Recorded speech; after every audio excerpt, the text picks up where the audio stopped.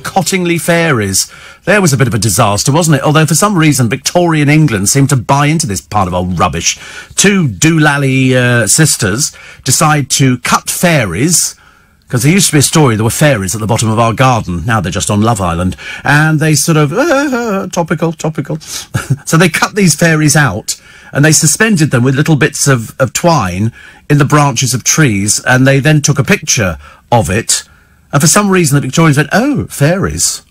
And I thought, well, in Victorian times, there must have been loads of fairies. And so they did it. And for years, they kept the pretence going, even up until their old age. And I mean old age. The first one died, and they kept it going for a little bit longer with the other sister. And then eventually she admitted, yeah, it was a fake. I thought, well, you must be preaching to the terminally stupid. Of course there's no fairies at the bottom of the garden, honestly. That's like sort of elephants hiding in trees and stuff like that. It doesn't exist either.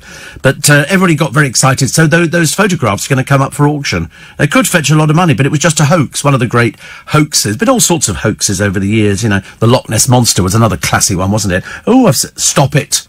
Stop it. Stop. He's had chocolate this morning. See, the trouble is Matt Stadland's had chocolate. It's affected him deeply. He starts talking about all sorts of things on air. I'm thinking, you shouldn't have had the sugar. Shouldn't have been anywhere near the sugar. But he obviously likes sugar, because he's off sugar. So if you come off something and then go back onto it, so presumably he's off booze as well. Is he off booze at the same time, Nick? Is it? Oh. Guess what's left for you, Henry next door? He's left a few chocolates in the box. There's not as many as there were when we opened the layer. Okay. Well, he's had one already. Yeah, he just couldn't stop eating. And I'd love a cup of tea, dear. Thank you very much indeed. So you'd have to walk past the chocolates again. What a shame. I mean, you know, you might as well add to that figure of yours. You have been doing so quite successfully. No, you haven't lost weight. No, I'm sorry. I don't know what rubbish you're going by. Do you just keep adjusting the bathroom scales? No, it's no good standing there like that. You haven't lost weight. Matt Stadland's lost weight. You haven't, I promise you haven't lost weight. No, we can all, I can do that. I can stand sideways and go, and hold it all in. But you haven't lost weight, okay? But you can have a chocolate. So there you go, that's good. Or two. Or failing that, you better bring the 4. Has he left 4? I'm not even sure he's left 4 in there. He went through that top layer like, oh, I'll just have one more. Even when he was going off to the photocopier, he took another chocolate for the journey. For the journey. Right, what have we got for you in the papers today? Well, apart from the fact you have remembered, have you not, you must have done, to put the clocks forward. And so that means you get shorter day. Shorter, it doesn't really matter actually whether it's a shorter day or a longer day. It just means that the clocks go forward. This will be the last time. I don't think we're going to bother with doing this messing around with the clocks forward, clocks backwards. You know, we're just going to leave it as that. There'll be people waking up and going, what time is it? And they go, oh, it's 4 o'clock. No. It's 8 minutes past 5. Okay, I thought I'd tell you that now. Anyway, it's nice to be company. Hope you enjoyed the weather yesterday. Let me tell you that well done this morning, and we don't often do plaudits for Westminster Council, but I have to say fantastic, because when I walked through Trafalgar Square a short while ago, the rubbish, I have never seen the like of which, and I've been working in London for over 45 years. I've seen every New Year's Day celebration, New Year's Eve, I've seen parties, I've seen this and that. Never have I seen so much rubbish from people in Trafalgar Square. They must have just literally bought up everything and just thrown it on the ground. There were more than 8 trucks down there from Westminster Council, sweeping up, getting rid of all the broken glass and everything. It was disgusting. Where are these people from? Where were these people from? It was a football team, wasn't it? Part of a football team supporters. Sunderland. Peasants. Peasants. Stay in Sunderland next time. Coming to disgrace our capital. We don't want to see you again. Goodbye. Shoo. Dreadful mess. And Covent Garden, exactly the same. I've never seen so much mess. And I've seen mess. Believe you me, after all my years here, I've seen mess. And it was absolutely atrocious. So well done to Westminster Council for getting out there and just getting on with it. I mean, you could hear the broken glass as I was walking across. Terrible, terrible, terrible, terrible. But anyway, hopefully you've seen the back of them. I think it was Sunderland and Portsmouth, isn't it? Or something like that. Portsmouth, is it? No, they wouldn't. Oh, well, I don't know. I think they're playing at Wembley today, aren't they, or something like that. But it's obviously a bring and buy sale or a car boot or something like that. My God, that's all they do is drink. I've never seen so much mess. Seriously, dreadful. So Mick Jagger's postponed the American tour. He is 75. I heard Nick Abbott saying earlier on, how much money do you need? The answer is I don't think it's the money. I'm totally convinced that it's just the whole thrill of touring. And we've spoken to people who've been on tours before with the Rolling Stones. How many chocolates have you eaten? And don't just pretend that's the only one you've just had. Yeah, you had one a minute ago, exactly. And now you just had another one. They're very... You see, I could see the fact that you put it on already. Dreadful, honestly, eating these chocolates. Mind you, I did have a few as well, so that's not very good for me either, I'm afraid. I'm equally as bad, although I'm even naughtier because I'm not supposed to have them. Dark and strong. Sorry? Dark and strong. Dark and strong, yes, like I like. Anyway. Oh, dear. What else we got? Oh, the classic Wheel of Fortune set to return to television. I'm blooming well hope not. Jenny What's-Her-Face, who was on it, says she's thinking about bringing it back. Yeah, of course. In the same way that Paul Little Ryland thought he was going to bring back Big Brother. I don't know who he thinks it's going to go to, but, you know. And also the football paedophile pervert Adam Johnson, banned from playing on a posh golf course near his home, spotted wearing a £100,000 watch the other day. Dirty person. The Spice Girls tour is in disarray. Mainly because they've said that Mel B was wrong. You know, she's the one who doesn't have any money. There's one of the columnists in the papers today, a bit of a naff columnist.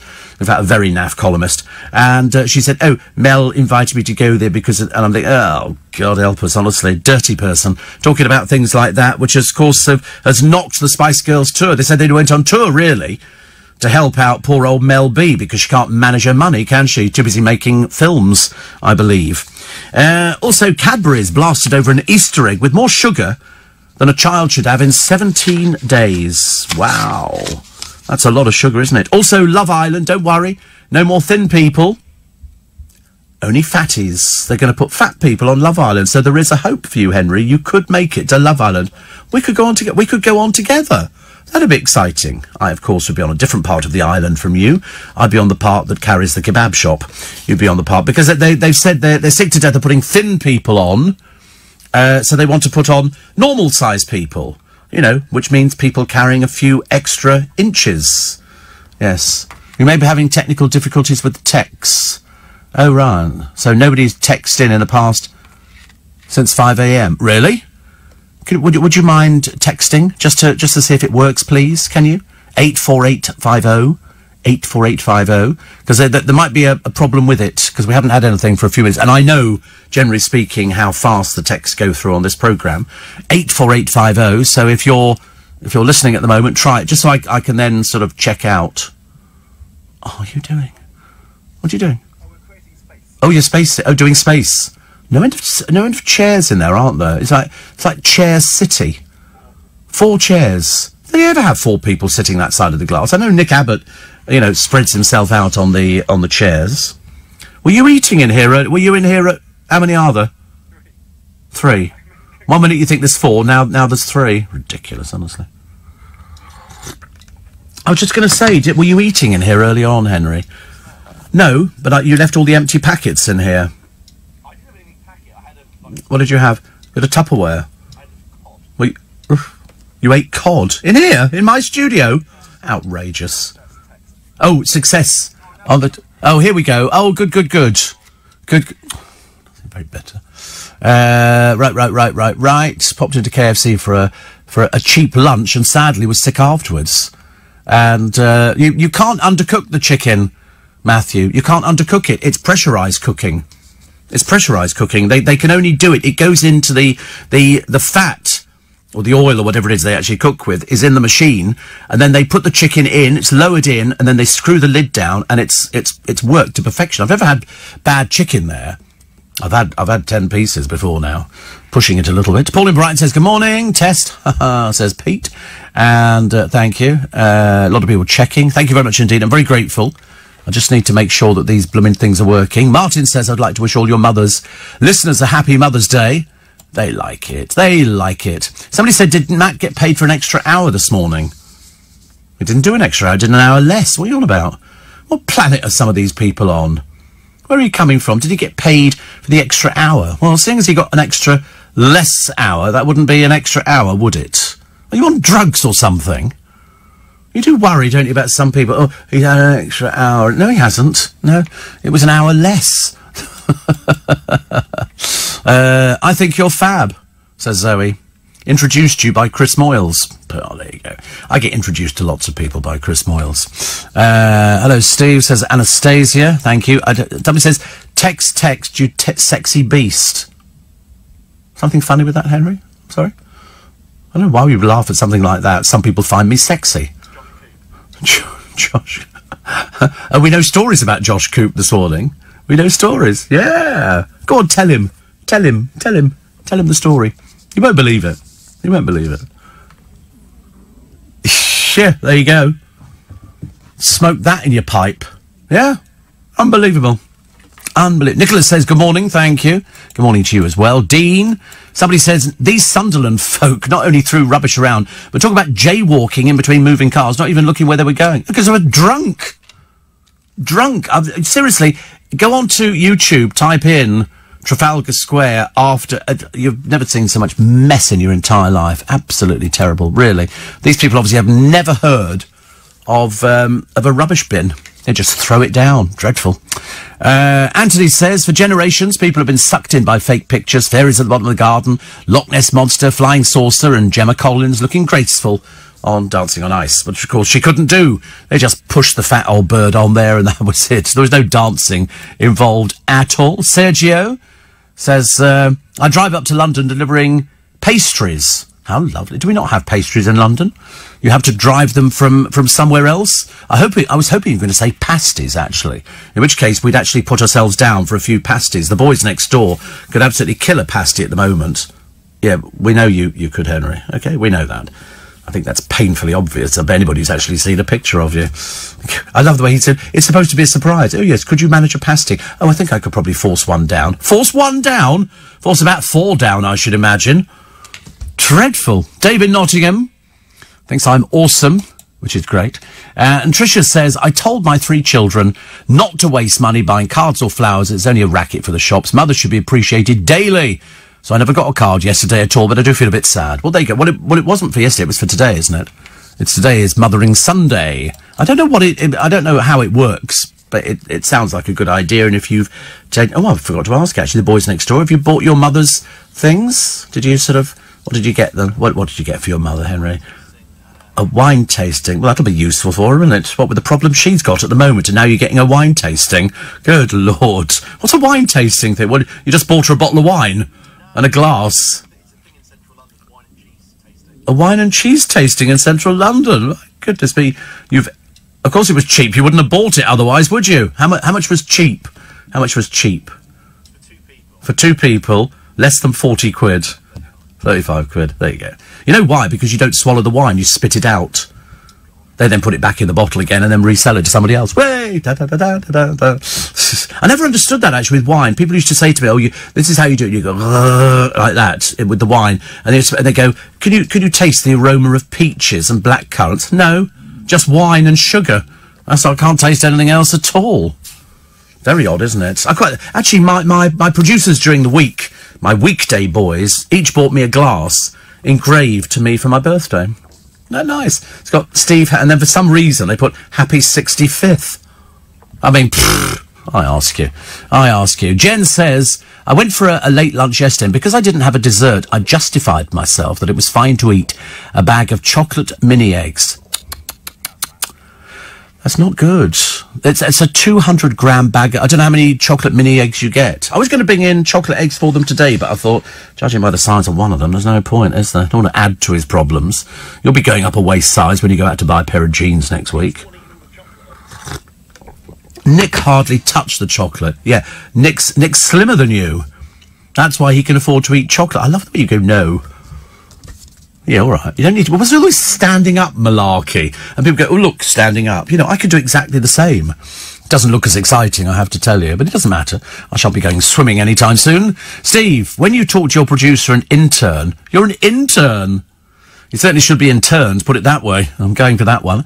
I imagine you're talking to 2 dogs, as we only hear you speaking. You must have heard the sweep.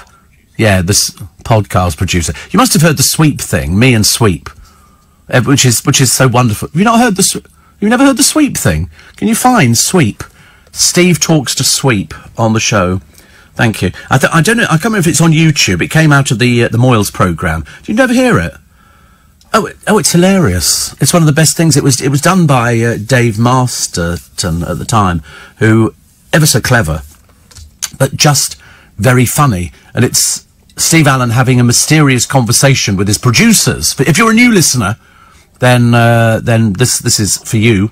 If you're an old listener, you get the chance to put a smile on your face this morning and hear it. And I think it's Steve and Sweep, or is Sweep and Steve, or something like that. One of the two. It's cleverly done. I never even thought about it, and I didn't know about it till I went in there. And they said, "Oh, we've done this thing." Dave had done it, and I thought it was just so clever. And I play it to myself every so often. I have a little bit of a moment. You got it? A little. Steve Allen turtleneck. Oh dear, why would that come up? Oh, because one of my producers, Thomas, during the week, he liked turtlenecks. He's got a thing about turtle. I don't know why. He looks like a reject from the 70s delivering a box of Cadbury's Milk Tray or something like that. But we think we've got it. We're not sure. It was so, seriously, so bearing in mind, we didn't hear that bit with Sweep sicking in. All we had, I was having a conversation with the newsreader, actually, Paul, but it got turned around. I love playing it because it just makes me smile. And for God's sake, after the last few years, we need stuff to make us smile, don't we? We really do. It's just, it's terrible. Steve, my son, 31, has offered to make me a Mother's Day breakfast as long as it's a bowl of shreddies. He did buy me a Fortnum & Mason's gift as well, which is quite nice. Steve, love you always. There's a lot of undying love on this programme. Love you, Steve. Love you, Steve. Want to be your friend. Want to do Matt Stadler nearly cuddled me earlier on. I put a stop to that immediately. I waved HR's number in front of him and said, "Touch me, pal. You're going down." It's as simple as that. Steve, love you as always, says Tricia. So Tricia is the one who didn't get the car. Do you remember? And not very happy. Somebody says, we're the same age. When do you get your pension and bus pass? Pension I get next year, and bus pass I have already. So that's the advantage. We not had a break? I'm so sorry, honestly. I knew there was something I'd forgotten. It was so difficult, you know, when you're sort of looking at sort of Henry's body hoving into view. It's seriously, it's like, do you remember they brought up the Mary Rose? It's a bit like that. It's sort of, it's half timbered and falling apart, but it's all there. We just have him dripping with water.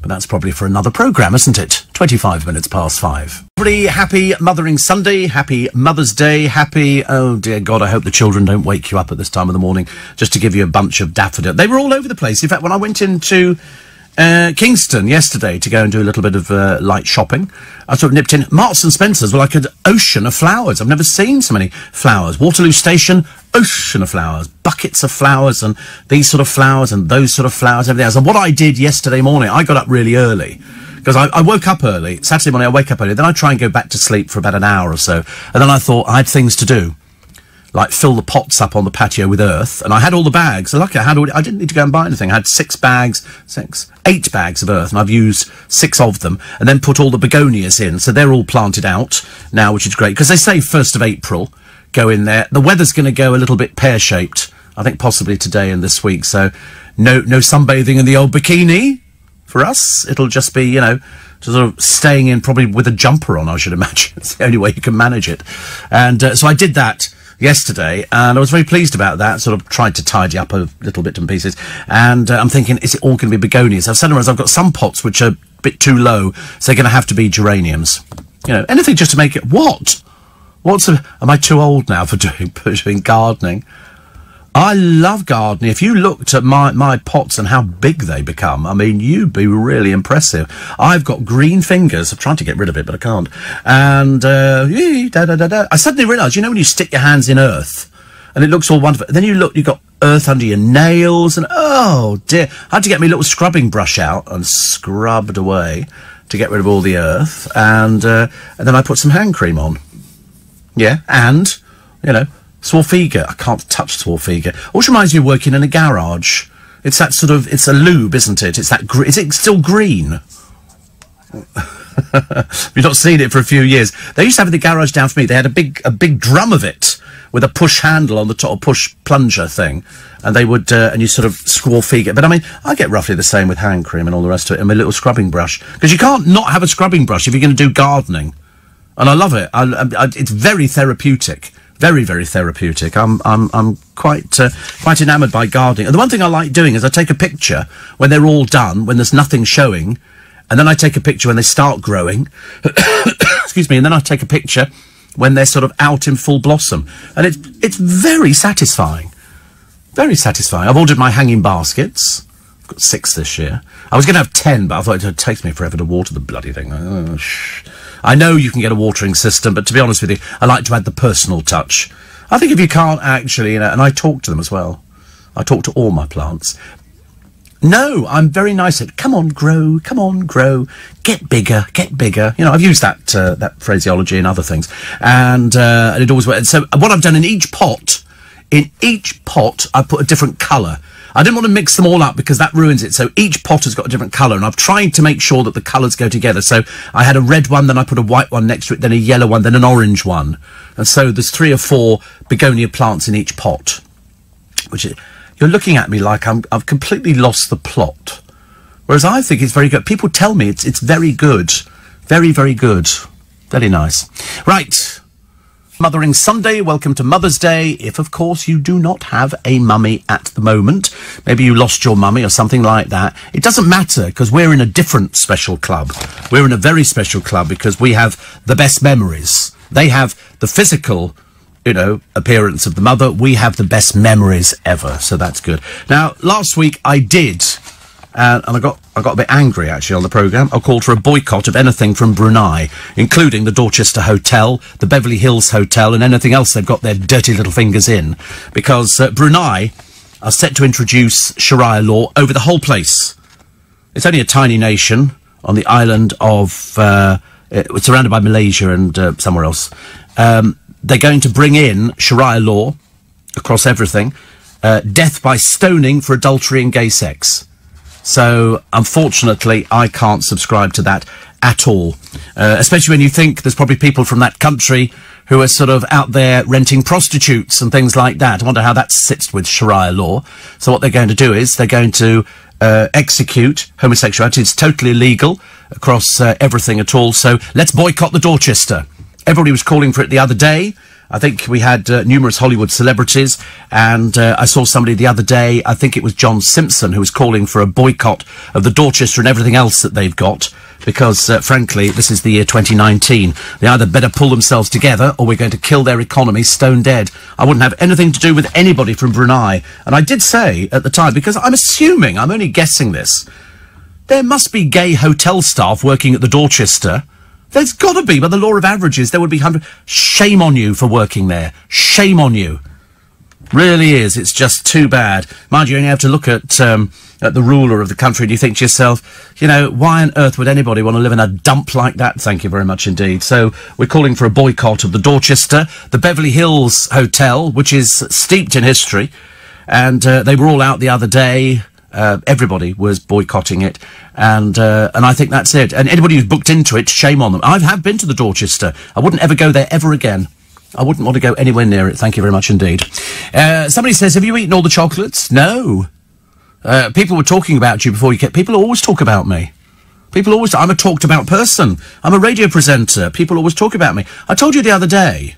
I did tweet about it, but it's slightly odd. So I go to the bus stop, and there's a bloke standing at the bus stop, and he looks at me, and you know sometimes somebody looks at you, and you sort of think, I think you know who I am.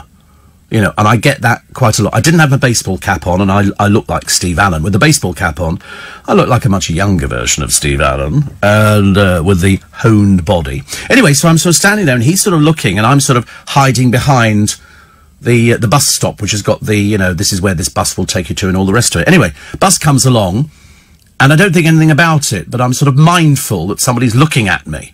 And so I get on the bus, this same bloke comes and sits next to me. Okay, he's about 55, 60, something like that. And so I'm looking out the window, okay, and he's sitting next to me. Now, sometimes people say to me, you Steve Allen? I get that a lot. And I always go, no. And it's so much easier to tell lies. And anyway, what does he do next? He's got his phone in his hand, and he whispers into the phone, images Steve Allen. I'm sitting next to him. And he gets images up on his telephone of me. So I'm sitting there thinking, oh my God. It was like being trapped. I was at the window seat. Luckily, he got off at the stop just by Richmond Bridge, so I felt a bit better about life. But isn't that bizarre that somebody would Google images of me, and I'm sitting here. I'm sitting next to him. When he found out, well, he didn't say anything. He didn't say anything. That was even more depressing. I wasn't sure whether I'm supposed to be recognized, but I get that a lot. I get loads of people going, it's either they go, I recognise your voice, or they sort of recognise my chiselled torso and cute demeanour. People like that kind of thing. And so that's okay. I always listen to you, never miss, says Margaret.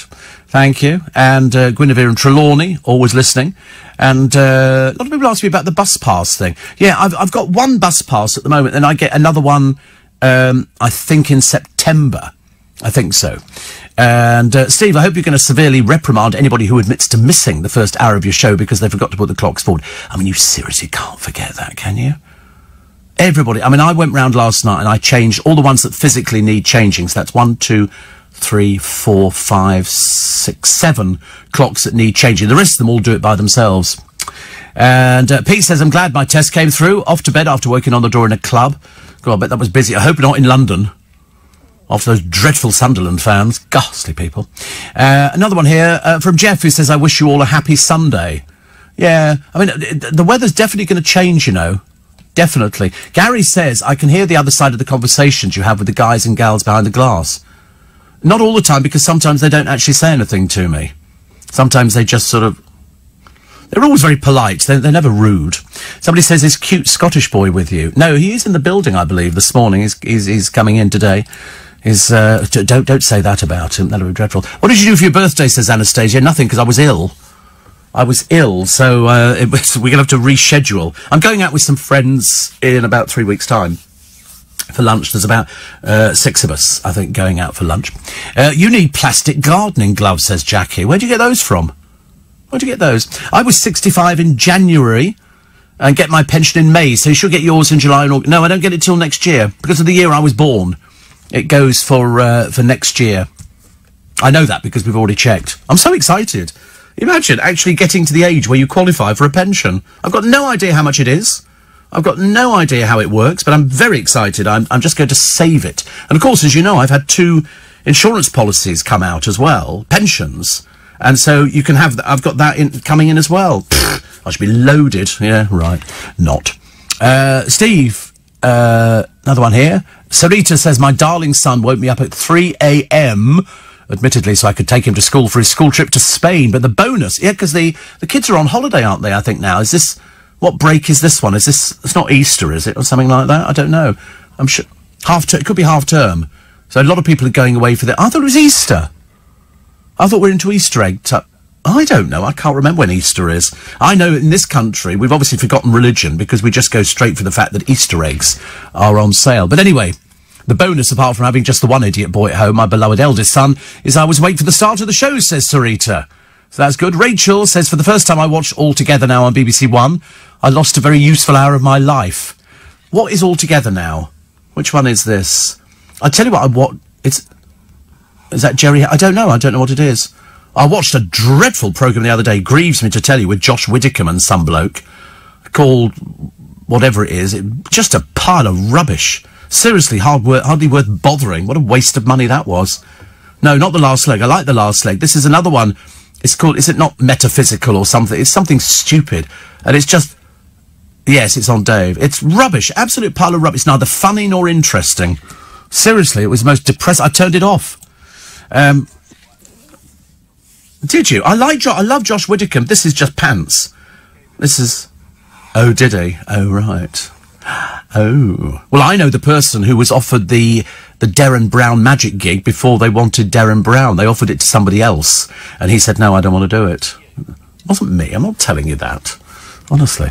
Not sure about all this love going your way, says Ron, but there is definitely anticipation as the regulars await your arrival on the airwaves at 4 or 5. Yeah, here we go. It's Easter holidays. School holidays, 2019, 8th to the 4th, so that's coming up, to the 26th of the 4th. Summer break, 27th of the 5th, so that's May, isn't it?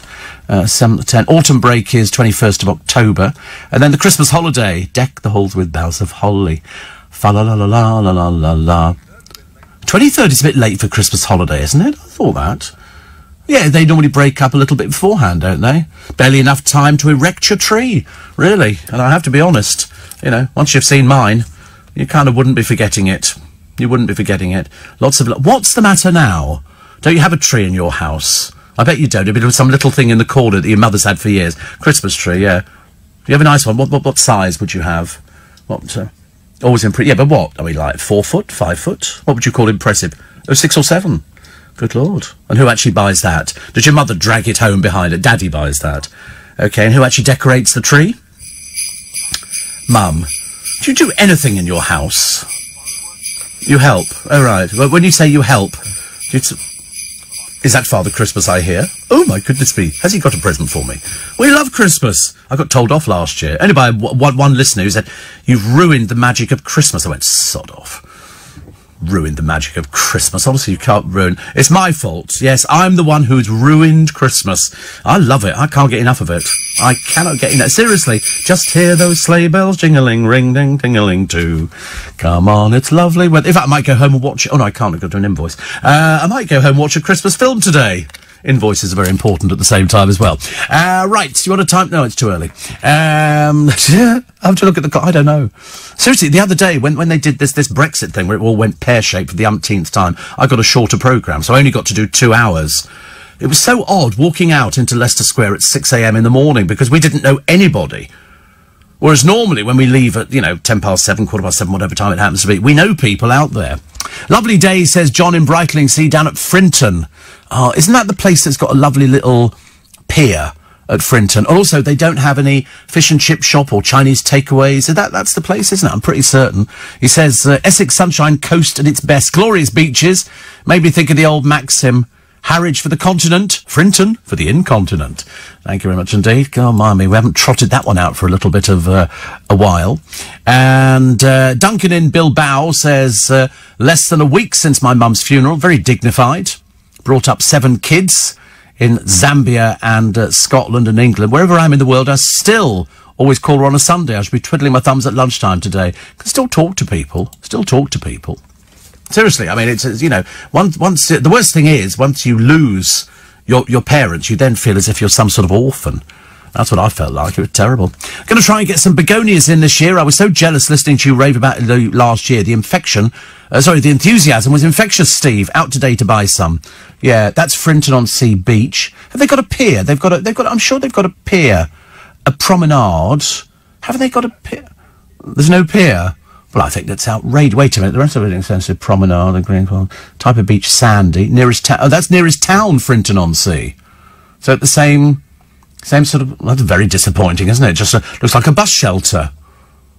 That's not enough, is it? Nigel Cox, licence for reuse under the Creative Commons licence. It's got timber groins. Do you know what groins are? I bet you don't know what groins are. Yeah. They are just... well done. Oh, he knows what groins are. I thought you would, actually. I always had my money on that one. I like it. It looks nice, actually. Looks very nice, doesn't it? Nice sandy beach. Proper place. Proper place to go to. Well, where did I go to? Where there was a little pier, which was quite pretty. Never mind. Happy gardening. I found the trick to stop the mud under the nails is to run your nails over a bar of soap before you start. To be honest with you, it just works with me, just sort of scrubbing like that, and it works beautifully. But, there you go. Woo! Happy having a little conversation. It's like a Tupperware party. Everybody just popped in. Just come in and have a cup of tea and sit down. What's Dave doing in? What are you doing in today? What's going on here? Castle. You're Aussie boy. He's off again? How can he be off again? He's only just come back. Josh is here. Unbelievable. But he's only just come back from holiday. And he's off today? It's unbelievable, isn't it? What are you going to spend all this money on, Dave? What are you going to spend all this money on? He's not. No, definitely not. I think Scottish Boy's in as well today. Yeah, I think he's in. This is unbelievable. Have you met Henry? He's here today. Nick, maybe not. But he sits there. There might be some chocolates left on that desk. Or there might not, because Henry's wandered past a few times. I'll just let you know now. Can't believe it. Everybody's in today. I feel like we're having some sort of party celebration. Oh yeah, you forgot to get the tea, didn't you? You got so excited. You just wanted to be part of it all. You know, oh, Steve, can I be part of it? Yes, of course you can. Yes, yeah, right, okay. It's very sociable, this place, isn't it? I know, yeah, all right. I make a big deal about it. I'm not jealous. Couldn't care less. But, no, it's funny, isn't it? And people sort of say, what's it like working in radio? Bloody good. It is. It's the most peculiar thing, isn't it? I mean, I've said to people before, you know, people sort of say, you know, do you enjoy every day you come in? Yeah. I don't think there's a day I've not enjoyed coming. I spoke to my producer during the week, Chris, and he's done, I think, 3.5 years with me now.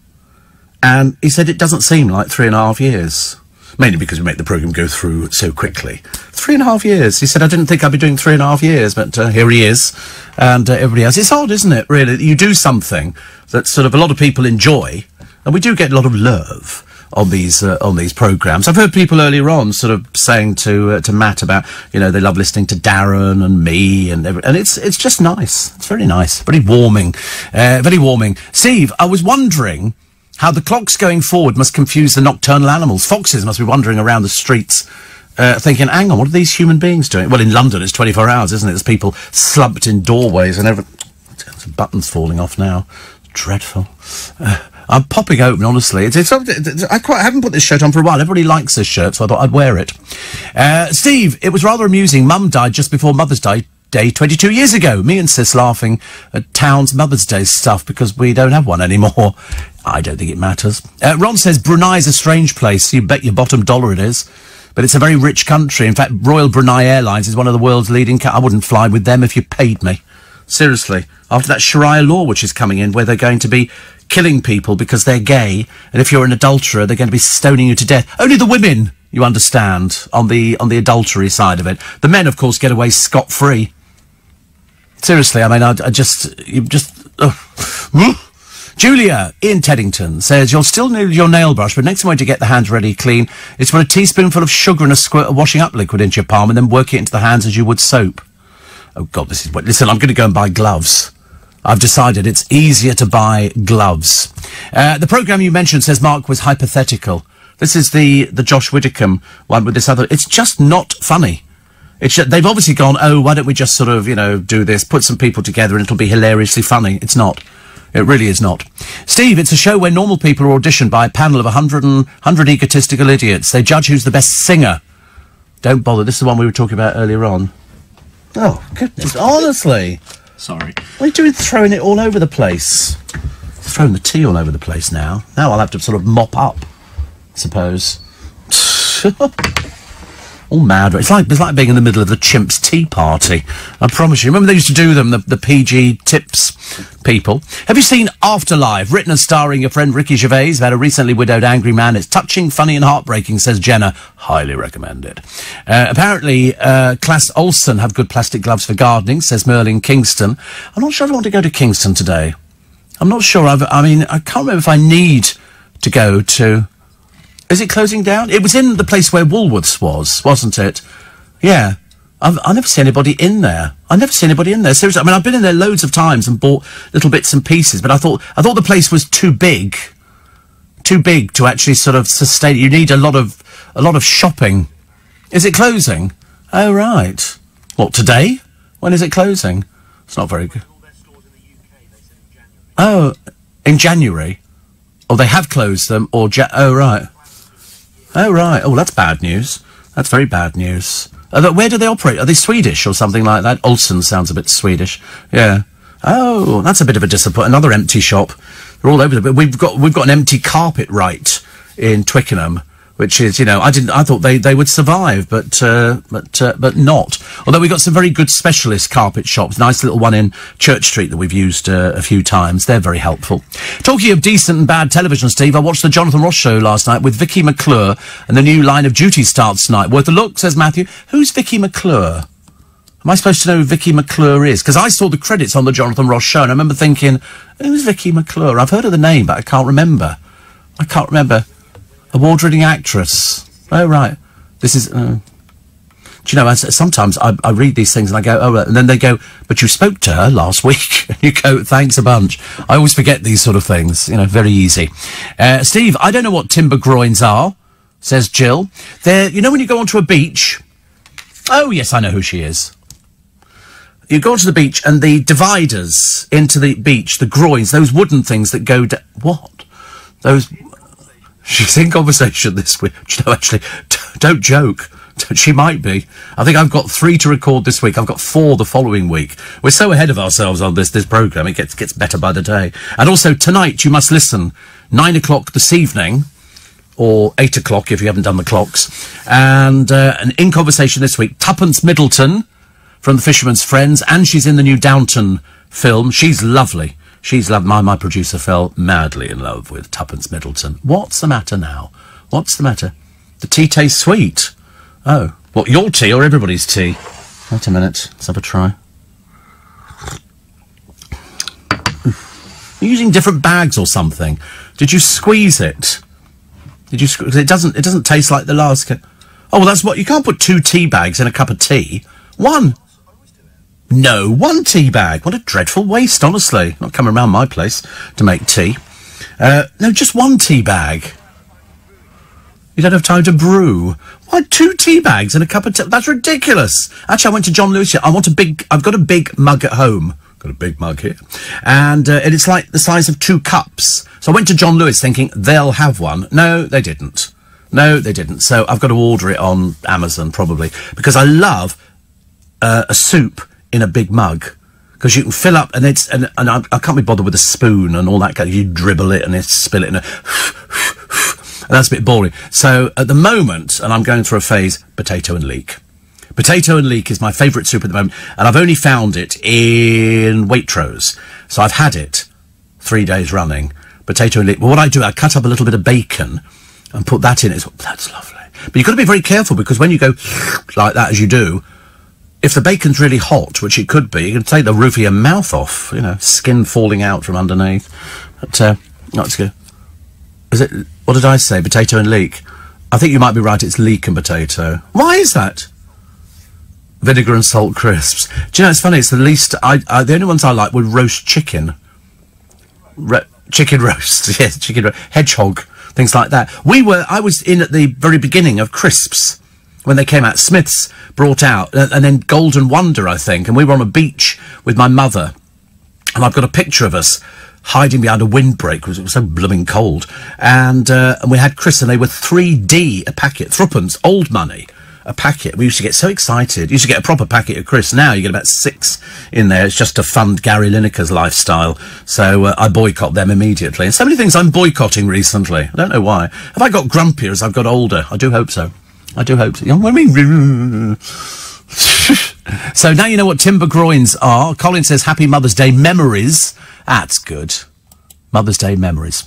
And, Steve, a little Ken Goodwin joke for you. I went to a shop the other day and he asked us, if I could try the suit on in the window. She said, no, you can't. You'll have to try it on in the changing rooms like everybody else. Da-da-da-da-da-da. I'm here all week. Seats at all prices. I love Ken Goodwin. Settle down. It makes me laugh just doing it. Makes me laugh. Listen, we've got the news at 6 o'clock coming up this Mothering Sunday, Mother's Day. I hope that somebody in your family has made you a cup of tea in bed, mums. But I'm one of those who subscribes to the fact that you don't need to say Happy Mother's Day 1 day a year. I think you do it all the time, okay? The more you appreciate your mummies, you know, the better life is. I promise you. And there's some lovely families in the papers today who are celebrating. We'll go through the papers as well. We think, could be wrong, one of the papers is running with the fact that the police might be discontinuing the search for Madeleine McCann because they've got no leads and they've got no money. Although the McCann, welcome to Mothering Sunday, Mother's Day. It's just that 1 day of the year where you're supposed to tell your mum you love her and you buy her a bunch of daffodils.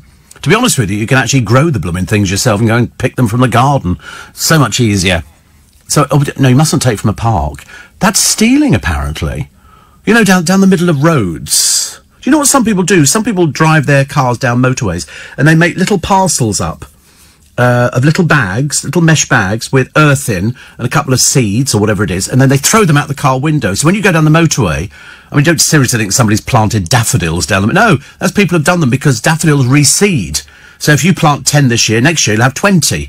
Year after 40, and so it goes on. So a host of golden daffodils. And people throw them out of car windows in little bags with some earth, and then they sort of grow. And then that's why you get all that lovely stuff going down there. Because I used to think, it's quite nice, isn't it? Is it a thing?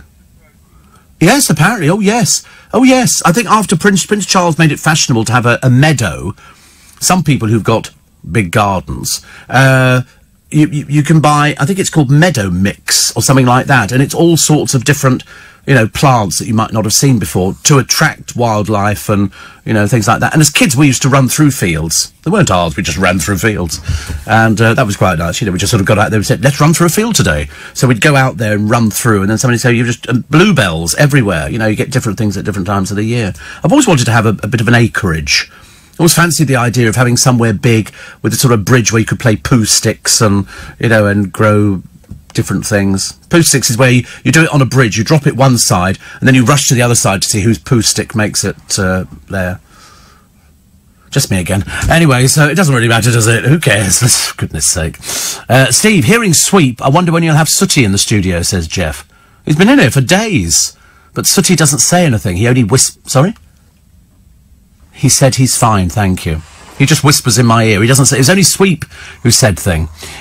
Steve, men born in March 54 reach state pension age in September 2019, says David. Well, I definitely get it next year. It might be the time, I don't know, I can't remember actually. John says, we walk from Frinton to Walton on the Naze, which has the second longest pier in the UK. The longest one is Southend Pier, isn't it? I think it's supposed to be, I forget how long it is. That's quite nice. I've done that on the little railway. That's good. Lovely pier with traditional rides such as vintage gallopers and a ghost train that has not changed since. There was 2.15 kilometres. That Southend's Pier. Is it? Do you know when you get to the end of Southend Pier, what's there? Nothing. Nothing at all. Have I been to Lymington? Were you? That's quite... Why did you go to Lymington? Is it sort of... Oh, right. Of course, Lymington near the New Forest. You went away. Good Lord, honestly. What, by yourself or just you in a tent? Oh, how sweet. That's still going, is it? Amazing, honestly. So, what was it? Travel Lodge or something like that? In Guernsey. Such is the impact of your relationship. 84858. Yeah, the ghost trains, you could never get in them. They were made for smaller people. Much smaller people. Kevin in Luton. Poor soul, honestly. Somebody's got to be there, though, Kevin, haven't they? And it's you. He says, nice early weather has got the butterflies out in force, hovering around a small bush called a buddleia. Yes, buddleia, that's that purple bush. I know what buddleia is. It's specifically for attracting butterflies. Poundland for gardening gloves, says Bex. They look hilarious, too. They've got a pair with plastic claws you can dig deep. I don't need to dig deep. I just need to... I just don't want to get dirty doing it. And today I've got 1, 2, 3... about 5 pots to put geraniums in, which are quite hardy. So I shall, or failing that, I generally go to a garden centre and I have a good look around and I'll decide on what I think I'm going to put in there. And then just sort of, with me, it's potluck. I'm quite good at organising things, but it's definitely potluck doing this gardening things. Steve, I've been listening to you for the past 4 years and I work in Richmond as a bus driver and I've never had the chance to see you on the bus. What bus do you normally take? I take all the buses. I take the ones from Twickenham that go to Richmond.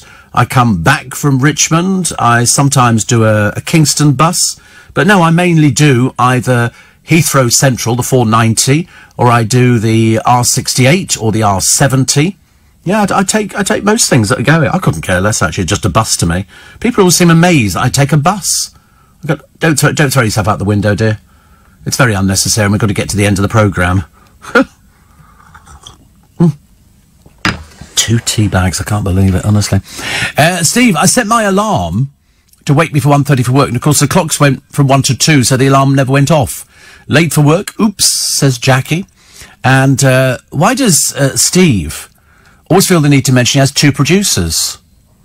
I've never said I have 2 producers. In fact, every programme's got 2 producers, dear. It says, yeah, we have a producer and an intern. This is poor JJ. And why do you have to be rude about Piopolis's weight and accent? I think you're best off with another programme, actually. I don't think this is for you. Why don't you go and find something else? Perhaps just Bingtone or something like that. It'd be so much better. But I have 2 producers. In fact, actually, I'm very lucky. I have 4 producers. I have 4 producers. I'm the only person in the building with 4 producers. I'm the only presenter in the building, JJ. Wonder what J stands for, I can imagine. I'm the only person who has a show 7 days a week on LBC. Nobody else has a 7-day-a-week show. That's how important I am. There you go. And of course, the reason I'm so important is because you're writing to me, and I'm not writing to you. Okay? Julia says, carpet writer alive and well, just closing a few selected stores. Well, ours went. Oh, yes, Sports Direct. We've had a few in this building, haven't we, of Sports Direct mugs, which are big mugs. I like those a lot. And Alex says there's a brilliant antique centre in Kingston, just past the phone boxes. I hate those phone boxes. This way, they're all tilted on one side, just by Wilkinson's, I think. And it's a touristy kind of a thing. Steve, today is the only day I can get away with playing Neil Reed's Mother of Mine without the family moaning, says Janice. Mother of Mine. Neil Reed was very young when he had it. Little Scottish boy. I think he was on Opportunity Knocks with Uncle Hughie Green, and I think he's about 50 now. Certainly in his 40s. Neil Reed, Mother of Mine. That was that big hit single. Lovely song, really was. I remember seeing a picture of him a while ago, probably about 50s. I would think so. That was 71, 81, 91. Anyway, he must be in his 50s, mustn't he? He must. No, perhaps he's a bit less than that. But he certainly must be getting on a little bit. I wonder if he's still singing. That would be an interesting thing to find out. Luckily, because of the internet, you can find things out almost instantly.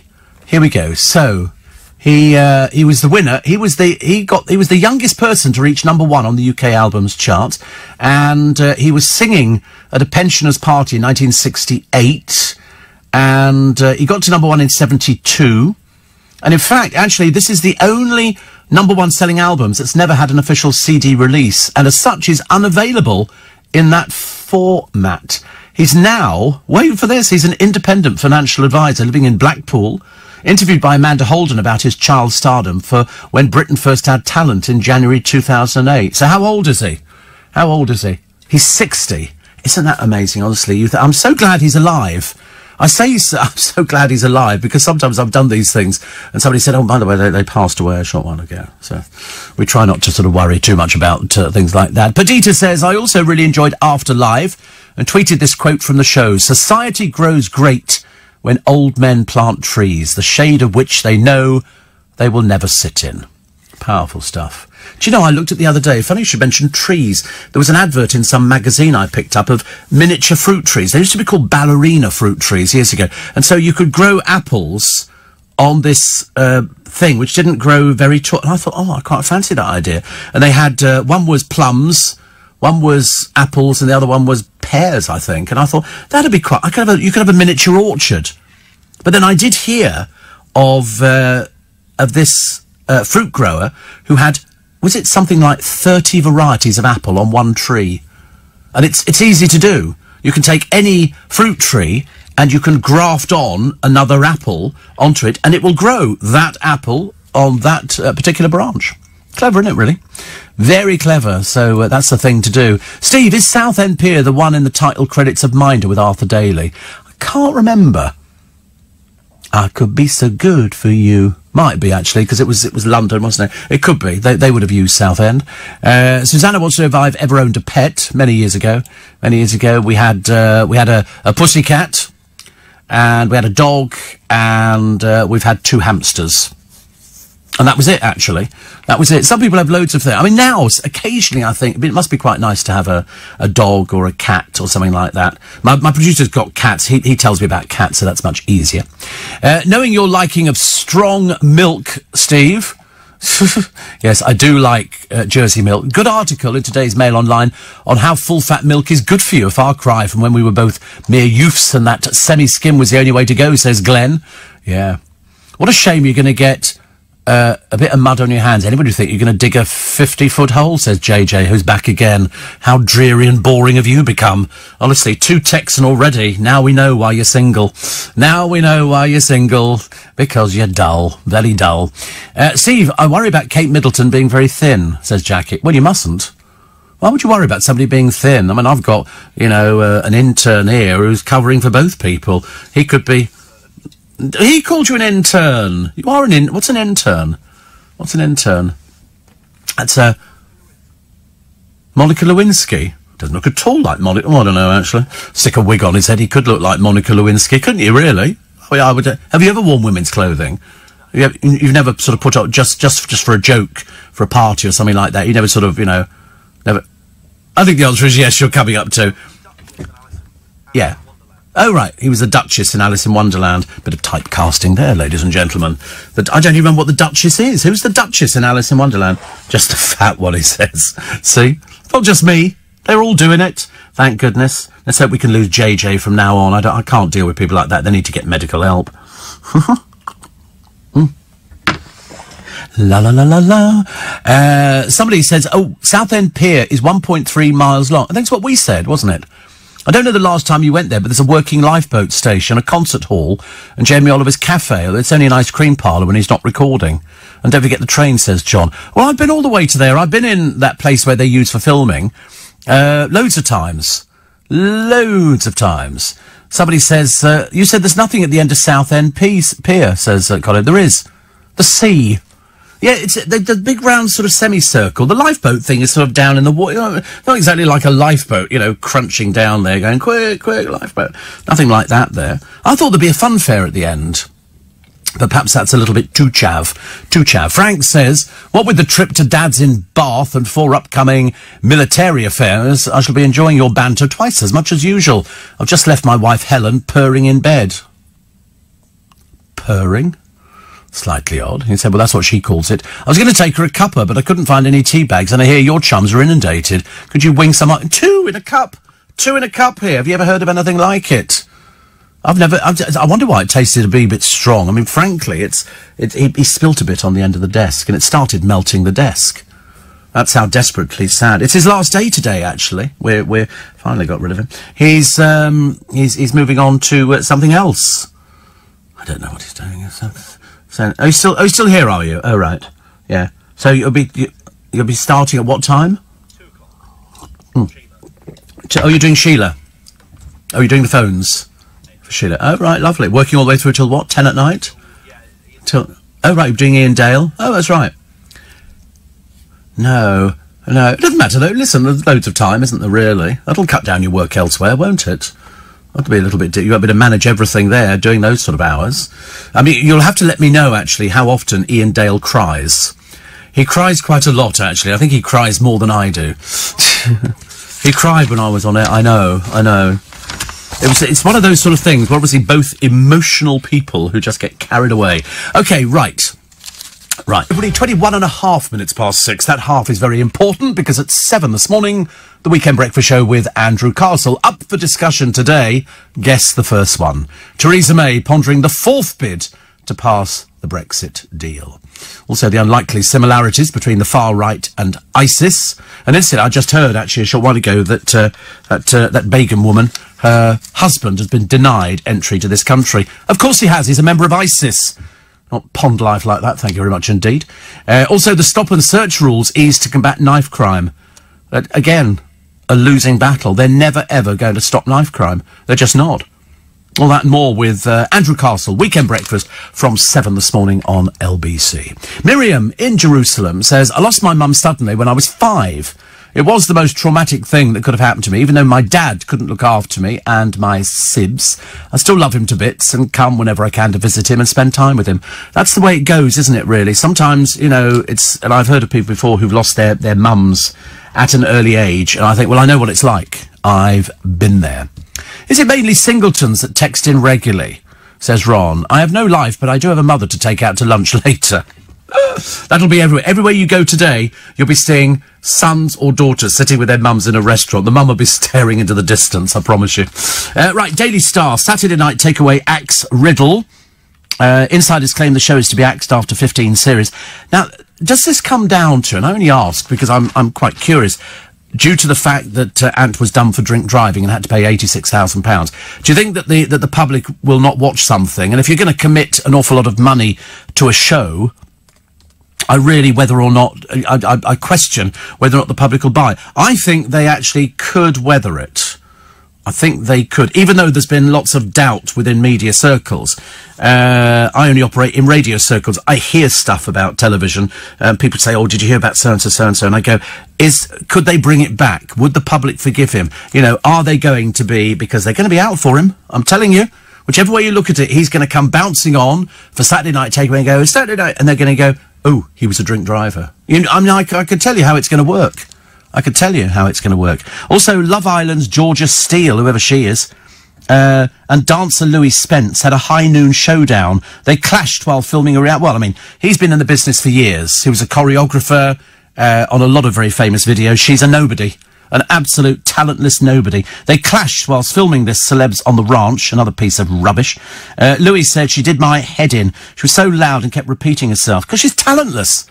All these people have been on Love Island. All they are, they've just found people, men and women, who are prepared to have sex on television and, you know, and sort of display themselves as being the idiots that we think they are. I mean, you know how bad it is, because they've also got Bobby Norris on the programme. He must be finding it difficult to get arrested nowadays. Helps, you know, in no show at all. Louis Spence, I'm sure, can be very irritating. Georgia Steele, you'd have to be pushy, just somebody else who gets her boobs out. You know, and they go, oh, we'll put you on this show.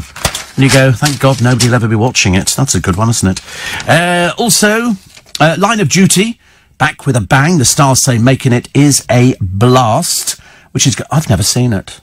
I've never seen it. It's supposed to be really... You've not seen it either? Oh, right.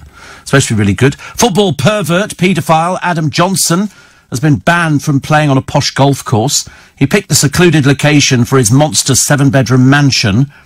He paid £466,000. This just goes to prove what you get up the country. £466,000 for 7 bedrooms and bathrooms and everything else. Well, London. I saw something the other day round my way. A bedsit, 300,000. 300,000. It's ludicrous. Anyway, convicted paedophile Johnson says builders were turning it into a much larger home when he was jailed for sex offences against a teenage girl.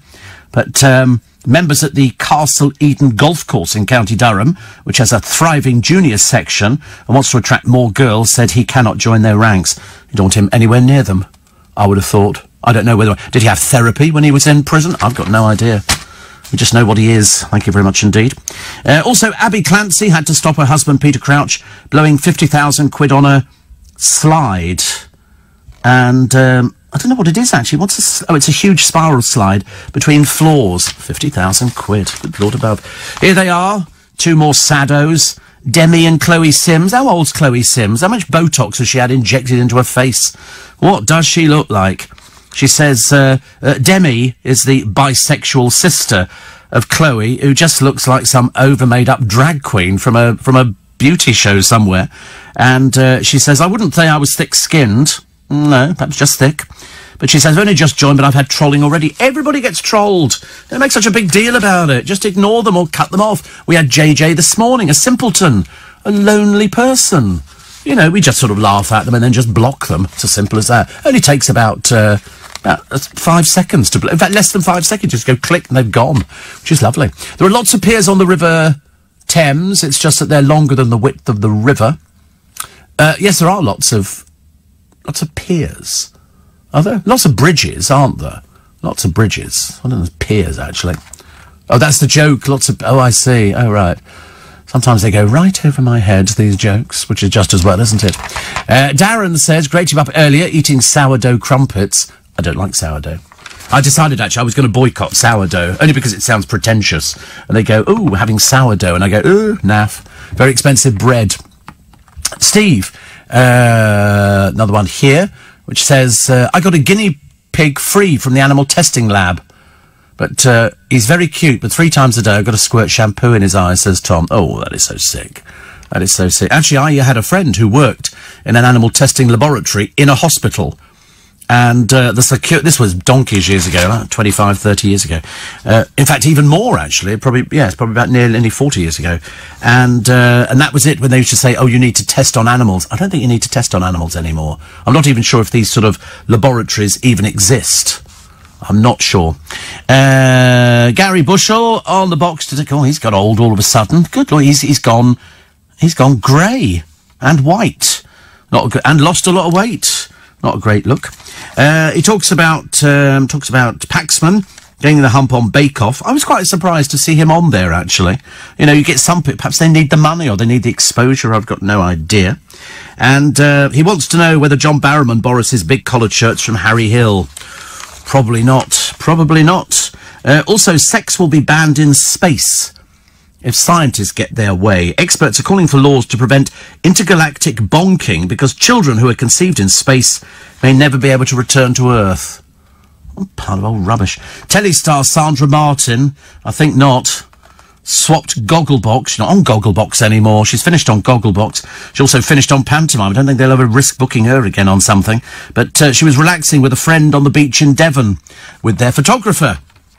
Also, Mel and Jerry, they bonded on a nudist beach. Apparently they're saying now that Jerry Halliwell and Mel B were going out for about a year. Either way, it's just a bit of an embarrassment, isn't it, really? And, of course, it depends which side of the fence you fall as to whether you're a big supporter of that kind of thing or not. It was Southend Pier in the Minder titles. It was the revamp show, though, with Gary Webster. The joke was they walked to the end and George Cole mimed he'd forgotten his wallet and had to turn round, says Edward in Mitcham. Classic game show Wheel of Fortune is set to return. No, it's not. No, it's absolutely not. It was a pile of rubbish first time round. We don't want it again, thank you very much indeed. Former host Jenny Powell has had secret meetings about reviving it. She told the Daily Star, I've had talks about bringing it back. I've actually inquired about who owns the rights to the show and I'm working on it. I think it'd be... In other words, it's just a pile of old rubbish, this. Oh, yeah, we'd love to bring it back. Yeah, we'd love to bring back Mystic Meg, but to be quite honest with you, she passed her sell-by a long time ago, so you've now got a fake Mystic Meg in the papers. Okay, right, short break for the news. Enjoy your day. It's the one that we give you, actually, although you should have it every day. Connie from Stockwell says, I told my son I don't want anything from him for Mother's Day. The best present from him on Mother's Day is that he's my son. What more do I do? I'm happy to have him as my son. You see, that's the way it should work. I don't think you should have a special day for it. It just becomes, doesn't it, like sort of a day for spending money on daffodils and flowers everywhere. As I say, I've never seen so many flowers. Dallas says 1,000 curses on British summertime. I got up to let the dogs out and make tea and didn't bother putting on LBC because it was too early. Then I tuned in and found I'd missed half the show. I caught the news item about the hurricane. Surely there won't be much left of the airframe because they were made out of wood. Where was this hurricane? Have I missed this one? Is this another hurricane that's sort of going on at the moment? Yeah, they're all over the place, aren't they? And Ron says the most irritating celeb is a fat bloke called Heavy D. Oh, talentless completely. Talentless. And broke, isn't he? I mean, I remember reading somewhere that he couldn't get arrested. And he turned up... What did he turn up on? What did I remember seeing him on? Was it Celebrity Big Brother? Or something like that? And I remember thinking, what a waste of space. But there again, on Ibiza Weekender, they've got a big fat bloke as well, called, whatever he's called, who was on Celebs Go Dating. Well, that's all finished, as you can well imagine. You can't imagine why anybody would want to go out with him at all. And, the Hurricane Warplane. Oh, wow. Good Lord above. Went down over Essex during the Battle of Britain, but now there's our hopes it can be rebuilt and even fly again. Seriously? They can make that? Good Lord above. Last of the 1940 warplanes. Isn't that amazing? They find stuff all these years later. Middle of nowhere. Look at this. Decades after it crashed. And they dig it up. What have they just found? I read the other week they've just found a submarine on the bottom of it with people still in it. Obviously not alive, but people still in it. The one here, Paddy Hemingway, was 20. He was the pilot when his Hurricane crashed during the Battle of Britain. Wow. Plunged 17,000 feet, but they found it. They found it. Isn't that amazing? He was with the 85 Squadron based in Croydon. He was only 20. They were so young, weren't they? During Battle of Britain, they were really, really young. They were there to defend the country's airfields against the Luftwaffe. And they found it again. God, that's amazing. I love stuff like that. Seriously, I mean, you know, if you're a certain age, you know how important these stories are and how important the museums are that keep alive. I remember going to an aircraft museum some years ago. I can't remember which one it was, actually, but they had a Wellington bomber in there, but they had the guy who sat at the back with the gun in the thing, and he'd written a little book about his life, and he was selling his little book, so I bought it. Because I felt duty bound that, you know, he probably didn't have very much of an income, and And I felt better buying it. I don't even think I ever read it. I just sort of bought it because I thought I'll buy it for him. And he was so pleased that people were buying his book. And I just thought we owe everything to these people. We all make mistakes, and some bigger than others. Look at our leader in this country to start with. Ant will bounce back, and it will be yesterday's news. He's addressed a demo, and let's hope only others learn from his mistake. Everybody makes mistakes. That's the whole idea, isn't it? Jem says, while the end credits of the Gary Webster Minder has Southend Pier, the version with Dennis Waterman shows Leicester Square near where Global Radio is. Ta-da! Yeah, yes, absolutely. We're to the left. Yeah, we are to the left, because that cinema's gone. It's going to be a hotel. Hotels everywhere in London. Yeah, they're building that hotel. So that's gone. I thought they were moving the cinema underground, but not. But thank you for that. That's the end title sequence. Yeah, we're over on the left-hand... I'm pretty certain we're on the left-hand side. Do you know, years ago, it was a big garden square, Leicester Square, with big houses all the way round it. Not now. Steve says, Mark, I now have my 14-year-old grandson living with me. My daughter passed away in June 2018, so this will be his first Mother's Day without her. And yes, no father on the scene since he was born, so that makes it a little bit tougher for him. Listen, obstacles we can overcome. Obstacles we can overcome. And another one here says, if they have sex in space, well, I can't discuss that. I've never even heard of sex in space. Seriously, I don't even know what people are talking about. I find it very worrying. Stephen Potter's Bar says, if I remember as a kid, Walton on the Naze Pier is very long and had a railway on it and a fun fair at the beginning of the pier. Is the railway still on the pier? Would another listener know? I've got no idea, actually. Walton on the Naze. Is there a pier there? And does it have a little fun fair on it? Sounds lovely, doesn't it? I love a fun fair. Well, I love a fun fair. I love a circus. I like anything like that. Do you know Martin Freeman's in all the papers today saying that he said fans felt betrayed when he didn't come out as gay in Sherlock because they thought that him and Benedict Cumberbatch being... Obviously, Benedict was the other one, Dr. Watson. They thought that they were sort of a gay couple. It never even crossed my mind. Never even crossed my mind to think about, Sherlock Holmes and Watson. There's Walton on the Naze. Oh, it's quite big, isn't it? It looks like a big, long shed.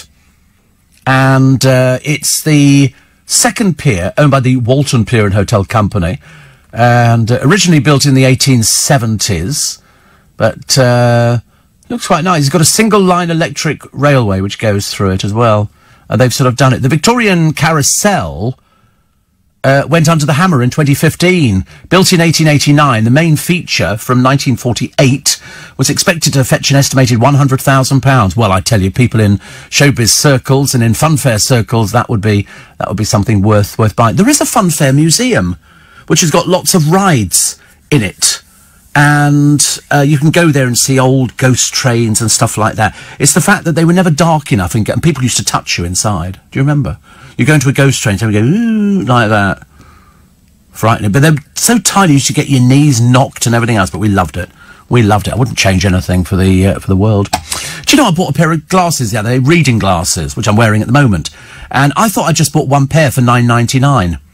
I got 6 pairs. 6 pairs come through, all the same, which is great, actually. Which is great. I'm fine. Steve, another one here, says, fur is worn by beautiful animals and ugly people. And that's come from where? Where has that come from this morning? Oh, email. Oh, right, okay. And Steve, is Good Morning Britain unable to get good talent? Bobby Norris as a guest last week, and worse still, Gemma Collins is showbiz correspondent from Monday. No intellectual stimulation there, says Jim. Oh, can't think of anything worse. Perhaps they're going, oh, she's so good and so funny. No, she's just boringly dull with a foul mouth on her. Can definitely, says Little Julie, feel the loss of the hour. Hope you're well. Please give a shout out to fellow Facebook Spiker Spicer, still in hospital. And Mike in Finchley says, I can't understand what difference this 1 hour makes other than to mess with people's bodies. Just cancel it. Well, this will be the last time. This will be the last time. It won't happen again. Won't happen again. And Julie says, when I was 13, my dad took my rabbit Binky into the hospital testing lab next door as punishment for not getting up early for school. Oh, God. I don't think you can do things like that now, actually. The fat bloke is David Potts on Celebrities Go Dating. What was the point of putting him on there? Was it some joke or something? I mean, he contributed 0 to the programme. Mind you, he contributes 0 to the Ibiza weekend. What's the point? In an entirely heterosexual hotel, sticking some fat gay bloke in there who appears to be right. What's the point of that? What was the point of that one? I couldn't quite work it out at all. And then they went, he can't find anybody. I thought, hello? Why should we be surprised? Daily Mirror. Here he is, paedophile, swaggering out of jail. The Premiership pervert, they say, wearing his £100,000 watch. That's the one they talked about trying to get into the golf club, and they went, I don't think so. Oh, and look, we haven't seen Molly King in the papers for ages, so here she is with her extremely tall boyfriend. She's about 2'3", and he's 6'5". But as I say, out with her photographer because she's suffering from a dearth of publicity. She's just proving she's still able to walk, I suppose. Also, Mick Jagger cancelling the Rolling Stones US tour because of a mystery illness. I mean, he is 75, for God's sake. I mean, he's obviously prone to getting something. Although, as I said earlier, it's so funny, isn't it, that, you know, Nick Abbott was saying, you know, how much money do they need? And I said, I don't think it comes down to the money. I think it comes down to the fact that adrenaline you get when you're performing in front of a lot of people, you can't buy for love nor money. You really can't. It's just amazing. Facebook has promised to explore restrictions on live streaming 2 weeks after it was used to film the gun attacks on 2 mosques in New Zealand. Good. And here's a picture of Stacey Dooley. Yawn, yawn, boring, boring. With her mother. No mention of the ex-boyfriend, of course, Sam. And so there's a picture of her to celebrate Mother's Day for some peculiar reason. I'm very bored with Stacey Dooley. Very bored. Nothing to do with her doing, you know, charity or anything like that. Just bored. Okay? Very dull. Very dreary. What have we got? Morning. Apparently the railway on Walton Pier is no longer. The fun fair's still there, says John. Sounds lovely, doesn't it? Also, Mother's Day seems a commercial enterprise designed to make people spend money. Of course! Of course, that's why Mother's Day, Father's Day, Grandfather's Day. Did you see the Mother's Day card? Well done, Mother, for not drinking so much, was one of the cards. Or now you can get divorce cards. Congratulations, welcome to your divorce. There's all sorts of cards. It's just a piece of folded paper, isn't it? I prefer to send, you know, those cards online, which are animated, much better. Before Terminal 5 was built, says Ron, there was a sewage farm there. Me and a mate found an abandoned BOAC aircraft that was derelict. Well, how big was the sewage farm? Have you found an aircraft? What, do you just pop it in your pocket and take it home or something? Actually, the funny thing is, I'm not sort of a big fan of aircraft. When I say I'm not a big fan of aircraft, I'm not one of these anoraks. If you go up to Heathrow Airport this afternoon and you do the Perimeter Road, there'll be people on their walkie-talkies, listening to what the pilots are saying and taking pictures. Seriously. Mad. Completely mad. For your information, Paddy H., the World War II fighter pilot, still alive, 99 years old and residing in Ireland. God bless him, says Max. God bless all of them. God bless all of them. God bless us, every one. Which I love, actually. I'm a bit disappointed that the railway is no longer. I like a little railway. Today is called Mothering Sunday, and Hallmark in America decided it was money-making and called it Mother's Day. There was never a Father or Grandparents' Day, says Winnie. Well, there is now. There's Father's Day. There's everything. Have everybody's day. You know, welcome to your gay relationship kind of thing. Steve Allen and Team. Team. Gosh, that makes it sound like an enterprise, doesn't it? Steve Allen and Team. When it comes to the mystery of love, I'm more Inspector Gadget than Sherlock Holmes, says Steve in South London. See, that's gone right over my head. I've got no idea what you're on about. No idea what you're on about. That's far too complicated for me. I can't do things like that on a Sunday morning.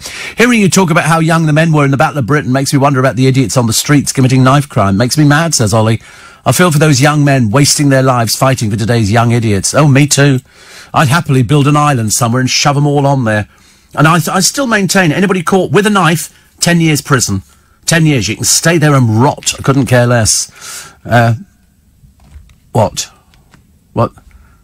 He has knives. Well, Jamie Oliver. Every chef has it. Do you know, every chef have their own knives?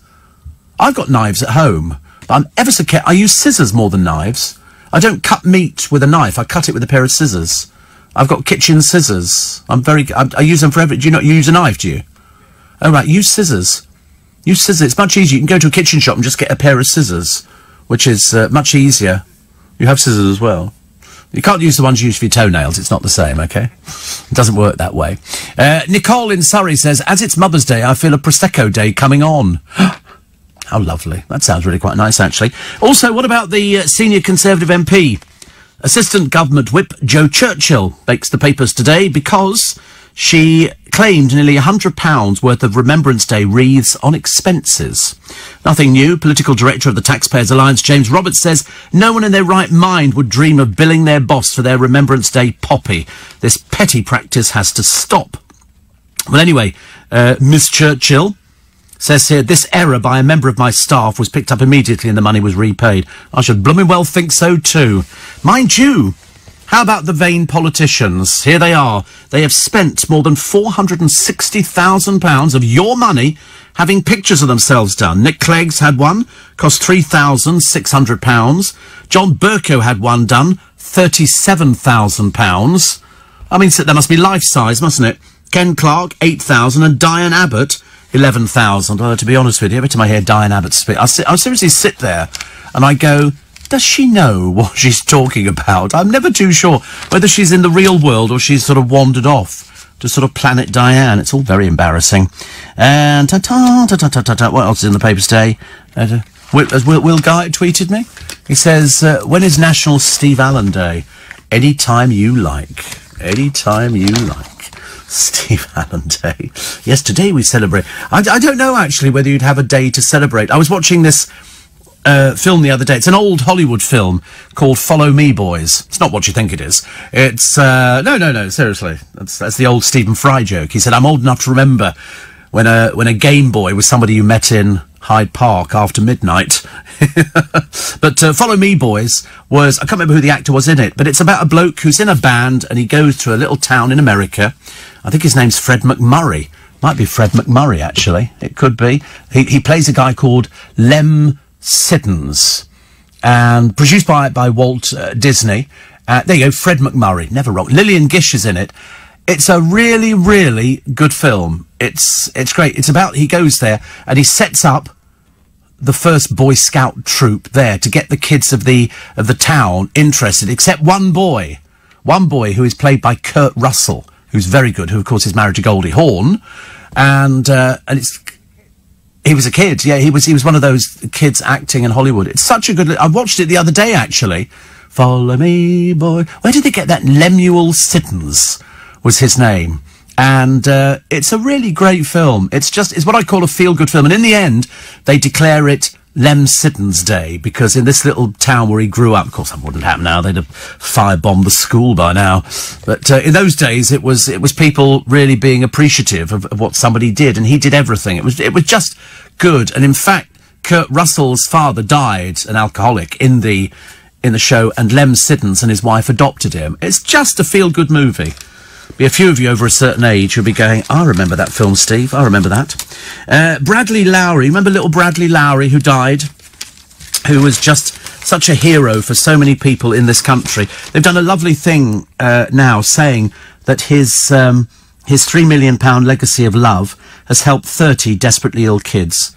He'd be so pleased. He'd be so pleased. I mean, that's just absolutely wonderful. He won all of our hearts, including, of course, Jermaine Defoe, and it was just heartbreaking. But his legacy is that he's helped lots of children who are very sick. So that's good, isn't it? See, out of sadness comes happiness. It's just a shame that, he's not here to enjoy it with us.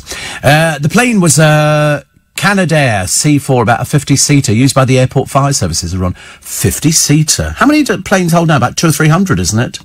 Somebody said to me the other day, how funny, apparently you go onto a plane and apparently there are seats on the right. Have you ever heard of such a thing? I had no idea. I just automatically get on and go to the left. And there's not many, I assumed it was just for us at the front. The toilet was a swimming pool, I think, or something like that. I've never been there. There's a curtain always dividing it. And I'm assuming it was people who were being, I don't know what they were doing there. They just sort of wandered on. An incentive to come to Luton, Steve. They're building a new railway between Parkway Station and the airport. The Luton Dart. Well, that's really an incentive not to go anywhere near Luton for some time. These building things take forever, don't they? They really take forever. The Sun this morning, you've been caught. This is the wife of the Chase star, Mark Lebet. Has been cheating on him for over a year with a younger fella. I mean, I love him to pieces. He doesn't have any comment about it. Katie, holidaying with the hunk 28 behind the back of Mark. He's the beast. I mean, you know, how do they find these things out? Does somebody phone them up and go, guess what? You know, this has been going on. Also, exclusive, Meghan snubs Kate and Di Hospital. Perhaps she's just going to put paper down in the corner or something and have a litter. I don't know. I think she's going to have twins. Do you know? I think I could be right on that. Oh, who's our page 3 girl today? Nobody. No, you have to check, don't you? If somebody's going to get their boobs out, the very least I can do is mention them on the programme. And lovely picture of Mick Jagger with his very, very... She's probably exhausted him. His girlfriend is very young. Very, very young. What am I looking at? I don't know. Stevie Mooring... Yeah. Is that sort of creative texting? I don't know. And here's a picture of poor old Patsy Kensit, looking the worse for wear as they get her outside of a pub. Not very good. And the Spice Girls tour is in disarray, they say, after Mel B admitted romping with Jerry Halliwell. Apparently they're not happy because they say we're only doing the show because she hasn't got any money. Yeah, she's wasted all her money. She was a waste of space to start with. And the husband of the ISIS bride, Shamima Begum, has been banned from Britain. Thank God for that. A Dutch jihadi. You stay well away. We don't want you anywhere near, and you can keep your wife with you as far as we're concerned. Nobody wants her back here at all. Abby Clancy was knocked to the ground by a football, accidentally kicked to the face by a friend of Peter Crouch. That's a news story. There you go. Oh, I've got no more time. I've got to go. What am I doing today? I don't know. I don't think the weather's going to be great, is it? I have a horrible feeling it's going to turn. 14 degrees, double it and add 30, 28. Well, I don't know. I can cope with that. That's all right. It's not exactly undo an extra button on your shirt, but, you know, at least we can dream. So Henry's leaving us. He's going off to work during the week. Yeah, whatever. Yeah, bye. See ya. Really going to miss you. I walked through Trafalgar Square, and I looked and I thought, something happened. It was knee-deep in beer, bottles, cans, tins. I've never seen so much rubbish. Even on New Year's Eve, there is less rubbish. It stank. And it was those bloody Sunderland fans. Boo! And they lost. Hurrah! I've never seen so much rubbish. Leicester Square was a tip. Covent Garden was a tip. So I'm advising everybody, let's go to Sunderland and just throw your rubbish all over the place. In fact, we can take it all up there, can't we? I've honestly never seen so much... It wouldn't change the place, would it? I know, it always looks like that anyway. But I've seriously never seen that much rubbish. It was noticeable. I stood there, Westminster Council have got all their men out with their little machines and all the rest of it. There were loads of them. Tesco's... is there something a matter about people from Sunderland? Why do they want to drink that much? Because they live in Sunderland, that's why. They drink to forget that they live in... I've never seen... Seriously, I came in here and I said to all the people on the team, Zora, and I said, I've never seen so much rubbish out there. And she said, it's awful, isn't it? And then they put these big concrete blocks in. What was that for? Was that to stop people walking through? There's these big concrete... in all the entrances to Leicester Square. Was that to sort of to stop the fans getting... I don't know, I couldn't work it out. But it was dirty. It was horrible. Oh, that's the point. Have you not checked your car? Oh. Did you have it parked where you normally park it? Oh, right. Yeah. I actually parked mine in a place where I normally park on a Sunday morning, and I thought, oh, God, say that... Because, but they weren't around. By the time I actually came in, the fans had... because they were playing the next day, weren't they, yesterday or something, 2:30. So they were obviously sort of, you know, taking up park benches and things like that. Some were sleeping in their cars round the back here. Dirty people.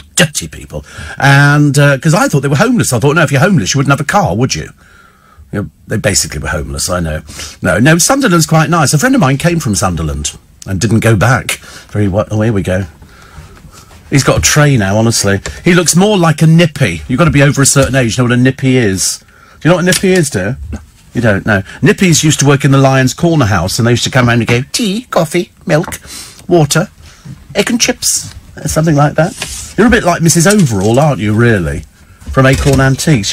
Are you leaving the tray, are you? What for? I don't want it. Yeah. Take it away. Take it away. Who's Mrs. Overall? Can't believe Mrs. Overall from Acorn Antiques, written by Victoria Wood. Am I speaking another language or something this morning? He's 15. He's 15. He doesn't know these things at all. It's embarrassing. I mean, have you heard of Mrs. Overall, Ollie? Oh, you've heard of Victoria Wood? Oh. I can't work with young people anymore. I'm going to have a word with the boss. They have to give me older people to work with. I can't bear to work with people. You've heard of Mrs. Overall. Thank God for that. You know, and Darren has, quite definitely. He's still singing songs from the trenches. The war years. Put a coat on. Did he bring a coat? Have you got a coat with you? Are you serious? You're going outside in a T-shirt? Good God in heaven, honestly. It's freezing out there. Yes, I understand freezing is 0, but it's very, very cold. And I know you're from Scotland, and I know you're fairly hardy, but to be honest with you, it's noticeably cold. You don't want to go down with anything, do you? Do you never? Oh, right. Have you not had a throat before or anything? Oh, really? Oh. What? Oh, right. So if you're permanently cold, that's okay. Do you have heating on in your place at the moment? No. All the windows open. Oh, really? I sat in the car yesterday and put the heating on. I thought I felt so much better. And then I thought, it's too hot. I have to open the windows. Which is not good, actually. It's not good for you. But anyway, so now you know where we are. The rubbish in London was terrible. It's all been cleared. Westminster Council have cleared it up. You'd never know that there was anybody there. But a mountain of... And Tesco's closed because they ran out of booze. That's disgraceful, isn't it? Isn't that absolutely disgraceful? And well done, Portsmouth. Dump of a place, honestly. You ever been to Portsmouth? My God. No. Were you born there? It's a lovely place, Ollie. I love it. It really is one of my favourite. Actually, the funny thing is, I will be honest with you. We went down there about a year ago. It's all around the quays has all sort of gone up market, hasn't it? Well, I say up market. Yeah, it's quite, yeah, Scunwharf Quays. Is that what it's called? It's got a tall building you can go up, like a... Yeah, all right. I know it's called the Spinnaker Tower. Yeah, Mr. Portsmouth doing the tourist bit. Here's a car park. Here a chav stealing. And here's the next... Because, I mean, it is true to say that Portsmouth is the holding pen for the Jeremy Kyle show. Well, what they generally do, they corral them there. Or Sunderland, which is now going... The rubbish! Can't these people put stuff in a bin? It's almost like somebody... You know, they just have something to drink and then they throw the can on the floor. Disgrace. Well done, Westminster. Well done, you. So what's this week going to bring? It's not Brexit, is it, again? Have we had enough of Is it Brexit again? Oh, God, honestly. Where do we go now? Is this the 4th one we're trying for? Is this the... What if it happens? I thought she would have gone by now. Labour are getting very excited, according to the... Oh, yes, you'll love this. Have you seen The Guardian today? Yes. Yes. It's a picture of James O'Brien... That'll be retouched. And it says how he's turned the talk show on its head. And it's a piece in G2. And it's got, look, there's pictures of him everywhere, seriously. It is a scary picture, that one. It's in black and white. It's moody. I feel sorry for his producer today. She's gonna have to relive this article 3 million times. and it's basically got a picture. It's plugging his book, I think, and his. Yeah, he never mentioned his book. Look. How many more pictures? My favourite's the one in Speedos. I thought that was a bit of a retouched picture. They've given him hair. That's the most noticeable thing, isn't it? Look. They've given him hair.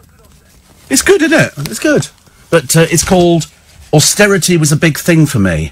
I don't know what austerity means. I'm so sorry. I'm a poorly educated person. I left school at 15. No qualifications. Still earning more than the producer. But anyway, that's another story. So he must be... I didn't even know he was doing that, because normally he actually sort of tells us, doesn't he, in the office when he's got something coming up. A few times, yes. Oh, did I mention Sealand being done? But no, you didn't, no. Mind you, I'm in Radio Times. Eddie Mayer's column. He talks about the Global Awards. He didn't want to go. He said, I didn't want to go to the Global Awards. He said, then they told me what it was for, he said, and you couldn't hold me back. That's my little bit of glamour this morning. It's not as good as getting a 4-page... Yes, it is. It's much better than getting a 4-page spread, isn't it? I think they should do another thing. Years ago, they did I think it's on YouTube with Clive Bull. I think it's called Nighttime Caller or something like that. Have you seen that? You've seen it? It's... Yeah, the old video. I think they should update it. It should be updated now onto sort of it. Oh, there's one of me doing... Yes, at this building... Yes, that's up there, is it? Oh, is it? Oh.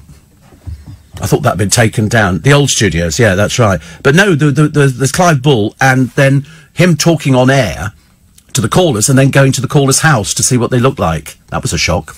That was a shock. Yes. Have you never seen it? Oh, you must watch it. I think it's called... Somebody will tell me it's Clive Bull, Nighttime Caller. Yes, the film crews went to the house. They did a whole documentary on... Clive Ball through the night. You should watch it. You'll find it fascinating. And so then he used to have Ray and Jan, and they used to play their organ at home. And so people would phone up and say, can you do the theme from Car Wash? And Ray and Jan would bang out, at the car wash, kind of thing. Yeah, I tell you, it's all good stuff. I mean, I should imagine a lot of the people aren't alive anymore, but because it was a few years back. But it's worth watching. It's a good one, actually. It's very nice. I thought it was very interesting because it sort of put LBC in a very good light of how addictive nighttime radio is for people. Who was it who, as I was listening to the other day, Swarbrick? He's taken to shouting at callers. And he had one last night, who quite clearly was deaf as a post, because he couldn't hear, and he went, will you and this bloke kept going, and he was so boring. He was so... even I was thinking, oh, dear, I don't think I can cope with much more of this. And he was shouting at him, and Tom shouting at him. And then I suddenly realised that this has become a regular feature. Ever since I said to the producer, I quite like hearing an argument on air. I love an argument, especially when the person who's calling doesn't really know what they're talking about. And this one last night with Tom didn't have the faintest idea what he was talking about. He obviously sat there reading a script. You know, there's been this many things here, and he's obviously just been to the internet and Googled, you know, make yourself sound interesting. And it was very interesting, very interesting. Tom tries to be all sort of, you know, calm and, you know, just puts his sort of points. Good. It's good. You've had a few of these people, haven't you? Quite, yeah. Small wonder we're all ageing. Yes, exactly. You are. And the trouble is, it does become an outlet, doesn't it? Because I'm totally convinced that when people phone up a radio station, they used to phone up years ago and say, what is the presenter talking about? And they go, oh, he's talking about feed the birds tuppence a bag or something. Oh, right, I can talk on that.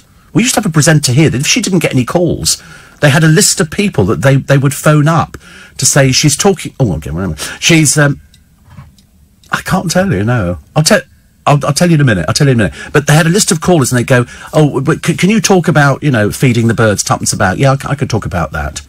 I'll tell you now, actually, because it's 14 minutes past 4. Morning, everybody. Nice to be company. Welcome to a freezing cold Monday. It's the 1st of April. Pinch and a punch for the first day of the month and no returns. Although whether it works at this time of the morning, I have no idea.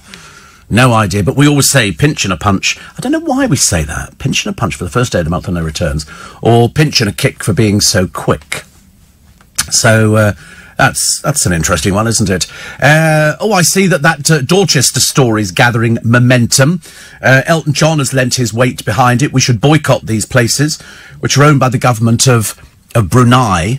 And the reason being is that they execute under Sharia law, which they're bringing in adulterers and gay, whether it's gay men and women, I do not know. I just know that they're going to be executing, and so lots of right-minded people have said, no, absolutely not. What? Because somebody's gay, you're going to execute them? Why you'd want to live in that dump anyway, even though they've got billions and billions of pounds. They're so backward, it's embarrassing, really. And I did say the other day, they own the Dorchester Hotel, they own the Beverly Hills Hotel, they've got loads of hotels and properties and things like that. And I said, you know, I did suggest yesterday that there must be loads of gay staff working at the Dorchester. There must be loads of why you're working there, I can't imagine. Shame on you. Shame on you. You know, for working for a government that wants to kill gay people and stone to death adulterers. They're that backward. It's disgusting, it really is. 84850, steve@lbc.co.uk. CJ says, I hope you're well. Re Portsmouth, I hear they've now got electricity. They've done away with the horse and carts. Actually, no, it's gone all posh. Not posh, but it's certainly a lot posher than it was. Susie from West Wickham says, it's my 50th birthday today. At 44 years, I was diagnosed with a critical illness, and I didn't think I'd make 50, so I've done it. I have difficulty sleeping and love listening to you, so you've cheered me up and made me chuckle. That's all it's about, isn't it? First thing, if you're lying in bed at the moment and you're sort of... Because sometimes the night time is the worst bits for people, but because we're here at 4:20, we don't class this as night time. That's why they laughingly call it. And I think it was originated here at LBC when they started calling it early breakfast, because it's pre-breakfast. The good news is that I'm here till 7. See, a lot of the breakfast shows on all our sister stations start at 6 or 6:30.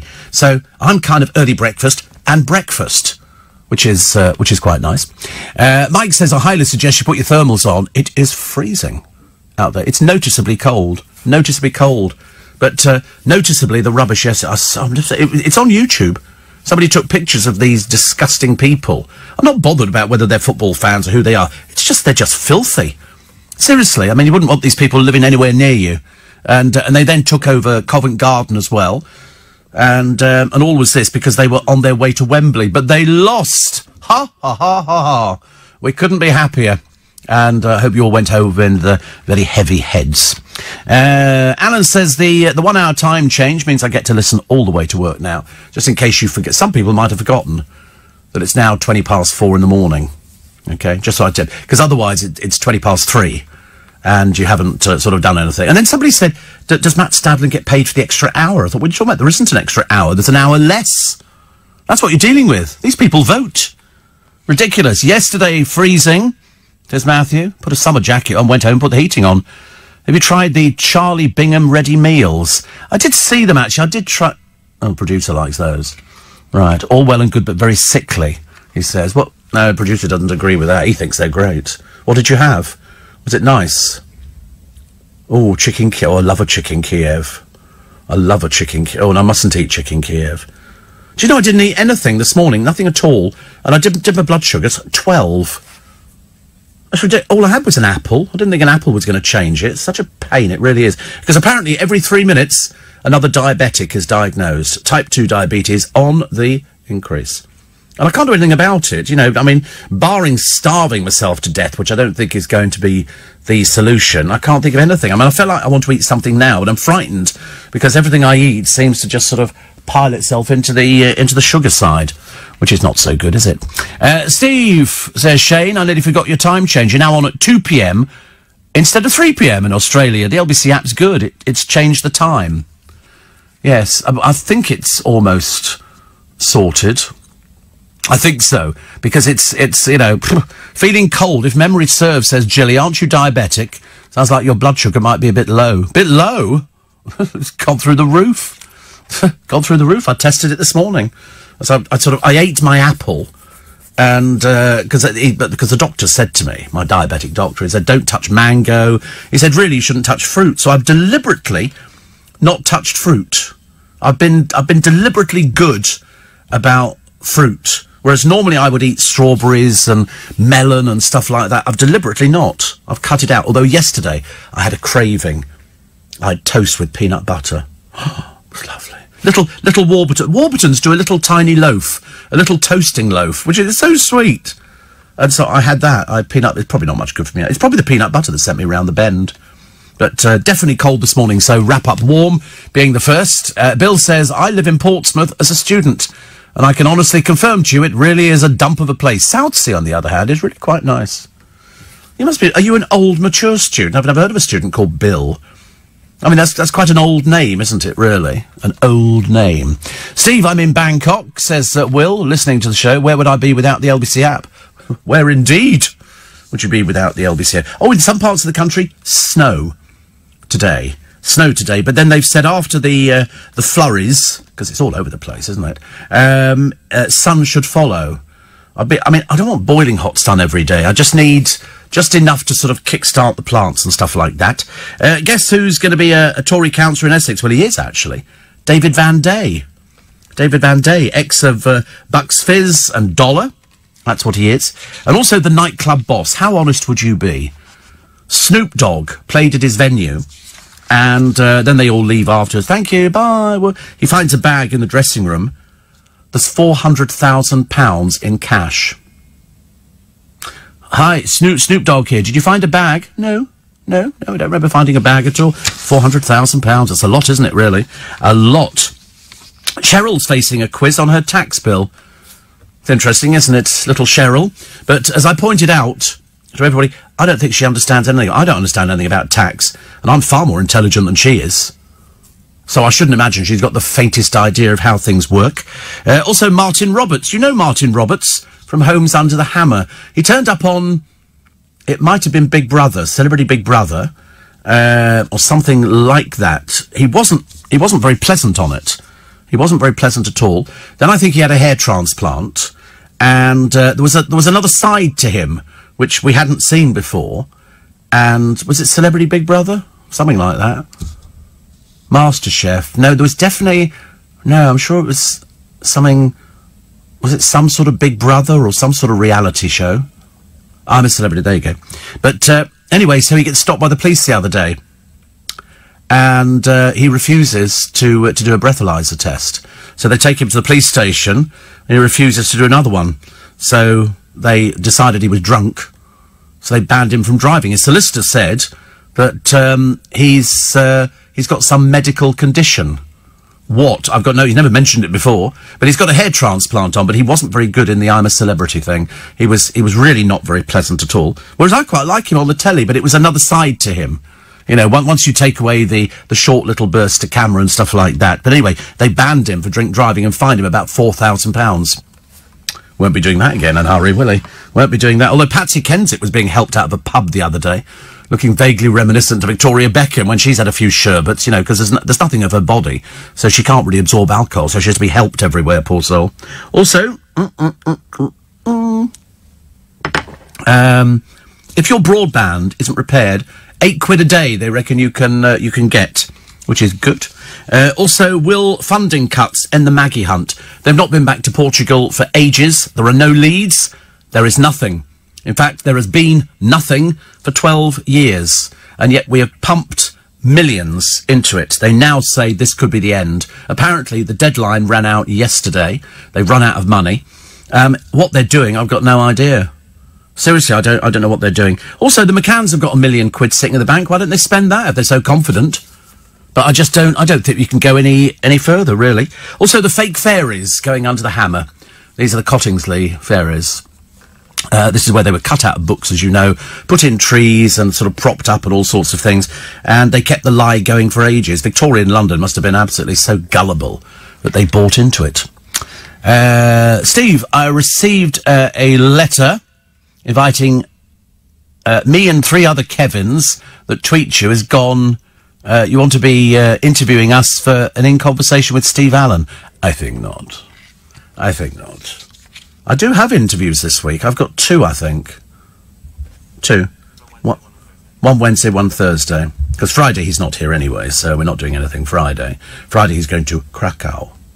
Krakow. I don't know why. It'll be I bet it's freezing cold. It'll be snow, I hear. Snow. Snow coming in, you know, the plane will skid off the runway and it'll be a disaster. Yeah, whatever. We'll wait and see, shall we? Wait and see. And Sunil says, an apple on its own is no good. Must be part of a meal to keep the blood sugars down. It's such a pain, honestly. 12. I was hoping for 6 or something like that, but I didn't get it. Gary says, now the clocks have gone forward. The Freeview box I used to listen to the show has done its over-the-air software update search at 4 a.m, meaning I missed the first couple of minutes of the show. Very annoying. I can hold it back if you like.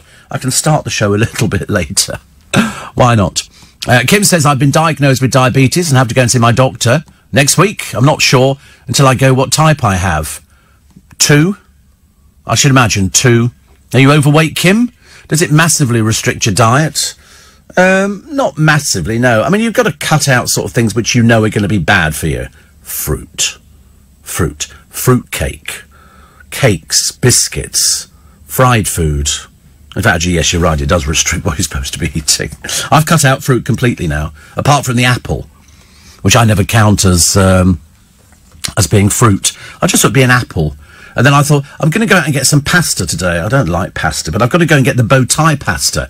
My friend Mike got me some, and I was so excited because I can't find it anywhere around Twickenham. We don't have any supermarkets that sell pasta, so I've got to go to a big Tesco, and they sell it, the bow tie pasta. You just put it in hot water, and then just add a sauce to it. Jamie Oliver does a sauce, which is very nice.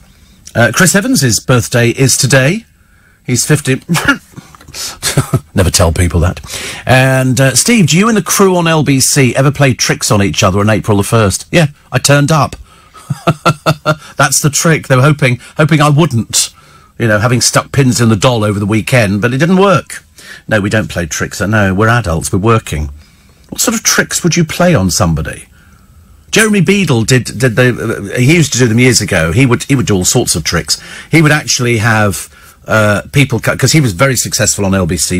In fact, he was one of the first programmes I ever listened to on LBC. As I was lying in bed, I flicked through the dial, and there was this man who just sounded so approachable, but mad.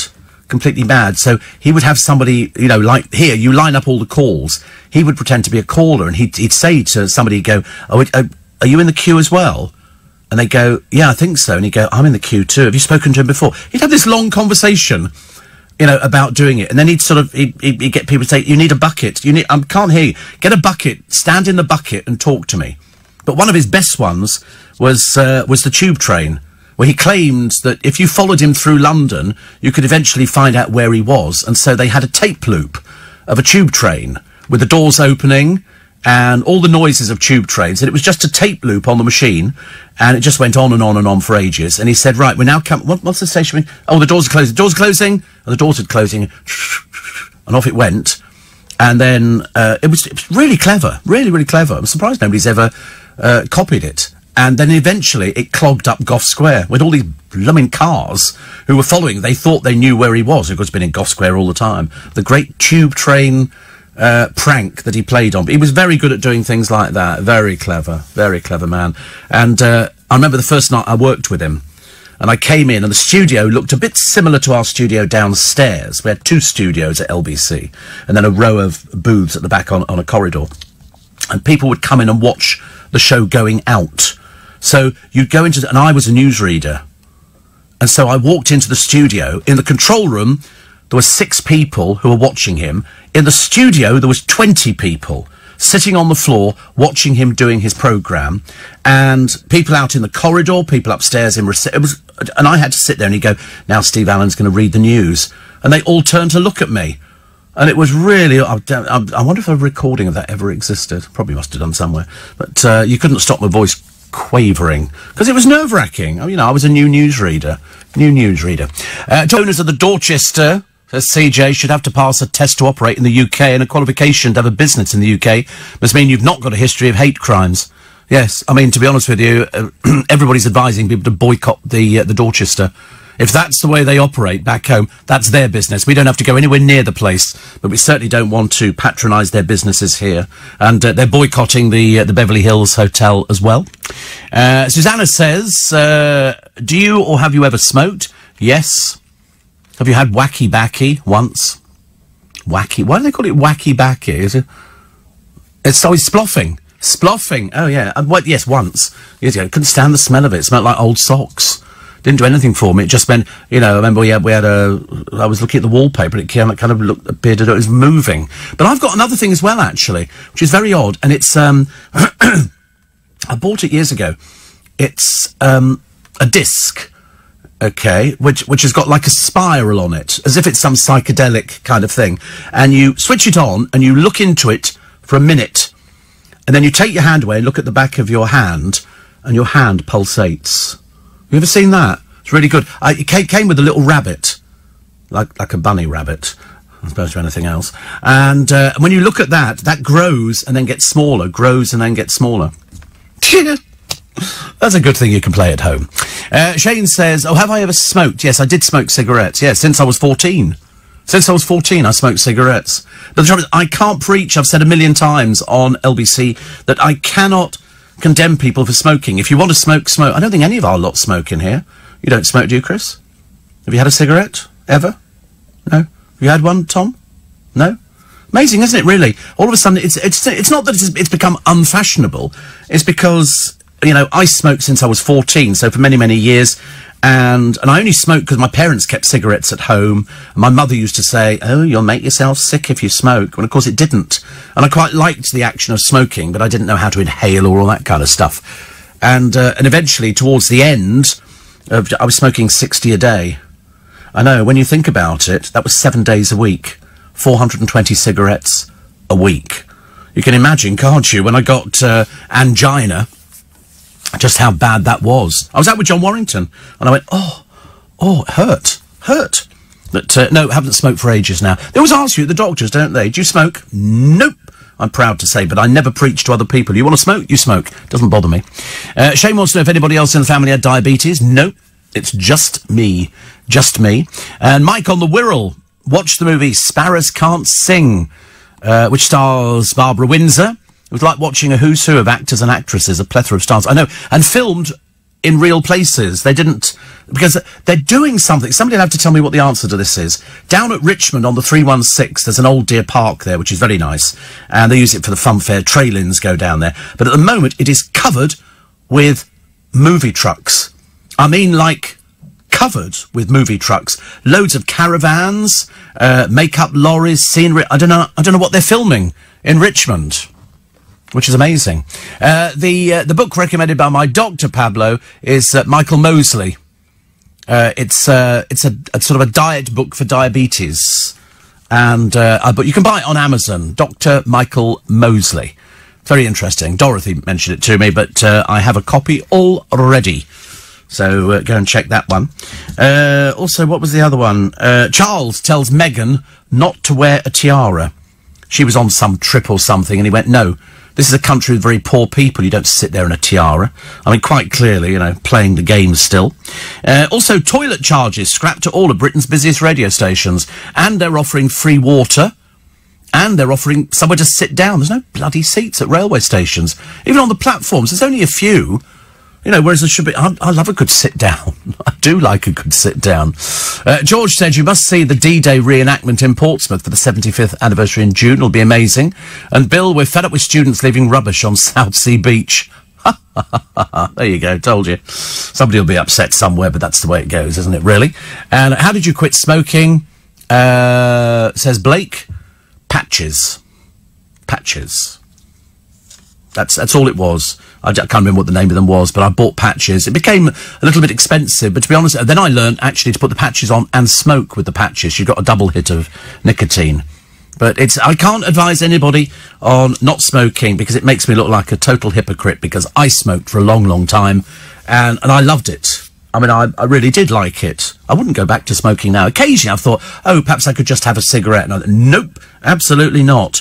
And because it's once you've done it, once you've stopped, and I don't think you ever lose the craving. I really don't.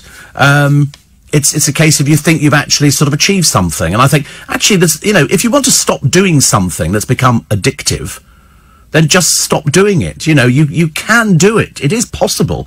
I always think it's ridiculous to say, oh, I couldn't possibly stop, you know, because I really enjoyed doing this or enjoyed doing that. You think, no, actually, you can stop.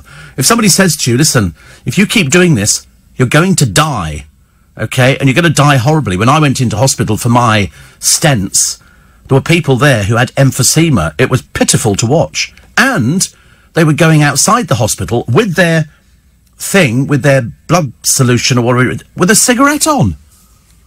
And you think, you're going to die. And emphysema is not a lot of fun, but everybody smoked at one point. You turn on the movies, and you'd watch all these old British movies, and you'd probably find it in Sparrows Can't Sing as well. Actually, Barbara's going to be at the finish when Scott runs the marathon, which I think is coming up the end of April, isn't it? Coming up the end of April. And Barbara said she's going to be there, so that's good news. Steve, I think they're filming the new Rock Dwayne Johnson movie in Richmond. Don't know, there's a lot. I've never seen so many trucks out there. What, they're not? You don't think they are? Why would they not be filming? What would they film in Richmond? I mean, it's not, the only reason that they film in Richmond is to use houses on the green. And so they put all the trucks in the car park, which is sort of just on the side of the 316. But there must be somebody listening who works down there. There's loads of people all over the place. It's like a city has risen up very quickly. Very, very quickly. Steve, when you say Old Deer Park, is it where ladies of a certain age hang out, says James? No, deer as in deer. Deer, you know, D-E-E-E-E-E-E-R. Old Deer Park. There's two bits. There's one by the swimming pool, and then there's over the road where they have Trailings Fun Fair, and they've been there for years and years. Well, actually, I don't see, because it must be coming into the season again shortly. Do hope so. CJ says, I started smoking socially and got up to 20 a day. Patches and lozenges helped me give up. But I do miss it a lot. Yeah, but the trouble is you just have to think to yourself, it's bad for you. But I'm not going to preach. I'm not going to tell people just how bad it is, because it's not really up to me, actually. Not really up to me. Warren's in New York, he said. It is freezing. Freezing. It's freezing here. Freezing here. Although, I mean, Darren walked out, and he doesn't have a coat. I know he only lives over the road, but I mean, even so, it's still cold out there. Yes, I am coming to the barbecue. I am coming to the barbecue. which is Robin's famous barbecue. So, yes, looking forward to that. Steve, was your anti-smoking motto Patches? I'm depending on you, son. Actually, there was a song called Patches. Do you remember that? I remember that. Just all of a sudden it's gone through my mind, Patches. But, yeah, I mean, in the end, I became addicted to the patches. If I came in, I didn't have any. I'd have to send my AP, my assistant producer, out to go and get me patches because I couldn't function. I literally couldn't function, which seems a bit ridiculous. I bought some new Sharpie covers the other day. These ones, which are quite nice. Have you ever seen these before? It's a Sharpie which fits inside. You just unscrew that bit there and it fits inside.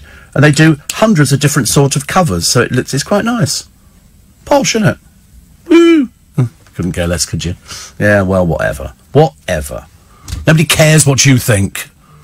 Wait, oh, I vibrated. Oh, it's my phone. My phone. No, it's Warren. Once he's started, he goes off on a million and one things. He said, I've spent some time on the 316. Were you part of the filming, Warren? Obviously not. But it's huge. I mean, seriously, I've never seen so many wagons. There must be 20 all lined up, and then all the other lorries and all the rest of it. Because when they film, and also they're filming at the Natural History Museum tonight as well. All the lorries are parked outside there. We love it. We love it when they start filming in London. I think it's fab. I do. Also today, so April. Oh yes, I've got a whole list of April the 1st jokes which backfired. There have been some which they still talk about, which they used to do on television. They used to do them. Oh, and of course I've just realised we should be looking through the paper, shouldn't we, to find the April Fool gags. Because the papers normally do April Fool gags, so I might have to give you boys a set of... Well, I know, but I'm trying to think. Do you think the one of Corbyn election vow, is that the April Fool for the Mirror? You think? And Mick Jagger looking better. That's obviously an April Fool. I mean, he's 75. That can't be right.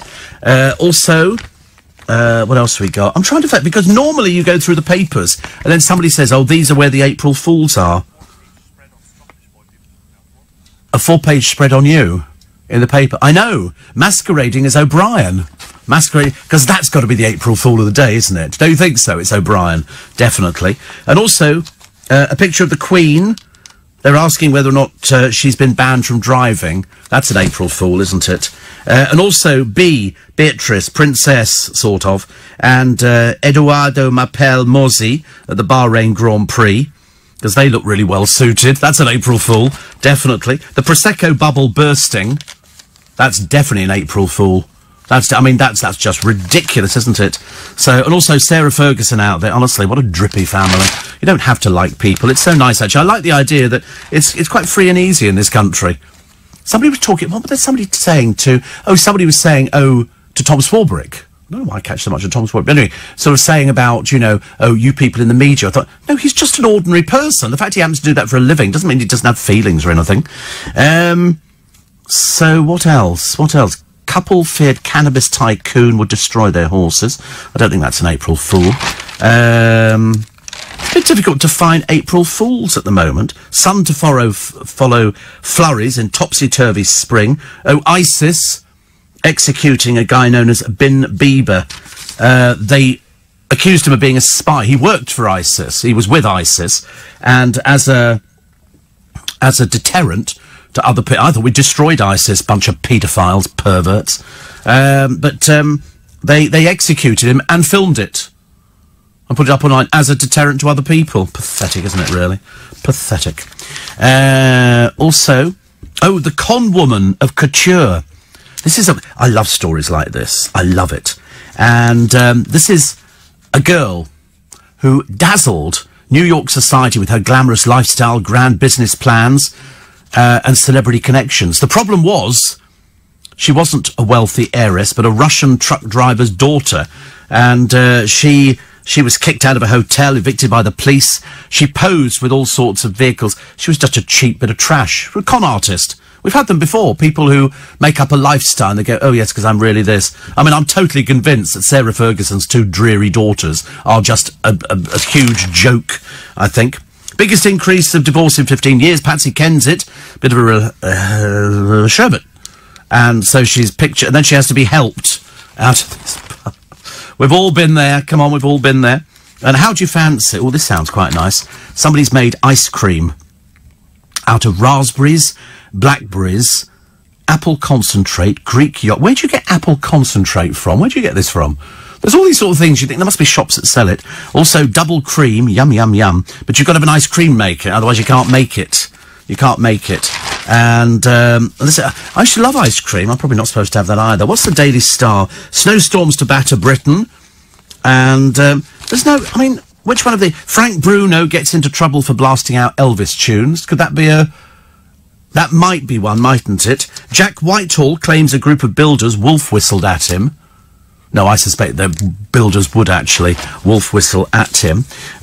Also, prison authorities quadrupling the number of social media accounts they've shut down.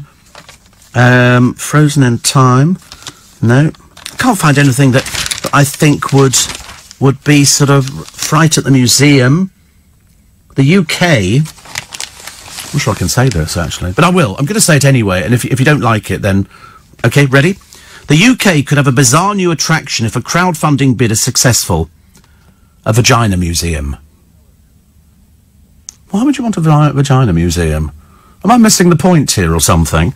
It's a YouTuber, Florence Schechter, is trying to raise £300,000 for a venture which would feature galleries looking at a range of subjects from female anatomy to periods and sex. It's going to be in Camden. You don't need a museum. The whole of Camden's like that. Don't need to put it in a building. It's on display. On display. There's nothing else. Faye Brooks has revealed she's so sure of her love for Gareth Gates that she's got a new tattoo close to her heart. Also, they have a new porno which is available online. Gareth Gates and Faye Brooks. Honestly, what is it with people nowadays that want to exhibit themselves? It's always the ones you don't want to see. But anyway, he must be like a Brillo pad. He shaves everything. Simon Cowell has discovered the new Pussycat Dolls of Magic. That actually could be sort of right. Wait a minute. Music by electronic artist Skrillex stops killer mosquitoes from breeding and feeding. No, that doesn't sound right, does it? But Barbara Windsor is going on to cheer on the racers at the London Marathon because they're raising cash for dementia research. Loads of people are running from EastEnders. It will be fantastic. And Scott Mitchell is running as well. Police probing Madeleine McCann's disappearance could be axed. Funding for the 12 million Operation Grange is due to run out today. They want another 300,000. What's the point? Well, I mean, I don't know whether that's the April Fool or not. I mean, I didn't know it was coming up. We had a year already. The Met has asked for an extra 300,000. What for? There's no leads, there's no nothing. It's just people sitting in an office twiddling their thumbs by the sound of it. They're not going to find her. They've not been back to Portugal, so there is nothing to find. They're not going to find her. We've just spent £12 million, which, you know, laudable though it might be, if it was your child, you want to do the same thing. But I'm really not sure whether we should pump any more money into it. I'm sure that Nick Ferrari will probably have something to say about that a little bit later on. Laura says the papers don't do April Fools anymore because there's so much fake news. No, they do them. That's the whole thing. That's the thing. The Sun has a 50p story about emoji coins, says Mark. Oh, how about that one? And Jim says if you looked a bit closer, you'd have seen that Darren is wearing his thicker winter T-shirt. He doesn't have a thicker winter T-shirt at all. A number of people telling me Peter Rabbit 2 is being filmed in Richmond. Well, that's a cartoon, isn't it? It's not real. Is it real life? Bits of it. Oh, that's very odd. Oh, there you go. Somebody else telling me it's the filming of Peter Rabbit 2 in Richmond. Oh, well, you all seem to know that. It's obviously Peter Rabbit 2. I shall take your word for it, because I don't think people would tell fibs to me. People know all about that kind of thing. Oh, we must take a break. 9 minutes to 5. Very interesting, actually. I was just somebody sort of talked about, you know, smoking and all the rest of it. And when people were sort of told, don't smoke or it's going to kill you, they go, listen, I'm dying anyway. My friend Michael from years and years ago, he was deaf and blind, and he smoked. He smoked, and I could see a picture of him now. And he went into hospital because he had cancer, and it was terminal.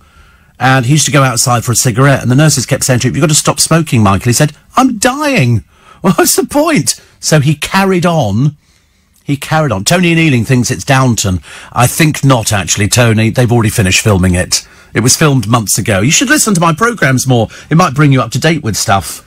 Might bring you up to date with it. There's nothing that they could film in Richmond do with Downton. We know it was done because we spoke to Tuppence Middleton. All finished. Honestly, there's once stupid, always stupid. Jill says, my husband has type 2 diabetes. On Michael Mosley's diet, his blood sugar levels have fallen from around 17 to 5, and he's lost a stone. Giving up bread and sugar has done it. Yeah, well, I never had sugar anyway. It might be sugar in various little bits and pieces. And bread I have every so often. Makes me very sluggish, though. And Andy says, do you ever get stopped and asked for an autograph or a selfie when out and about? Yes, I've had that before. Of course, I'm on the radio every blooming morning. I'm on the radio 7 days a week. Good Lord, I'm more of an intrusion in people's lives than their partners. In fact, some people write to me, they say there's 3 in our relationship. Which, of course, is probably quite true. Anne in Preston says, for info, hypothermia, staying warm on the St Andrews Ambulance Brigade Health and Safety at Work First Aider course. God, that's a mouthful. I did a while ago in Scotland. We were taught to tuck hot water bottles under the armpits. I've had my temperature taken under my armpit before now, and thereby boosting or maintaining core blood body temperature. 100% more effective than imagining that warming cold feet with an HWB, hot water bottle, will do anything really, truly, madly, deeply useful, you know. I love a hot water bottle. Actually, the fun thing is, when I'm in bed, I'm as warm as toast. My body pushes out heat like there's no tomorrow. Just it doesn't quite make it to my hands sometimes. So, in fact, it was only as we just started pulling into Leicester Square this morning that the blood started surging back in again.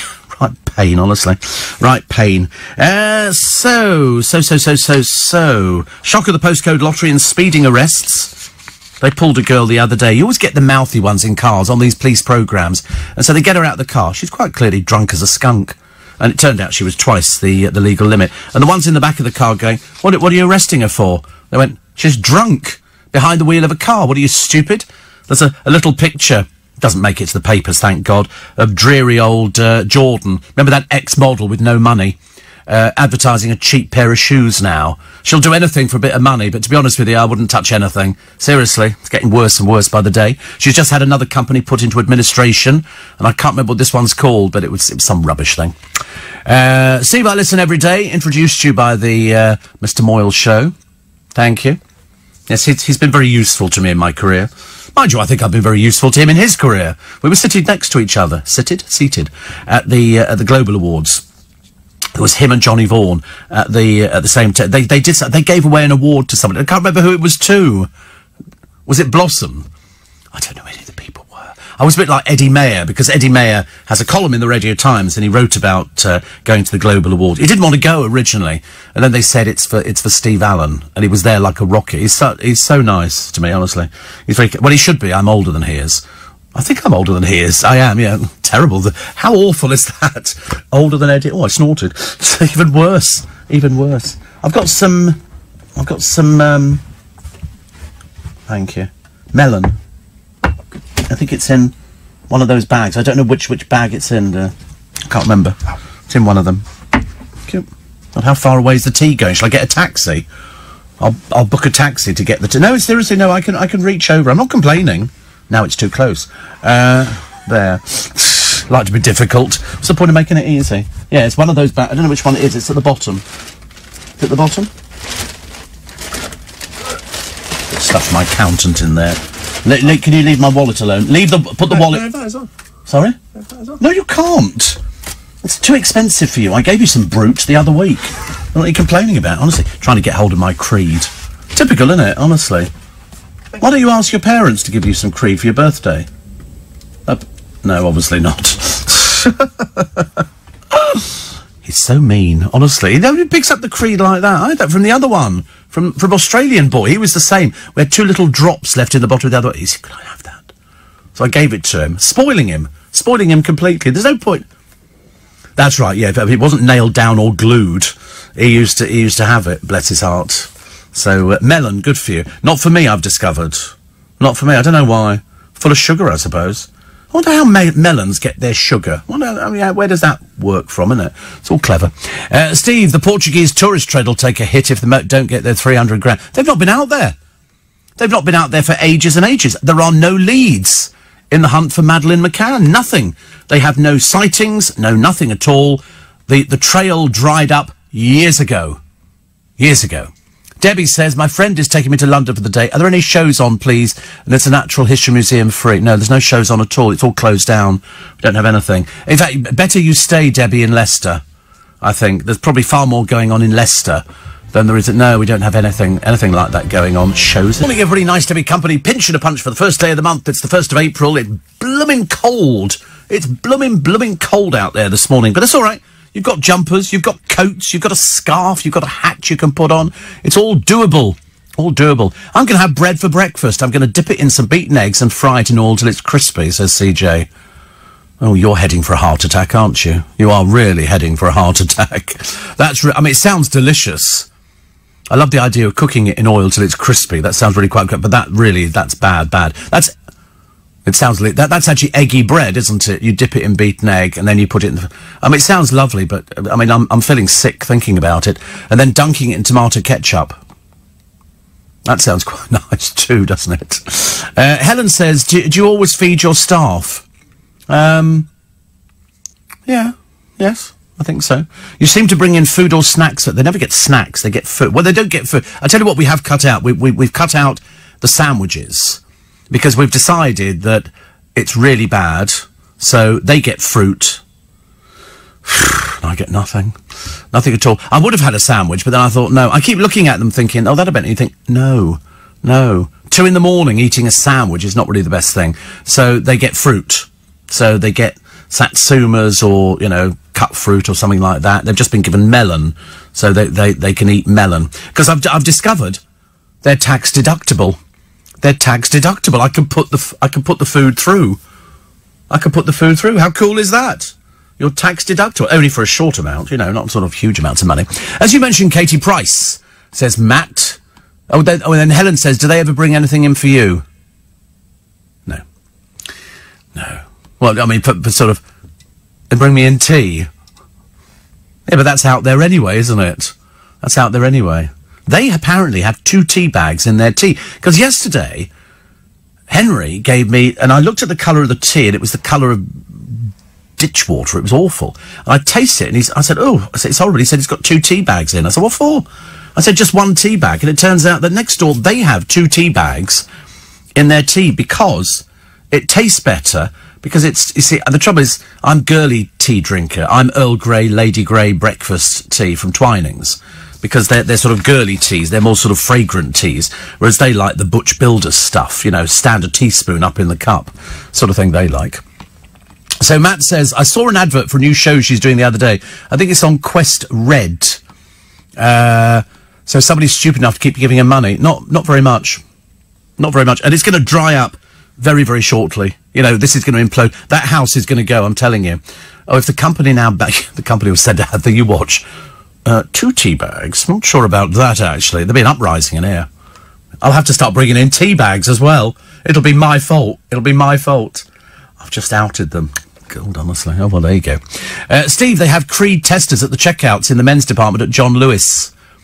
Yeah, but that's just cheap, isn't it? People who go in, they go, I'll have a spray of this. They can't afford to buy it. It's like people who stand in W.H. Smith's and they read the newspapers. And you feel like saying... Why don't you just buy it, mate? I'm such a cheap peasant, Or just flick through, OK Magazine, see if there's any deadbeat celebrities in there.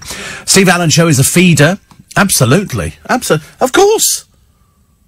6 minutes past 5 in the morning. What do you mean? There's nowhere else round. Well, we've got McDonald's the other side of the square, but frankly, we're not risking sending Scottish Boy out there. It's dangerous out there. It's like a wild west frontier. It really is, could be all sorts of things happening. But they do have security men at the McDonald's. It's one of those rare ones which closes for about an hour or something in the morning and then it opens up again. And, because sometimes they do a McDonald's run in here, which is where they sprint across the square, get the McDonald's and sprint back in again. Not for me. Steve, says Gary, did you know that Freeview's going to have live subtitling on their radio station channels such as LBC? Will be great to be able to read what you're saying, not just hear it. Well, we don't know anything about that. I don't know how they'll manage to do that with a speech-based programme.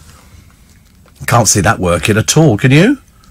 No, I don't think so. Oh, wait a minute. April Fool! Yeah, because this programme actually comes with subtitles. If you're listening, do you have a DAB radio? Push the LBC button 3 times, and it subtitles things. If you do the LBC, so you'll push LBC, it will find it. 3rd time, it subtitles. That's built in. Not a lot of people know that, as they say. Not a lot of people say it. So, Gary, there you go. That'll be the thing for you. Daily Star today. Daily Star. Frank Bruno likes Elvis Presley. I don't quite see that. But he says, I'm like Gordon Ramsay if I'm in the right... No, this must be the joke. That must be the joke. He's not like Gordon Ramsay at all, as far as I know. Here's a picture of... Rod Stewart wearing... Oh, he's got slippers on with Celtic written on. CEL on one and TIC. Cheryl Tweedy. Good old Cheryl. Wait, Cheryl! Fighting accusations of tax avoidance. It's nothing new in the business. Seriously, nothing new. Somebody says, if you send Scottish Boy out to McDonald's, he might come back with a left-handed screwdriver instead. I think he'd be coming back with a double sausage and egg McMuffin, a quarter pounder with cheese, hash browns. Yeah, you just come back sort of going, I don't feel very well, Steve. Don't feel very well. See, when I was listening to yesterday's show on Catch Up, I'll get a doctor's note because my mum Sue won't write one. When the clip of you and Sweep came on, Hagrid, my assistant's dog, was transfixed, says Tom. We played Sweep again the other day on the programme because Henry had never heard it before. So he had a little titter on that one. So Cheryl Tweedy fighting these accusations. She said to be facing legal action after allegedly using a scheme to reduce what she had to pay. To be honest with you, I mean, do you remember the... Judge Dean ruled in favour of Lorraine Kelly over a £1.2 million tax bill. It turns out that she's acting on the television. All of this that you see on the television is not Lorraine Kelly at all. The character known as Lorraine Kelly. And so I'm not sure whether it was a character known as Cheryl, because I shouldn't imagine. I remember actually somebody years ago, long time ago, a radio presenter, very well-known radio presenter, but he'd been economical with the truth on his tax. And so they called him in with his accountant, but they interviewed them separately. And they said to the accountant, right, you tell us what you've done. Then he went back to the presenter and said, right, you tell us. And he said, if you don't tally up on this, we'll double your tax bill.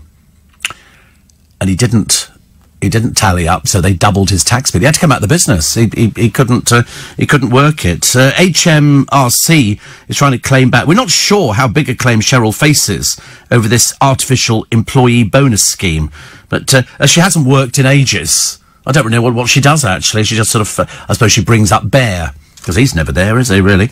But a spokesman for Cheryl declined to comment. Why? Well, don't you have any comment on it, dear? Goodness sake, honestly. Seems ridiculous that people don't have any thoughts on things nowadays. Some people do, but some people don't. Excuse me, I'm going to slurp and... lovely. Do you know, is there some deal with the newspapers that every day you've got to print a picture of dreary old Rita Ora? I mean, every day there's a picture here of her turning her Texas show into a hoedown. Who gives a 4X? We don't care, do we? I don't think so. Also, Alex Jones went on the One Show. This is in every newspaper today. An hour after suffering a miscarriage, she goes on to the One Show. I don't know. An hour after she found out about it. Yeah, she was expecting on a trip to New Zealand, was 14 weeks pregnant, when medics told her the baby would not survive to term. So she goes on. She goes on and does it. Well, what else can she do? What else? A book about serial killer Rose West. Why don't you hurry up and die, dear? Do us all a favour. Went on Mother's Day gift display. Discount store The Works apologise after its display contained Lover's Always Mum by the West's oldest daughter, May. Shopper Sheila Kimber of Eastleigh says it was displayed quite prominently in a Gifts for Mother's Day section. She says, when I expressed my displeasure to a member of staff, she just said they'd been told by head office what to put out. A spokesman for the store chain, this is The Works, said, we apologise if the placing of this item caused any offence. She carried out 10 murders. What do you mean if it caused any offence? What are you, a bunch of bozos or something? As I say, the happier we'll all be is when Rose West dies horribly in prison. But there you go, you can't have everything, can you? Ollie Murs has led the Celebrity Mother's Day tributes. Why am I bored with Ollie Murs? I don't know. But anyway, And Jamie Oliver announced he and the kids had made breakfast for Jules. Romeo Beckham voted Victoria best mum in the world. Well, she's quite clearly not. Don't be so silly. What a stupid thing to say, honestly, but he's 16. And Bruno Tonioli shared a picture of him on the beach in his budgie smugglers again. What is it with this old man? Keeps inflicting that on us. Gary Neville has blasted snowflakes who say Easter eggs are making us fat. Gary Neville. Which way? He's footballer, isn't he? Retired footballer. A Royal Society of Public Health showed 77% of Brits feel selling Easter eggs in January is too early. He's a Sky pundit. Gary Neville said, what happened to taking responsibility for our own actions stroke choices? What's got to do with you, pal? Mind your own business. You're an ex-footballer. You just know about kicking a bit of leather about. You don't know about nutrition and stuff like that. You wait. You're going to start putting on the weight because now you don't play, do you? Also, salesmen and women have the worst driving habits in the UK. I see some dreadful driving. Seriously, I mean, I think, to be honest with you, I'm absolutely brilliant at driving. I'm not an advanced driver, but I'm very good. Although my friend Alan will tell you that I'm very short-tempered behind the wheel. I do shout at people. Well, I did when I was with him, actually. We go out driving, somebody cut us up. I'll wind the window down and shout obscenities. I'm really quite, I'm terrible. I came up with words I didn't even know I knew. I mean, seriously. Look at Elton John, that's nice. He's complaining about the Dorchester. I'm complaining about that dead ferret stuck on his head. And the fact that he's wearing these... I love his jackets. His jackets are fab, actually. I'm only jealous that he's actually got them. But he's claiming about the Dorchester and about the owners of the hotel and their dreadful human rights. Under Sharia law, if you're an adulteress, you're going to be stoned to death. Okay, just thought I'd warn you. And I wonder if you went there on holiday, not that you ever would, and you were gay and you went with your partner, you walked down the street holding hands. Would they arrest you? Would they stone you to death? The answer is, they would probably arrest you, yeah. You remember somebody complained where was it? It was in one of the Gulf states. Some woman wrote and complained to the police because she'd seen two people holding hands in a cafe. God. Mind you, it's only recently they've allowed women to drive. Saudi Arabia, women can drive. No kidding. Good Lord, how backward you need to be. Steve, I think we've got Gemma Collins on GMB this week. Not an April Fool. No, I know, we have. She's doing apparently showbiz news, but because she'll be doing in that little sing-songy 3-year-old voice again.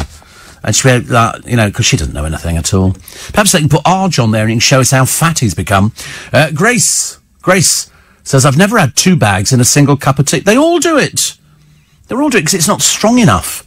It's very unhealthy and too strong. I can't drink tea or coffee without milk. I'll definitely buy a few Easter eggs soon. I've got some in the boot of the car. I might bring some. When is Easter? Is that coming up soon? Another 3. Oh, God. I did promise to bring them in an Easter egg, but I might sort of change that. Bring in something a bit more healthy. I tried to give the producer something the other day. It was chocolate. He didn't want to eat it. He said no, because he's obviously, decided he just wants to eat healthy. So, fruit! That's where we're going. So, melon today, and the trouble is it's a bit boring, isn't it? There's not enough fruit out there, and you don't really do satsumas, do you? I've noticed that. You don't. There's too many. We don't have to eat them all. It doesn't work like that. Do you like satsuma, dear? Oh, right, that's nice. Apple. We know Dave from Nick Ferrari's, but he likes an apple or some frutellas. What are you doing with your hair? Is it a weave, your hair? Have you had something? Oh, right. Just moving it. What do you mean moving it? When you say moving your hair, do you mean like... Oh, right, okay. Morning, everybody. Nice to be company. Paris Jackson salutes her fans before appearing on stage with the Soundflowers. I'm assuming it's a group or something. She's gone a bit freaky, actually. But then I think most people do that. You know, when you come from those sort of... she's covered in tattoos. She's let herself go a little bit. And I think that sort of happens. Also, another dreary story about Kerry Katona. Who cares? Honestly, she's trotted about just everything. Why don't you just get off your fat bum and get a job, dear? Go and do something. Go and make yourself a useful person. She says here, I used to down 3 bottles of bubbly a day to cope with my unhappy marriage. Of course you did, dear. Of course you did. Of course you did. She says, I love the fact I've been clean for a decade. See, it's a 10-year-old story. It's a 10-year-old. Who cares? Nobody cares. Do what you want to do, love. Nobody cares. Also, a 26-stone man has reversed his type 2 diabetes by losing 8 stone. So he's set to run the London Marathon. Mad. I wouldn't run the London Marathon. But he's swapped fry-ups for whole grain bread. I don't even know what whole grain bread is. Sounds boring. Is it really boring? I couldn't do that. And he's also takeaways for quinoa. Dull, boring. And he's taken up running. Boring. I don't like him already. He says, I don't look like the same person. Well, you're not. You've lost loads. Loads. He lost 15 inches from his waist and 8 inches from his chest. Pfft, I can't afford to lose 8 inches. That's an awful lot, isn't it? 15 inches off his waist. God, that's something. I was talking the other day to Sam, Sam who does the thing. He is thin. And I said to him the other day, I said, because every time he comes over near me, I feel physically ill because he's so slim. And I said, have you always been slim? And he said, yeah. And you know what he puts it down to? He puts it down to walking everywhere. I said, well, I walk most places and I'm never going to end up. He's seriously that slim. I could have body envy going, I'd love to be that slim. You imagine actually being able to tuck your shirt in your trousers.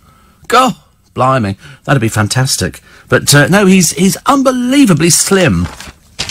It's sort of one of those, perhaps he's just one of those people, he's got different metabolism from the rest of us. And the Daily Star, sensation, Vicar's first kiss for TV's hottest new gay couple. This is in Coronation Street, and so they've done one of them plays a gay vicar. Do you remember years ago, actors would never touch a gay role. They were so worried it would react with their fans. Now, they go, it's as if it's something brand new.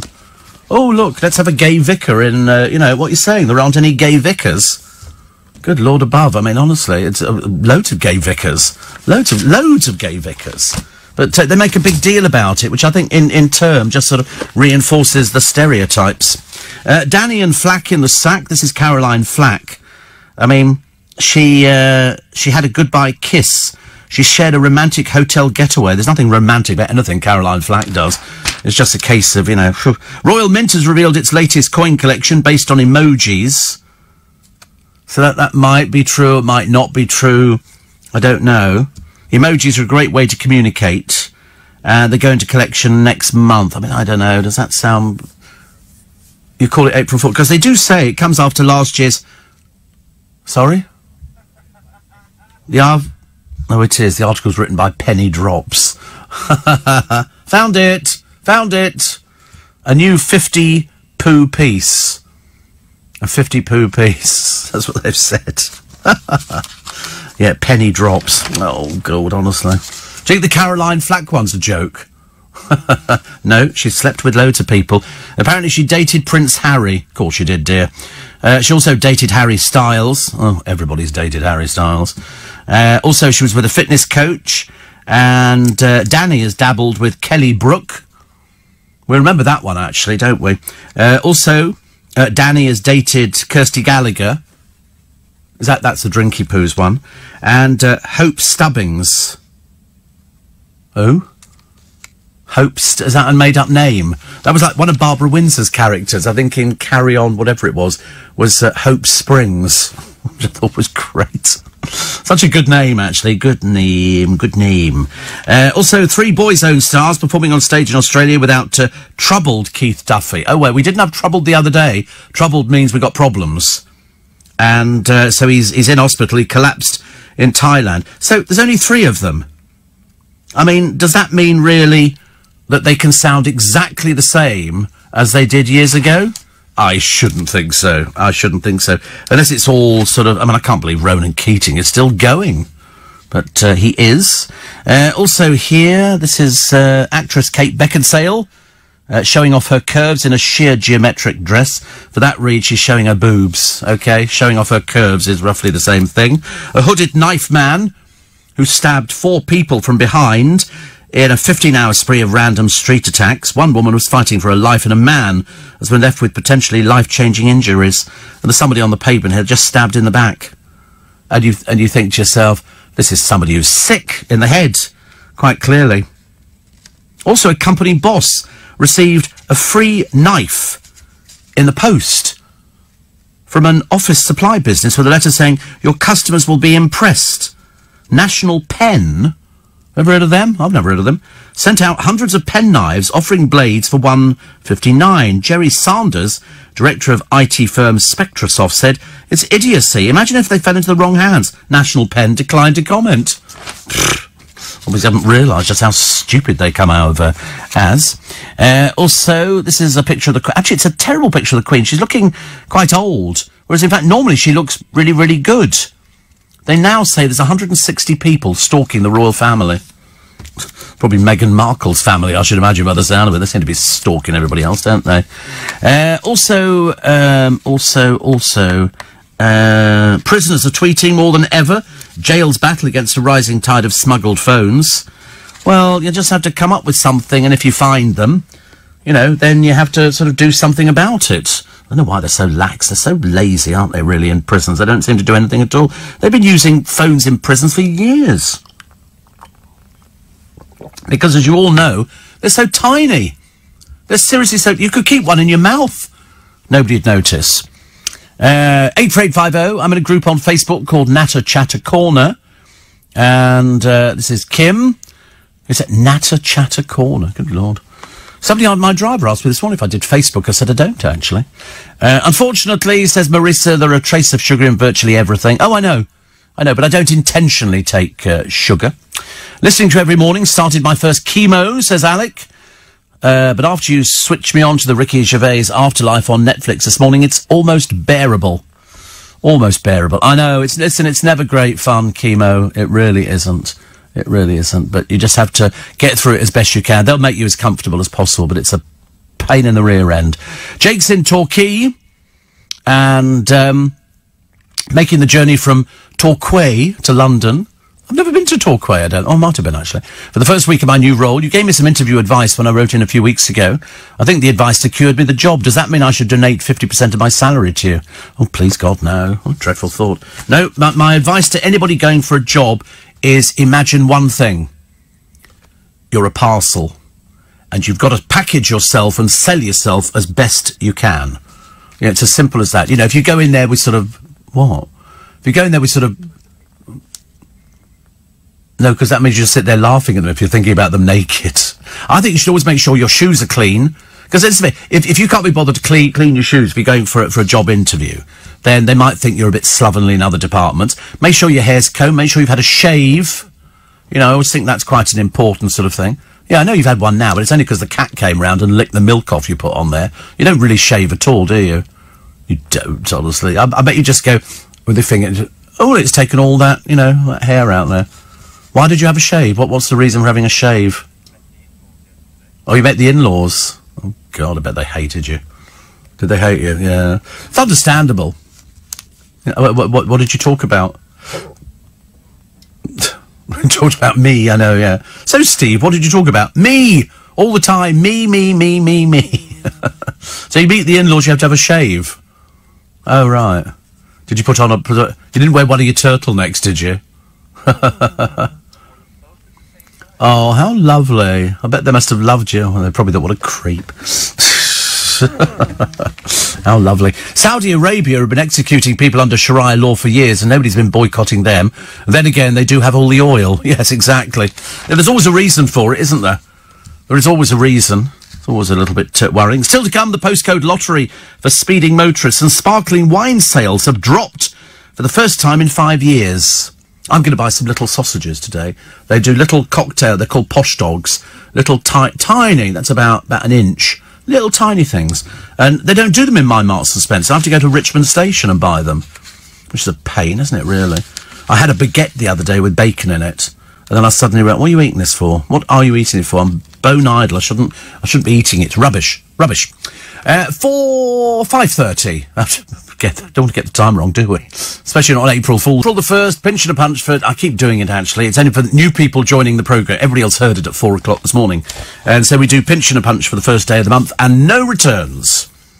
That's like sort of sending something back. They were doing a thing the other day, honestly. They always say the same on Ideal World. It's now becoming really repetitive. They start selling something, they go, really, stocks, we think, well, I mean, if it even makes it to 1 o'clock today, stocks will probably be sold out. I think, what a load of old cobblers, honestly. It really is the biggest pile of rubbish. And then they were selling electric bikes the other day. And they always go, listen, if you don't get in now, they're all going to go. I thought, well, make some more then.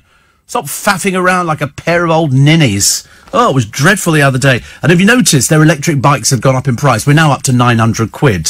Whereas the other week they were sort of about 500 to 600 quid. Now they've sort of changed them and they've got other things. But they always say the same thing. Stock is limited. 40% has gone already. Well, that means 60% is left, doesn't it? And then they'll try and flog you some... you know, I nearly bought a watch the other day. I nearly bought a watch. I walked past a jeweller's shop. I'm not a watch person. I have a watch. It's nothing particularly special. But I saw this one. I went, oh, I like the look of that. It's a nice, chunky, solid watch, and it's whatever make my one is. It's the same. I can't remember what it's called. Anyway, it's a nice make. 1,700 quid. And I thought about it. I went home and I thought, perhaps that could be my little treat for living 40 years on LBC. And then I thought, no. And then I thought, can I justify 1,700? I mean, it's obviously going to be tax deductible. And I'm thinking, I could buy it. And I thought, no. And I can't remember now, I really can't remember, whether or not I've convinced myself to buy the blooming thing, or I've not. And I think it's going to be not. Because I can't justify £1,700 on a watch. Seeing as I've always criticised people who buy Rolexes at £9,000, £10,000, £20,000, £100,000. I mean, some of these watches, these Patek Philippe things, they're serious money. It makes mine look a bit cheap, but it looked so nice. It really did look nice, and I thought, but I just can't justify it. I need to win the lottery to go and buy it, and even then, I probably wouldn't buy it, but I did like the look of it. I did look at it, and I think, that'd be quite nice. I didn't buy any junk off Ideal World. No, I've got to go to Hochanda today to buy some glue. They sell some very good glue. You get two bottles in a squirty thing and all the rest of it, about $9.99. It's very good glue. But it's this constant thing. They all do the same thing on Ideal World. There was stock is limited. You know, more than 15% of stock has gone already. You go, well, so what? They do it in clothing and everything. It's becoming a bit of a stock line for them. The number of drivers caught speeding more than 160 times higher in some parts of England and Wales than others. Avon and Somerset police collared the most. I mean, these are the forces with the most speeding offences. Okay, ready for this one? Kent is at that's right. It's at the bottom of the fewest. 18,000 people. Well, wait, it gets worse. You know, leading up to Wiltshire, 1,191 speeding offences. That's almost like, was it Lenny Henry who used to do a joke about people landing in Barbados Airport? And they used to go, it's air traffic control, Barbados Airport. We're at the beach, land the plane when you feel like it. He said it was an answer phone. That was great. So here we go. If you think, so the fewest, the force with the fewest, is 1,191 in Wiltshire. Top one is Avon and Somerset. 200,000 people. Obviously very virulent round there. Also Greater Manchester, 101,000. West Yorkshire. The Met Police, 139,000. Good God, I see people speeding every day. Kent, 18,000. But I mean, mainly that's people pushing the cars, isn't it, really? Derbyshire, 10,000. And Cleveland, 11,308, which is, it's still at 200,000 in Avon and Somerset. Do you think they just sit there and sort of go, get him there, and they get out there, and they're probably desperate, actually. The most I spent on a watch, says Steve, was 600 quid. In Costco, I saw a jewellery necklace last week for 150,000. How on earth could you ever pay for it? Oh, people do. Well, listen, people do. Seriously, I'm always amazed as well. Graham says, buy the watch. I can't justify. I'd feel so guilty. I'd wear it out and then somebody say, because I tell you who's really into watches. Nick Ferrari's really into watches. He loves what, I remember him seeing my watch and he said, oh, that's nice. Which one's that? And I showed him. And I said, I've had it for ages and ages. Janice says, everybody deserves a nice watch. Yeah, but it's 1,700 quid. I can't justify 1,700. Scottish boy. What sort of watch have you got? You've got... What's it? A sports watch. It's a what? A sleep? It's a Withings watch. What does that mean? Oh, right. A sleep tracker. What do you mean a sleep tracker? What does that mean? Oh, right. Or do you not know that when you wake up and go, I went to bed at 5, it's now 10, I've had 5 hours? Well, how does it know? How does it know? That's just ridiculous. Don't be so ridiculous. It doesn't know whether you've had a deep sleep or a thing. As Tom Swarbrick... Oh, Tom Swarbrick... Oh, well, he would have. He would have. Definitely. I can see that. Oh, there's a graph. Oh, no, please don't. Please do not show... No, do not. If you put anything up on this screen, I'm going to have curtains built in here, so I don't have to see you. Will Guyett. And Warren says, you paid what for a car and you're worried about a watch? Warren wants a Rolex. It's 9,000. I'm getting it. Mind made up. And Will Guyett says, what's the best thing you've ever bought from the shopping channels? Glue. Glue from Hochanda. It's really, really good glue. Really good. Little bottle. I've used it for 1,000,001 things. I had a bit of trim that sort of came off the car, and I just put a little drop of this glue on there. I've seen them demonstrating it online. It's really good.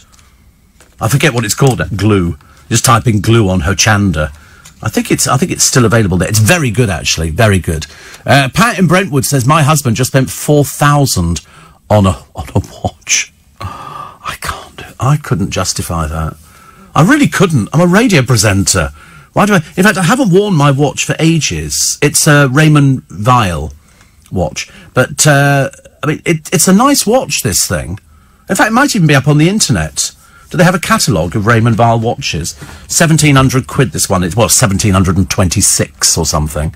It just seems a huge... I mean, I've saved up my money because I paid my tax, and so I've got my tax money ready for the next time round. I thought, that's a little bit of a treat. I thought, God, it's a bit of a treat, isn't it? But then somebody said to me, you can have it's gold. All I'll tell you is it's gold colour. So look, here we go. Have a look. Has it got prices on them? Typical, isn't it? Typical. Oh, that was... Go down. That one there looks a bit like that. That's... no, the one in the middle. It's a bit like that, but it's a bit more blingy than that one. See, it doesn't say... So that's quite nice, isn't it? Parsifal. I can't justify the price for it. I really can't. Look at that. Very pretty, isn't it? Blue lacquer and all the rest of it. It does look very nice. Well, where's the blooming price? Why don't they put prices on things? It's so annoying. I hate it when they don't put prices on. If you have to ask, you can't afford it. I know. That was the old thing, wasn't it, years ago? And I was thinking, but I might be able to afford it. I know what's going to happen. I'm going to phone my bank manager up and say, I've decided to buy this watch. And she's going to go, what for? You've got a watch. He has one that tells him whether he's in a deep sleep. I can tell him now. He's in a deep sleep. You know, that's how it works. What was the other thing you've got? The other thing? Oh, cough down the microphone when you talk to me. Track swimming. You don't do swimming or running. What are you on about? When? You go swimming... Listen, having a bath is not tantamount to having a swim. Goodness sake, honestly. So he said, and this thing tells me probably whether I'm swimming or not. It's obviously a very, very clever watch, isn't it? What a waste of time and money. Why don't you just sort of have somebody... Ask your girlfriend, she'll tell you whether you're swimming or in a deep sleep. You know, that's it. So, was I in a deep sleep? No. I mean, how much did you spend on that watch? Was it very expensive? Was it a Christmas present? Okay, how much was it? Because you must have checked out the price. Oh, of course you did. Everybody checks out the price of things. Somebody sees something, they go, oh, I'll just check online and see what that is. I spoke to somebody the other day. They were given something as a present. They had it valued in 2 minutes. You must have a rough idea. Steph says, I've got a new watch. It doesn't tell you the time. You've got to look at it. Paul says, you should definitely buy the watch. If it's a good make, it'll last you for life. I bought my Breitling watch 15 years ago, put it on every morning, and it feels and looks great. Buy it for you. Go on, treat yourself. Although maybe LBC will buy it for you for your 40th. I don't think they're going to run that much. I've got champagne, but I don't think they're going to run to a watch. It could be a treat, but then to me that seems an awful... I was brought up, you know, to sort of not expect anything like that. What else could you spend that money on, Steve? 1,700, 9,000 or 17 quid. They all tell the time. I know. You're right. That's all it tells the time. That's why I can't quite justify. And also, I think makes you a target. People see it and they go, that looks a nice watch. So, maybe not. Maybe not. Could the watch be tax deductible, says Rod? I'm not sure. I'm not sure. Go on, buy it, says Jane. You rarely go on holiday. Look at you, honestly. You're all terrible. Go on, buy the watch, by the way. It's 1,790 quid or whatever it is. I'll take a picture of it today. I'll go and take a picture of it. I might then change my mind and go, well, I better buy it just in case. No, I don't. No, I mustn't. It's total waste of time. Total waste of time. I've got a watch. So, what was the other one? Oh, Warren thinks Theo Usherwood sleeps under the desk at LBC. Well, I think he has been since Brexit's been going on. Seriously. I think he spends more time here than he does at home. Bless his heart. We love him.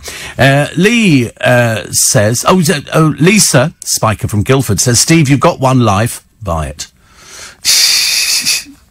I can't justify it. Would you buy it, Chris? You wouldn't... Oh, no. You'd buy it. I know you'd buy it. Scottish boy would buy it. Like a shot. You're too... I know. I'm also becoming a bit frugal. Well, not becoming frugal. I've always been a bit frugal. But he'd buy it like a shot. If he had the money, burning a hole in his pot, he'd be in there straight away. Cash? How much you give me for discount? Be like that. Your watch was less than 200 quid. Well, my Raymond Weil, I paid 800. But that was donkeys years ago. It's still £800. I don't think it's changed, actually. Ages and ages ago. And I wear it a lot, but I've not worn one for ages. And you know why? Because I've got the time on my phone. It says here 6:39, so we're doing really well. I might go and have another look at it today. No, I can't justify it. That's ridiculous. That is so ridiculous. Instead, I should give you the... Morning. Jenny says, I knew you'd be wearing a Raymond Weil watch, Steve. I think you deserve the new one, or us listeners can have a whip round and treat you. I'm wrestling with it. See, the funny thing is, producer wouldn't. He wouldn't spend the money. Scottish boy, there straight away. You go and spend the money on it. I love the one here. Steve, I was given a free watch with a GPS tracker. It was given to me by the police. I wear it on my ankle. So cool. Steve, I've heard that Mickey Mouse has got a Steve Allen watch. I used to have... I've got a few... I've still got my father's watch, which is nothing. It's a square watch, which I quite like. This latest one is a round one, but I'm not justifying. I kind of get there, and I go... And then you think, that's a lot of money. It's too much money. Too much money. Even if I'm treating myself to 40 years in the business, that might need a little bit more cajoling. Steve, we love Theo Usherwood. He makes the Brexit pain a bit more bearable. I know even he's running out of superlatives, I think, to talk about. Steve, you bought a fancy car when a cheap one would do. Please don't cut me to the quick there. You can't say things like that. A cheap one would never do. Not for the Allen. Goodness sake. Steve, come on Facebook Spikers group, says Jane. Let's start a GoFund Steve's watch. Please don't. Please don't. Sandy says, hubby bought me a Rolex for Christmas 2 years back. Don't really wear it. Too ostentatious. I mainly wear my Apple Watch. Well, the producer's got one that tells him when he's in a bath or when he's in a swimming pool. I mean, it's pretentious rubbish or what. Well, he's got the other one on his ankle, but he's got the one that he wears on his wrist. You know, have you had a deep... Why would you want to wake up and go, what if I had a deep sleep or just a light... Who cares? Who cares? Sawbriggs, is he obsessed? Well, we know he's obsessed, but I mean, is he obsessed about his... That is really bizarre. Why would you want to know whether you've had a deep sleep or a light... It doesn't... I got 6 hours sleep. No, who cares? You go to bed, you sleep. Doesn't matter whether it's deep or whatever else. You know, would be with chloroform, of course, fairly deep. And then you wake up and you go, oh, I feel completely different because I've had a deep sleep. The watch told me so. Who cares? It's not important. It's not important. It's really not important. There are bigger things in heaven and earth that you need to worry about more than, whether have I had a deep sleep or a light sleep. Put it this way, to us, you've been in every day. You look exactly the same. You haven't improved. or anything like that. You just look exactly the same. So I'm assuming that some of these days must have been a deep sleep and some were a light sleep. Well, we've not noticed any difference. So what's the point of having it? It's just ridiculous. It's just another faddy thing to have, isn't it? Oh, I've got this. My parents bought me this because I could tell if I'd been doing lengths in the swimming pool, you know, swimming on my back or on my stomach and all the rest. Who cares? It's just another ridiculous thing to add to that collection that you have on your wrist. That's all it is, isn't it? Yeah, look at it. Look, goodness. It even looks cheap. It even look really cheap. A leather bag. Who has a leather strap in this day and age? Nobody has a leather... Oh, it's plastic, is it? Oh, it's quite nice. Yours is nice, Chris. I like that one. That's very good. Steve, says Adrian, listen to your head and heart. You work every day and bring joy to millions. Go for it. Do you know, I thought you would all be completely opposite. I thought you would all say, no, it's an awful lot of money. It only tells the time. I mean, how wrong can I be? How wrong can I be? I seriously thought you would all be going, the listeners are enabling me. What does that mean? What, to go and buy it? I thought you would all be totally against it and go, don't be so ridiculous. 40 years or no 40 years. What on earth? You've got a watch. It tells the time. This is just another one. It's 17. Couldn't you spend the 1,700 on something else? Well, I could have Botox, but the bank won't sanction that. She's already said she'll close my account down if she discovers I've had Botox, so I might have to pay cash for it. I was once watching a Maurice Lacroix watch on eBay with a buy of now nearly 500 quid. Came home drunk one night, clicked buy now, also went on to PayPal and paid for it. Had no idea until the next day when the laptop said that I'd successfully paid for it, says Dan. Well, we've all done that. Do you know what my worst thing is? Amazon. Amazon is my worst thing. You go on there and think, oh, somebody will say to something. My friend Rich was introducing me. He works one of our sister stations, and he introduced me the other day to an artist which they were playing on the station, and I remember thinking, that's like, who is that? And it's a Scottish singer, Somebody's Cinnamon. He's a solo singer. He just plays guitar, and he's done all these concerts. He's huge. He's absolutely enormous. And he played it. And I said, who's that? And so Jerry Cinnamon, he then sort of tweeted it and said, Steve Allen's show has just asked me about this thing. Totally how to keep it, but I ordered the album. Which is the thing. Steve says, John, en route to Londinium for training and presentation. Any words of encouragement to get me through such garbage? Oh, God, I wish there was. I don't know.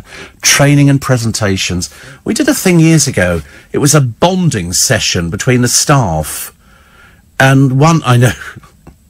Some of them had already bonded before, but they, which we didn't mention. But at one point you had to it was like an outward bound course. You went up a long pole and you all had to stand at the top of this pole, which was like a telegraph pole with a little platform on it, and hold on to each other. Woo! Not for me, thank you. Not for me. I didn't go on that. I wouldn't do things like that. Malcolm says, being a Piscean, you'd feel more comfortable buying an expensive watch for somebody else. I would actually. I'm more a giver than a receiver. I'm just waiting to win the lottery so I can go down and surprise my brother and his future wife. That's what I'm thinking. I can go, I'm going to give you £1 million or something. No, just to see what the reaction would be. That'd be so cool, wouldn't it? Lee says, speeding fines are up, probably down to the average speed cameras. Drivers don't seem aware. They're measuring your speed over a distance. You see drivers slowing down when the camera comes into view. If you wanted the watch, you would have bought it. If you differ, then you don't really want it. Yeah, I mean... I don't think I do want it. Well, personally, I don't need it. And it's the need thing, isn't it? You know, do I need the glue? Yes. Do I need, I had to go out and buy a new saucepan the other day, but I seem to get, don't ask how, I seem to get through quite a lot of saucepans and frying pans and stuff like that. And I love watching the shopping channels to see what's sort of new out there, because sometimes it'll be something really good. And I think, I've got to buy it.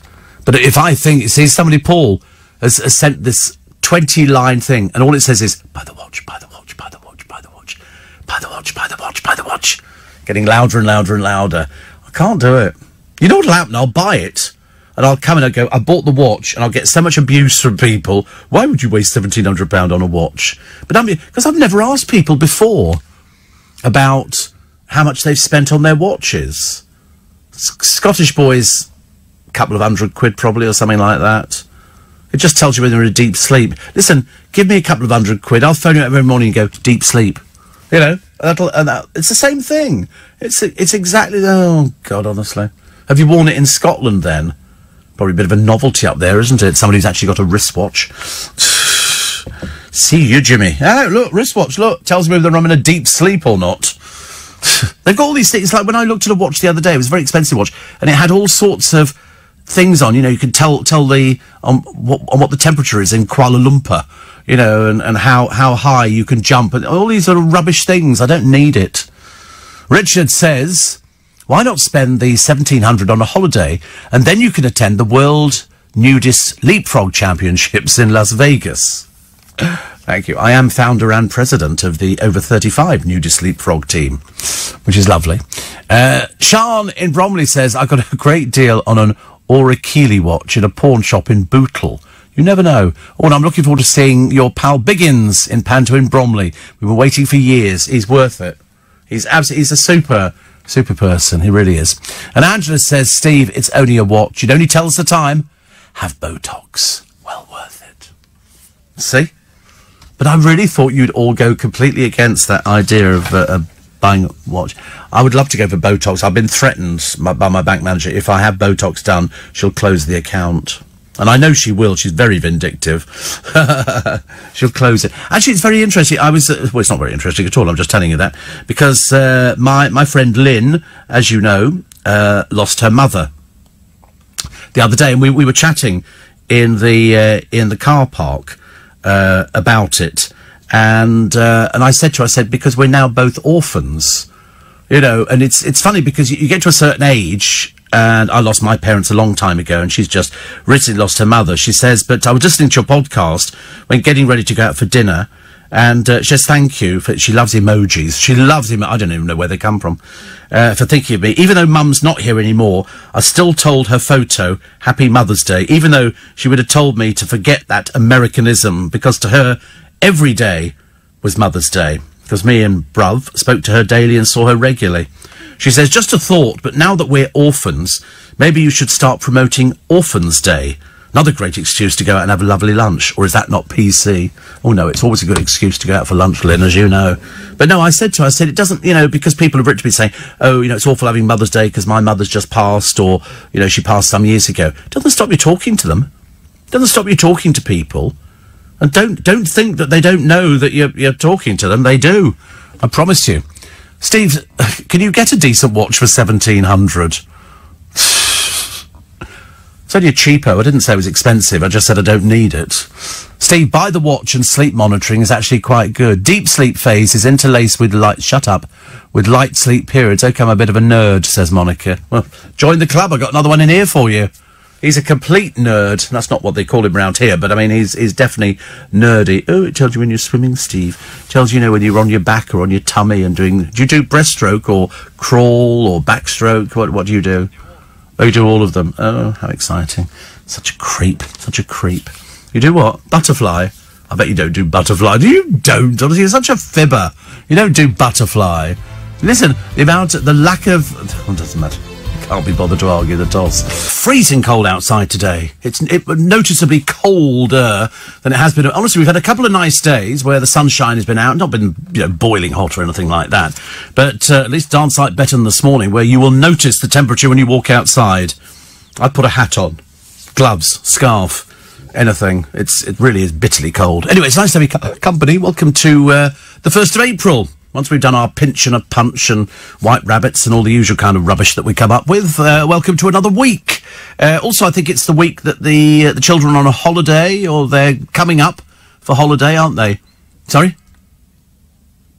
This is the last week, so next week they're on holiday. How lovely. Always means the trains are empty, which makes such a difference. The buses are empty. It just means you get feral children about all over the place. Do you recall Liberace's famous diamond-encrusted grand piano watch?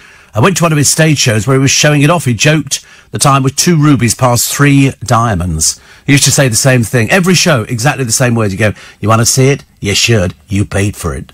Which is what... of course, when he thought he was dying, he got rid of everything. Seriously.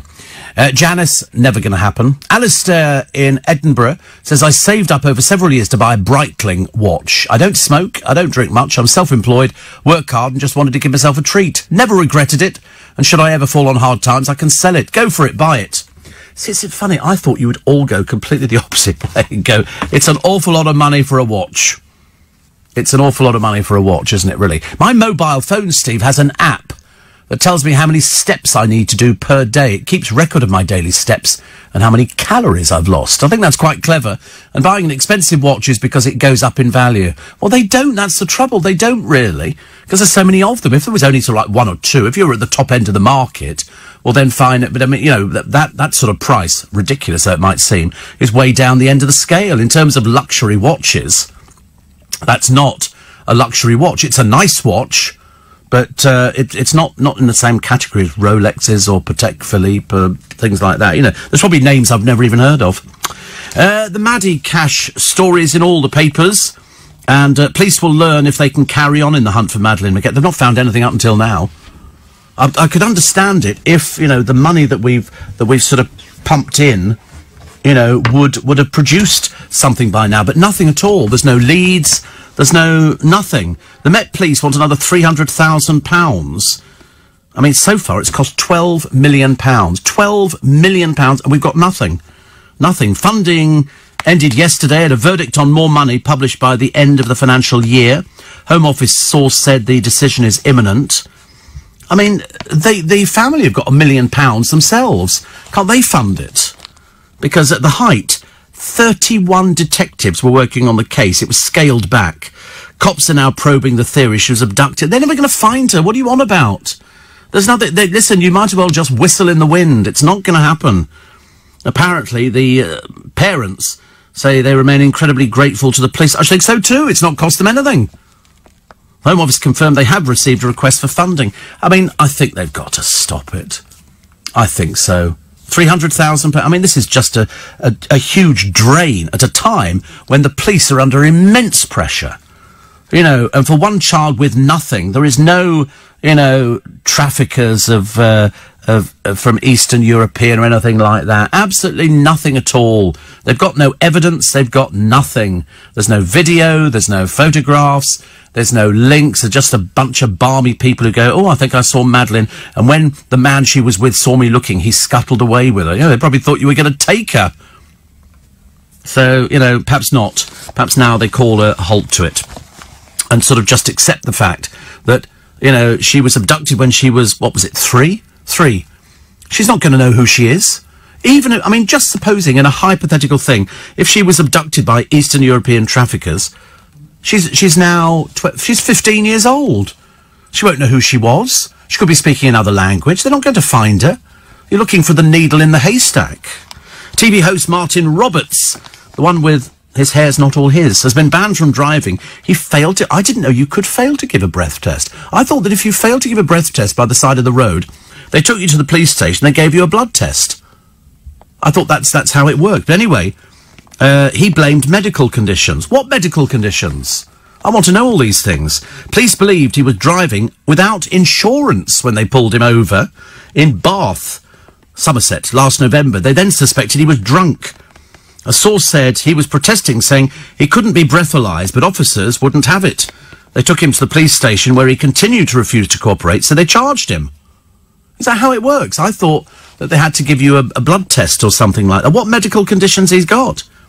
Bath magistrates convicted him of failing to provide a specimen last week. He got a 23-month driving ban, fined £3,500. Presumably that's based on your earnings. Gives you a rough idea what he's earning. Told to pay £930 costs and £120 victim surcharge.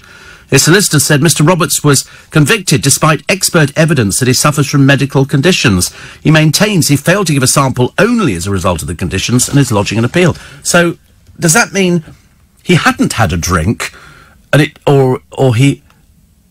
hadn't had a drink, and it just makes it look as though he's had a drink, his medical condition, or he had had a drink, and the medical condition exacerbated the situation? I don't know where we are on it, but if he was found guilty in the magistrate's court, they've already fined his money, so he's now going to appeal. What medical condition have you got, Mr. Roberts, that means that you can refuse to take a breath test?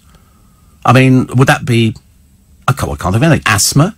There was a woman that they did. It was one of these programmes on the television where they stop drunk drivers. And if there's one thing the police absolutely hate, it's anybody who gets behind the wheel of a car who has had excess alcohol. And this was a woman on there. First of all, they had a lot of trouble to get her out of her car. She was drunk as a skunk. And it turns out, she was screaming, shouting obscenities at them. This was an older woman. She was about 55, 60. Don't touch me, get your hands off me, and all the rest of it. Anyway, she was drunk. Eventually, she doesn't want to do the breath test because they actually try it at the roadside. Okay, breathe into it. So you go, they go, no, you're not doing it properly. It turns out she was well versed. She's a drunk. Well versed at trying to hoodwink the police. And so she tried it 3 times. They said, no, just blow it, just keep blowing. You're going to keep blowing because they're looking for the air from your lungs. So, and she knew what she was doing. Anyway, they get her back to the police station. What does she do? She starts feigning illness. I'm going to be sick. I can't do it. What she was doing, she was dragging out the time, hoping that by the time she'd faffed around. Anyway, luckily they did get her, and it turns out she's got convictions as long as your arm. She's a drunk. You know, a danger on the road. And so that's why I'm curious to know what Martin Roberts was doing. So they thought he was driving without insurance. Well, you would know that. It comes up on the computer. They know if the car's got MOT or it's got this or that, and they would know about insurance. You can find it. And then when they pulled him over, they suspected he was drunk. Well, I mean, he might have a medical condition that makes it look as though he was drunk. If he's a diabetic, he might be... I don't know if he's a diabetic. I'm just trying to think of reasons around it. If he's a diabetic, he might be having a bit of a hypo, in which case he would act slurry, he'd be sort of looking... it could be any sort of number of things. So they get him back to the police station, and he still continues to refuse to cooperate. So they charged him. You thought he'd have wanted to be a clever person. But, it's almost a case of, do you know who I am? And, of course, they don't care, the police. If they think that you're drunk and you're behind the wheel of a car, you're treated exactly the same as any other cheap bit of trash who dares to get behind the wheel of a car when they're over the limit. But it's an odd one, isn't it, really? So he maintains he failed to give a sample, because you can do a blood sample. You don't have to blow into a machine. You can do a blood sample. They can test it that way round. But of these conditions, what conditions would they be?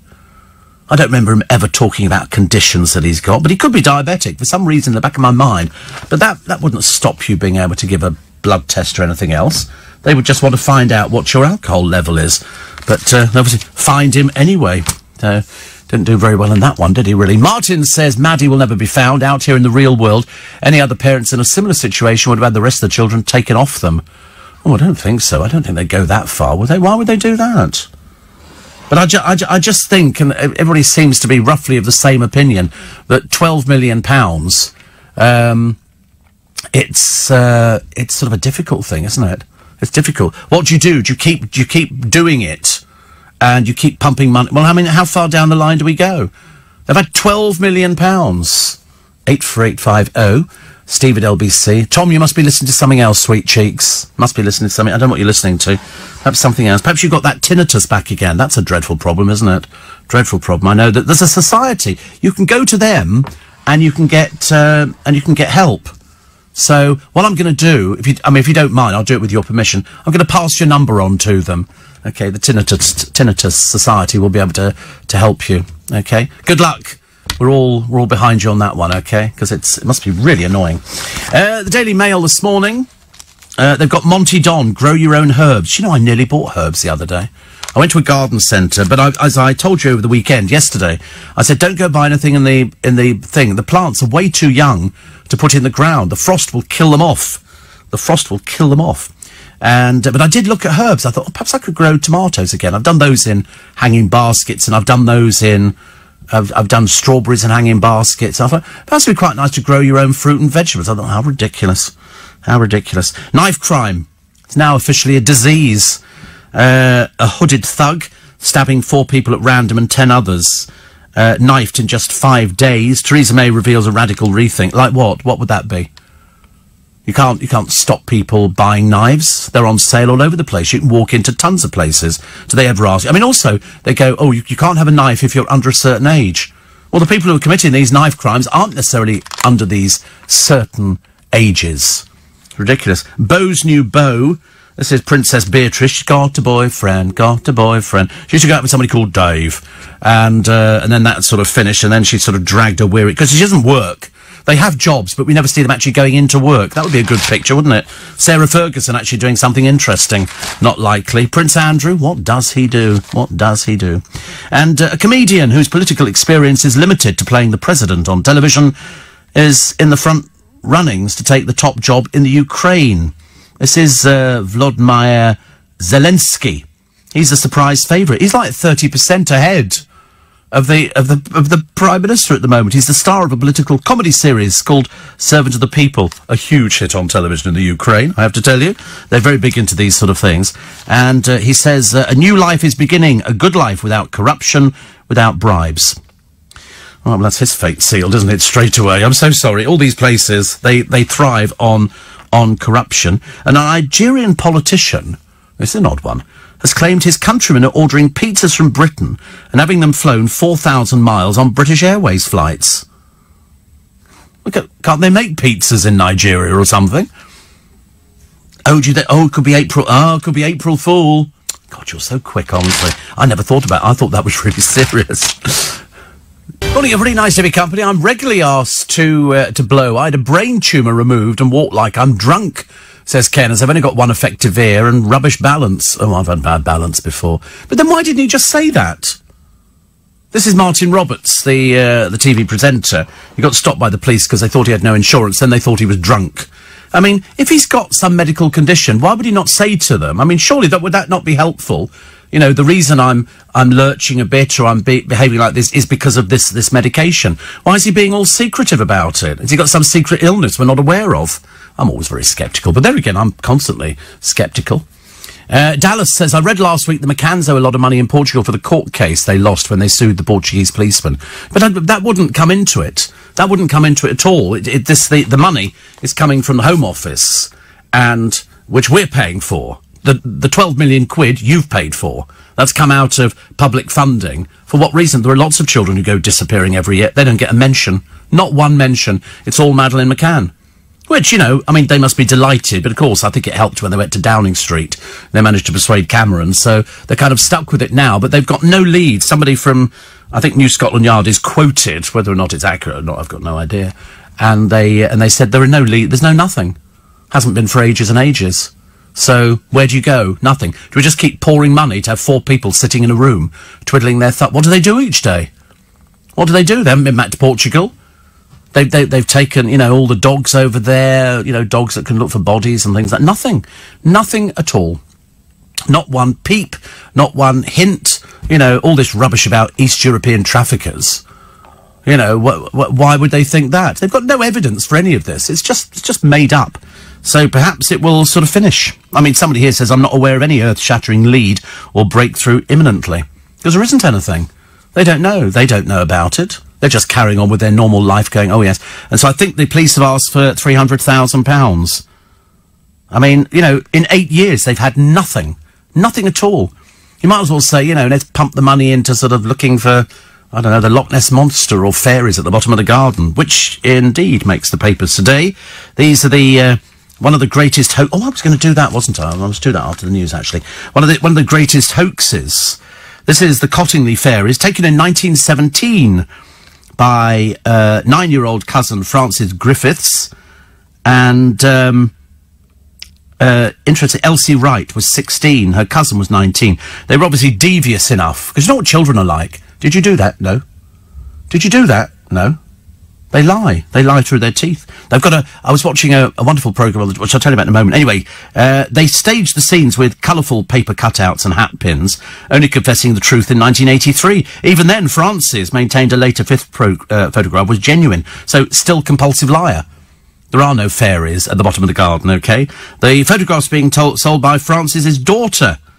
Well, that's a shame. Why not hang on? Wouldn't you want to hang on to them as being a family heirloom? How sad. How sad and tragic. I was watching, a lovely programme on YouTube, and it was to do with the lottery. And in America, they had a huge problem because they have interstate lotteries. Oh, by the way, the pizza issue in Nigeria is true because it popped up. We've just checked with the news desk, and it popped up over the weekend. I mean, you couldn't make it up, could you? Somebody's having pizza sent from this country to... Can't they make pizzas? You thought they'd be able to make pizzas? I mean, surely there must be a pizza company in... I mean, really? How hilarious. What a waste of money. Mind you, so much corruption, isn't it, going on in the world to have pizza. I mean, how much does it cost to send pizzas out there? I should imagine a small fortune. But anyway, this was a programme on YouTube, and it's investigations across the whole country of people who work in convenience stores with lottery terminals. And somebody goes in there to test them because they'd heard that some of the people selling the tickets are bent. What they would do is people go in there. You see it all the time here. They hand over their lottery tickets. They say, can you check these? And they go, no, nothing. Do you want them back or throw them away? And they go, throw them away. There's no point. They're not worth anything. Anyway, it turns out that some of the people in these shops were bent. And so one of them, in fact, all of them had been caught out. There was one woman, she had twin daughters. One of them had a ticket in, and it was a winner. Because normally here, a bell rings. It goes ding, ding, ding, ding. That means it's a winning ticket. Anyway, this was a £10,000 winning ticket. And she said, no, nothing on those. She kept it. Anyway, in America, they don't waste time. There's obviously a statutory amount of time they send you to prison. 3 months, they go to prison. There was a husband and wife, bent, as they say. And he'd got the ticket worth, I think it was $1,000, which, you know, $1,000. And so they go in there from whichever news channel it was, you know, NBC, QP, whatever it was. And he goes, and they show them the footage of him in the shop, taking the ticket and checking it and then going, no, it's not worth anything. Then when he discovered it was worth money, he gave it to his wife to go and claim somewhere else.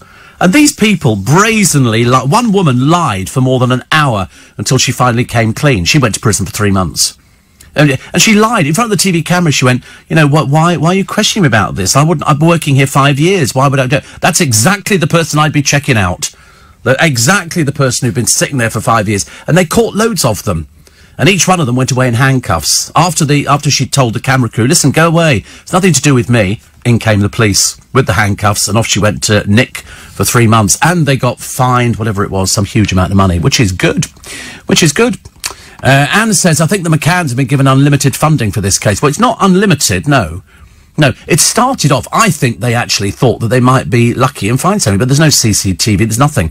Turns out to be a bloody useless place over in Pride of Luche, doesn't it? They didn't even have CCTV in a complex. Mind you, we come back to that age-old argument which you keep throwing back at us, going, you know, well, they shouldn't have left the children by themselves in the room. I know. But anyway, what about poor Ben Needham? His poor family and others like him never had that kind of funding to try and find him. And that family didn't leave Ben alone in a holiday flat. The McCanns weren't even investigated by social services. Well, it took place elsewhere. I don't think they have things like that. I mean, the Portuguese authorities couldn't wait to get rid of them. It was damaging for them. You know, I mean, you don't leave children alone in a strange country. Well, they did.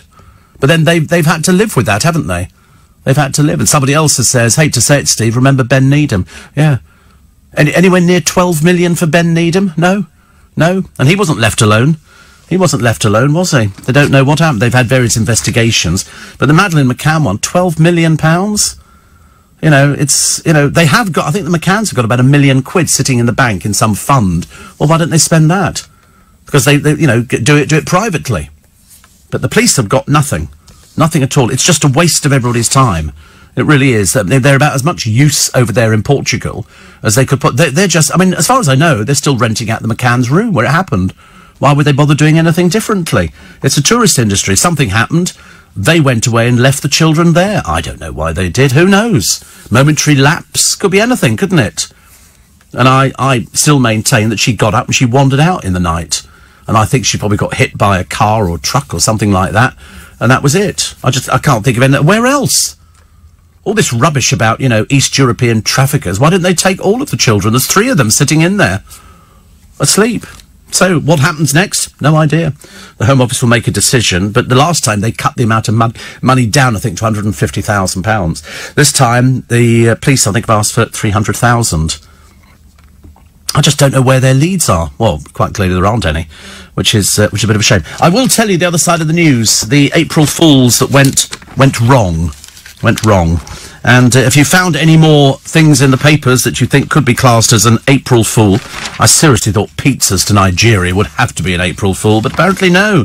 Somebody really is that barking mad that they're ordering pizzas and having them sent back home. Not right, is it really? Right, we'll also have the papers. We take more of your texts and emails. 84850 steve@lbc.co.uk, and we'll find out what Nick Ferrari is doing on his programme for breakfast this morning. But LBC News Time now, 6:30. The latest head. It's to 7. Nick Ferrari's with you at 7 o'clock this morning for breakfast. And this morning, ahead of today's big knife crime summit at Downing Street, Nick will find out what the experts are likely to be telling the government and how you think authorities should respond to the crisis. I don't know what the answer is. We've discussed this a million times. It's a difficult one. Nick will also try to find out a route out of Theresa May's Brexit dead end. It's the cul-de-sac that's just going nowhere.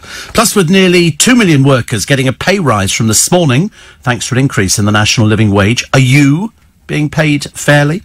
That's all with Nick Ferrari at breakfast this morning from 7, right here on LBC. Scottish boy just told me he's flexitarian. Have you ever heard of such a thing? I've never heard of it. Flexitarian means that you're sort of vegan, but if you go to somebody else's house and they're serving pot roast and you've got sort of beef Wellington, he is prepared to eat that because he doesn't want to offend them. So it's like semi-vegetarianism. So it's sort of vegetarianism with the occasional inclusion of meat. So there it is. It's a semi-vegetarian or flexitarian. Everybody's got a name now, haven't they, for what they do, which means he just eats everything. So vegetarian is the practice of abstaining from consuming meat, but with the term flexitarian thrown in, and he's probably got it printed on a card, so if somebody says, oh, by the way, what are you? He goes, have one of my cards. I'm a flexitarian. So, in other words, if you came round to my place, unlikely, you know, and I said, OK, today we're having a roast chicken. Oh, yeah, I'll eat that. But I thought you were into vegetarian or pescatarian. Because a pescatarian is somebody who eats, because he calls himself pescatarian, who eats fish and other seafood, but not poultry or meat. Well, quite clearly he does, because he's flexitarian. In other words, it's called, I'm just sort of adaptive to just about anything. It would be a lot easier if he went on to macrobiotic, which is plant-based, and may include occasional fish or other seafood. But of course, if he goes to somebody else's house, he's going to eat meat. So if I do, you know, beef Wellington, one of my specialities, he's going to be going, I'll have some of that, Steve. Or, you know, here we are at McDonald's, I don't want to appear rude, so I will eat your food. And you go, well, you're not vegetarian then, are you? I am, it's just that I'm flexible. Well, what's the point? I mean, I don't quite understand what you become vegetarian for. Either you're into the thing. I mean, people who go, I'm flexitarian, you know, are just dreary. It's a case of you just can't make up your mind, so you'll appeal to everybody. You know, I'll do that, I'll eat that, doesn't make any difference. You know, in fact, really, I don't hang on to my beliefs.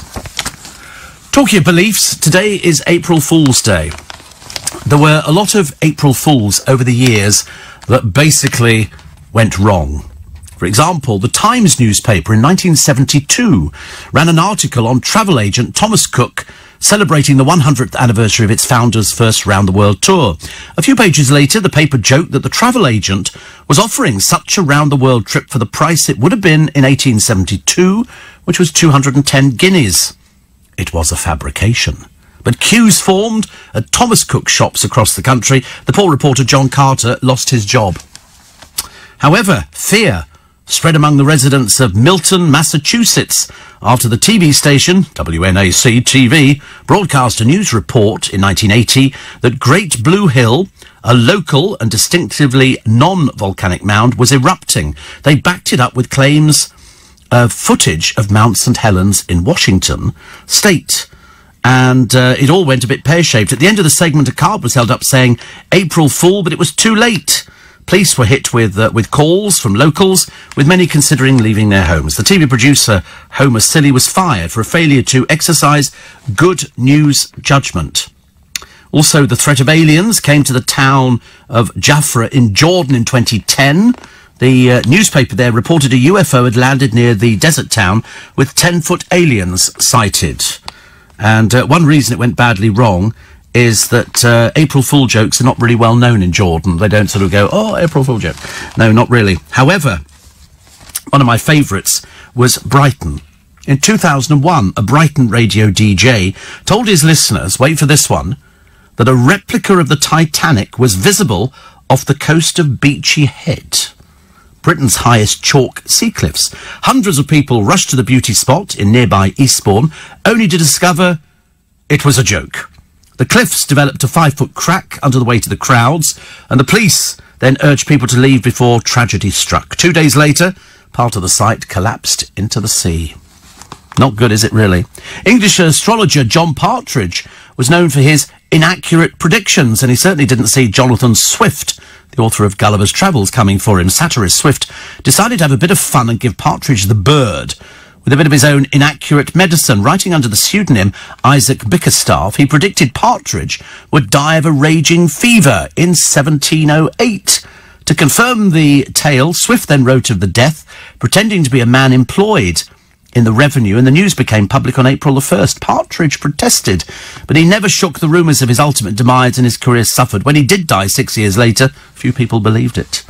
There was also, a husband scared his wife to death. John Arends didn't intend his spooky prank to actually have an effect, but in 1896, he was a farmer from Nashville, Tennessee, decided it would be hilarious to disguise himself as a tramp with a white mask to scare his beloved. When he knocked on their front door and asked Mrs. Arends to cook dinner, she fainted and died within an hour. They'd been married just a few months. He was said to be stricken with grief and remorse. And there were so many of them, but even the ones on the television, people took to heart.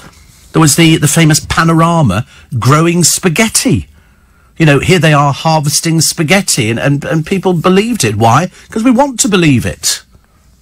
You know, it's as simple as that. You know, people like to believe these things, and some of them are so stupid. You seriously believe, don't you, that, you know, how can you be that daft as to believe it? But people believed everything. People believe flying saucers. They believe everything. You know, why? Because we want to. E.T. was on the television the other day. Do you know, I actually had to persuade myself not to watch it. I thought, I've seen it a million times. I love it. I do absolutely love it, but I thought, I can't watch it again. But it was definitely funny. Well, sort of funny, not in that sort of thing. Tim Vincent's up nice and early. I'm assuming everybody else is up early. Chris Evans celebrates a birthday today, 50 something. I don't like to tell people how old people are because it's unnecessary. We never ask on this programme at all.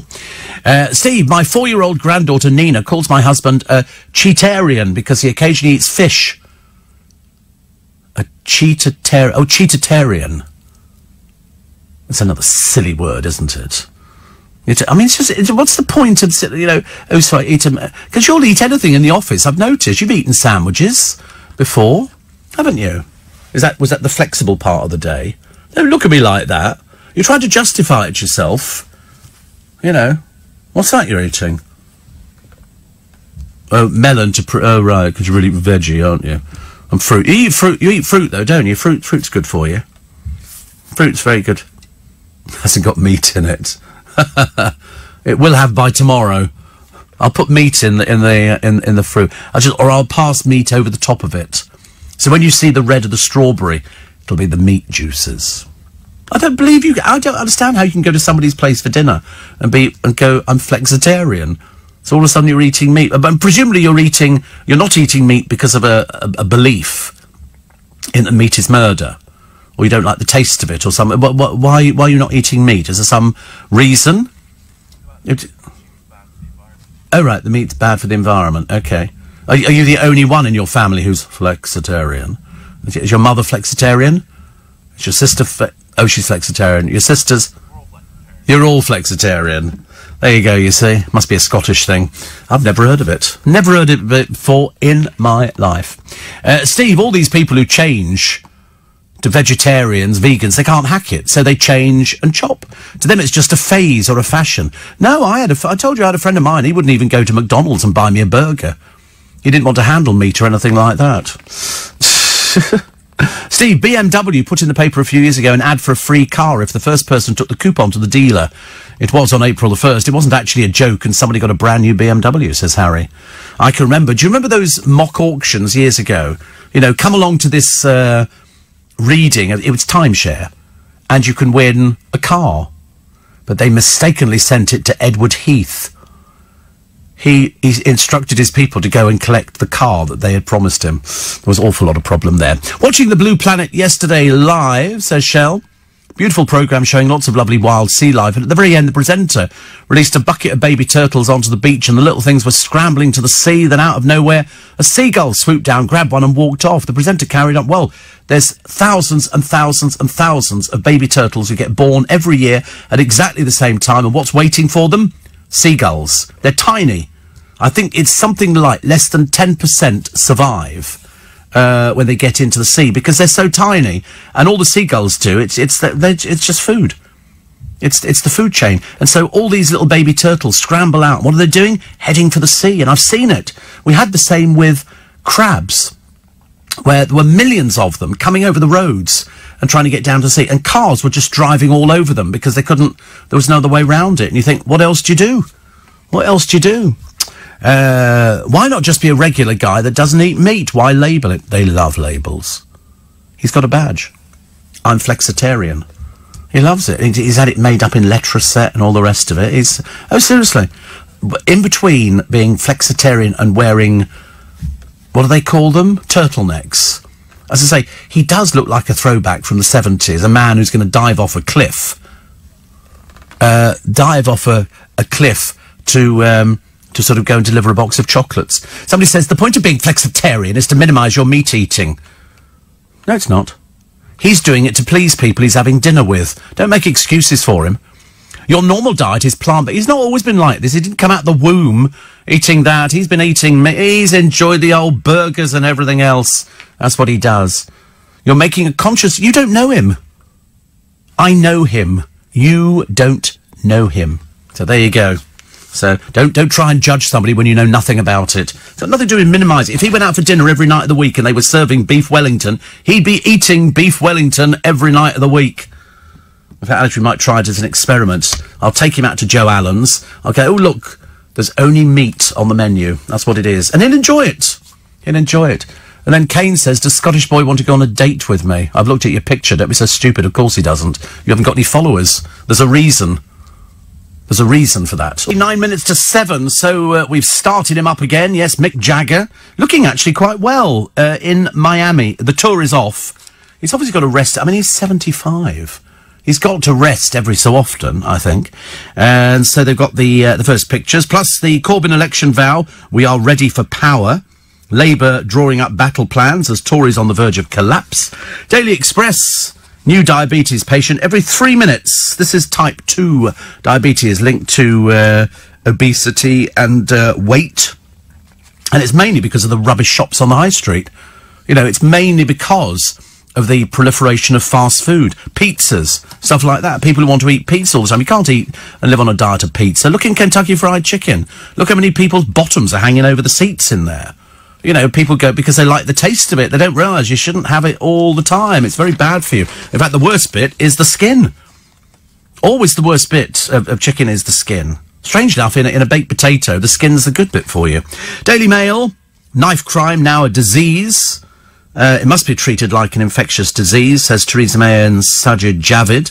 I mean, you know, they're kind of preaching to the converted. I think the people who are lying on mortuary slabs will bear witness to the fact that it's been a disease for some time. You're never going to stop it. You're never, ever going to stop it. What, you think really by having a knife amnesty, everybody's going to hand their knives in? Of course they're not. Of course they're not. It just doesn't work like that. I wish it was that simple. Okay, it's like sort of going back to, you know, if you were caught nicking apples from next door, the policeman came round and told you off, I'm never doing that ever again. Not now. They couldn't care less. What did we have the other day? Didn't we have a little, was it 11-year-old or something, threatening to knife a policeman in class who came round to talk about knife crime? What sort of families do these people come from? I think we all know, don't we? Here's Princess Beatrice. As I say, anybody less like a princess, you'd be hard pushed to find, with her boyfriend. Fergie and Andrew on a family jaunt. They're becoming as boring as the Beckhams, I'm afraid. Very boring. Front page of the Sun, Remain betrayal for May. Also... Love Island's Caroline Flack sharing a romantic getaway. Do they just mean they've been into a hotel room for How's Your Father with Danny Cipriani? She's been there before, actually. A source said Danny's infatuated. Well, who said that? Who said that? Is Danny suffering from a dearth of publicity? Who would say that about him? He's infatuated. What, with her? She's been around the block about 5 times. He's been around the block about 5 times. Why would he be infatuated? Ridiculous. Foreign drivers exploit UK licence loophole is front of the Times this morning. And they've found a fresco unearthed in Pompeii. Didn't know they found anything else in Pompeii. May appear grand, but it actually adorned a lowly snack bar. I wonder what they would sell in Pompeii for snacks. Interesting. I mean, it's very nice. And for some reason it adorned a... Well, how do they know it was a snack bar? I wonder what they ate. Also, the gender pay gap has grown from 9.3% to 10%. The Royal Bank of Scotland under fire for pursuing small and medium-sized companies for debts linked with the government loan scheme. Lewis Hamilton took victory at the Bahrain Grand Prix. So that's exciting. That's just called putting your foot down on the accelerator. I don't think it's anything more complicated than that. Some people do it on the roads and they get nicked for it. He does it and he gets paid a small fortune. Although I thought he was very good on Top Gear. Daily Telegraph, Tories need experience at the helm. Grayling says May's successor must be Brexiteer who can hand over the next generation. It's just getting worse and worse, isn't it? Worse and worse. Also, police and schools required to report potential knife offenders. What? Don't tell me there's a stereotype of the person who carries knives. Also, Jeff Bezos' security chief has accused Saudi Arabia of hacking the Amazon chief executive's phone and leaking his private messages. This is in retaliation for the Washington Post, which Bezos owns, fiercely criticising Riyadh following the murder of Jamal Khashoggi. It's just tit for tat, is it? Like children. Also, roadside cameras now capture 4 speeding drivers a minute. Well, I mean, I don't know. I was tempted to say, sorry? Don't speed. Yeah. If you don't want a picture taken of the back of your head, you know, don't speed. But people do. They go, I'm not bothered. Somebody drove onto one of the racetracks. So it was at Aintree. They drove onto the racecourse or something. And in a 4x4, you think, what sort of stupid person are you? The answer is a very stupid, simple person. The Daily Star today, while deck fumes and vapes, they've said that they are going to bring back Saturday night takeaway, isn't it? That's what, yeah. There was a report in one of the Sunday papers saying they weren't going to bring it back, but the TV company have said that they will. Also, snowstorms to batter Britain. Is that an April Fool or not? I don't know. They've said shivering Brits are braced for snow with temperatures set to plummet as low as -5 in the first week of summertime. Oh, God. I mean, it could be a bit late, couldn't it, really? But it's the headline on The Guardian today. How James O'Brien turned the talk show on its head, and that's the April Fool. That's not real at all. So you get 4 pictures of him today. Is it 4 or 3? One is the deep and moody in black and white. Then the other one is where they've given him hair. And then there's another one which is sort of where he's looking all... in fact, actually, it bears no resemblance to the person I see every day. But no doubt we'll be having the office festooned with pictures of this one. He'll be telling everybody that he's in The Guardian today. So he's talking about the talk show and now he's turned it on its head. Teachers could have to report knife fears as well. Front page of The Guardian. And somebody says, I never knew I was pregnant when giving birth is a surprise. Lovely. How do you not know you're pregnant? I mean, I don't understand how that works, but it's happened more times than I care to mention on this programme, where sort of somebody's gone, you know, all of a sudden, 1 minute she was sitting in classroom, and the next minute she was giving birth, and people are going, whoa, how did you not know? The clue would be unprotected sex. I'm assuming that's what the thing would be. Listen, if you go to the LBC website, which is lbc.co.uk, you can find out all sorts of things about downloading, and it'll change your life, I promise you, because we've got everything all in there. Plus, we didn't get round to the toilet charges, scrapped at all Britain's busiest trains. So some people jump the barriers anyway, and if you're very clever, you can pull it and squeeze in there. But it's going to be free to go and spend a penny, which is quite nice, isn't it? And they're going to give you free water, apparently, and more places to sit down. About blooming time, actually. Also, the NHS to test if mums-to-be are smoking. And Charles tells Meghan, don't wear a tiara, you're in a poor country. You know, they wouldn't like it. That's it. Before I go, let me tell you what's coming up on my free podcast. How was James O'Brien yesterday? Was he good? Did he read his piece in the paper? Did he read his piece? He came in reading it. Oh, God, even better. He didn't come in reading it, surely. They must have sent it to him. They do automatically with these things. Oh, how funny. He came in reading it. Did he mention it to anybody at the desk? I want to know. I'm evil in that. Did it? What? Don't talk about it. No. Oh dear, honestly, that was it. Did he mention it on the show? I didn't hear yesterday. Actually, I was sort of out shopping, looking at watches. No, I didn't buy it. I went back to the shop to look at it, and I thought, did you hear about this? The watch yesterday. I saw this watch in a jeweller's in Kingston, and I thought, as a 65th birthday present, because I haven't bought myself anything, I'll treat myself to a new watch. I don't need a watch. It just tells the time, like the phone does and everything else. And I saw this one, which I quite like, which is Raymond Weil, £1,750, and I thought, I'll treat myself to it. So I had it in my mind. Everybody yesterday was going, go buy it, go buy it, go buy it. I went back and had a look at it, and I didn't like it the second time, so I didn't buy it. Even my friend Christopher said, go, because he was having his birthday the other day, he said, go buy it. And I looked at it and I went, it's 1,750 quid. It doesn't matter, whichever way you look at it. I was brought up that that's a lot of money. Really? You think so? Oh, get points on the card. It was nice, but it just wasn't 1,700, and it tells the time. And I studied it from every angle. Does it look, is it big and... Does he not have the money to buy that? Oh, right. Oh, right. Oh. You're not going... Oh, I give you the money? Well, that's very mean of you, isn't it? I can't believe it. Why not... Could it not be a sort of a birthday and Christmas present combined? You did get me. It was a very nice Christmas effect. Actually, I can't wait for this Christmas.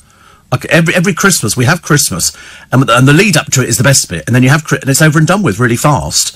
And then you think, can't wait to see what's going to come out this year. There's always something, isn't there? It'll either be new sort of lights. I want lights that twinkle. You know what I mean? Not like fade in and out and flash and all that, but literally twinkle, so it gives a shimmering effect. I quite fancy... a friend of mine had a snowing Christmas tree once. Did you ever see it? It was really funny. I think it was sold in Robert Dyer. So what it was a tree, and up the middle of the tree, it's a hollow pole, and there are hundreds and thousands of little tiny polystyrene balls. And there's a blower in the base, which is cardboard, so it's like a receptacle, and it blows them up the thing till they get to the top, then they all trickle down through the branches. I know you want one. I'd seen it, and I thought, that's nice, actually. I quite like that. And then I saw it in... It was a nice idea, but it just... They haven't mastered it properly. They need to master it properly. It's like, I've got a Santa that blows bubbles, and he's sort of sitting there, and he's got a little receptacle in front of him, and he dips his wand in and then brings it up to his mouth and goes like, and blows bubbles out. I tell you, it's the best thing I ever saw, and it was only like £5. Less than 6 months when the decorator. Mine are up most of the time. I've got a big mirror in my sitting room, of course I have, because I'm vain, and I've got branches all round it with lights interwoven. Sounds really camp, doesn't it? When I think about it, it does sound camp. It's quite nice though, because it doesn't look festive. It just looks nice. Just looks nice. So I thought that's quite nice. But I've still got boxes of lights from 4 years ago that I've not opened. Literally, I've got so many lights that I've not opened. I thought perhaps one day I'll open them, because I like seeing them in the box. You take them out and you switch them on, and they all look good in the box. And then you spread them around the tree, and they look good on the tree. So I've changed. But no, I can't wait for Christmas this year, so Merry Christmas, everybody. I've only just taken the Christmas carols and all the Christmas music out the car. Seriously, literally only the other week. Well, don't shake your head like that. You see, you're a bar humbug, aren't you? Oh. You don't... What do you mean there's a line? You can't love Christmas and then say there's a line. There isn't a line. If you either love Christmas or you're a bit mean about it. I don't celebrate it every day. I appreciate it every day. I don't celebrate it. I don't kneel at the foot of the stairs waiting for Father Christmas to come down and empty his sack. I just like the whole idea of sort of all the glitter and, well, maybe not the glitter bit.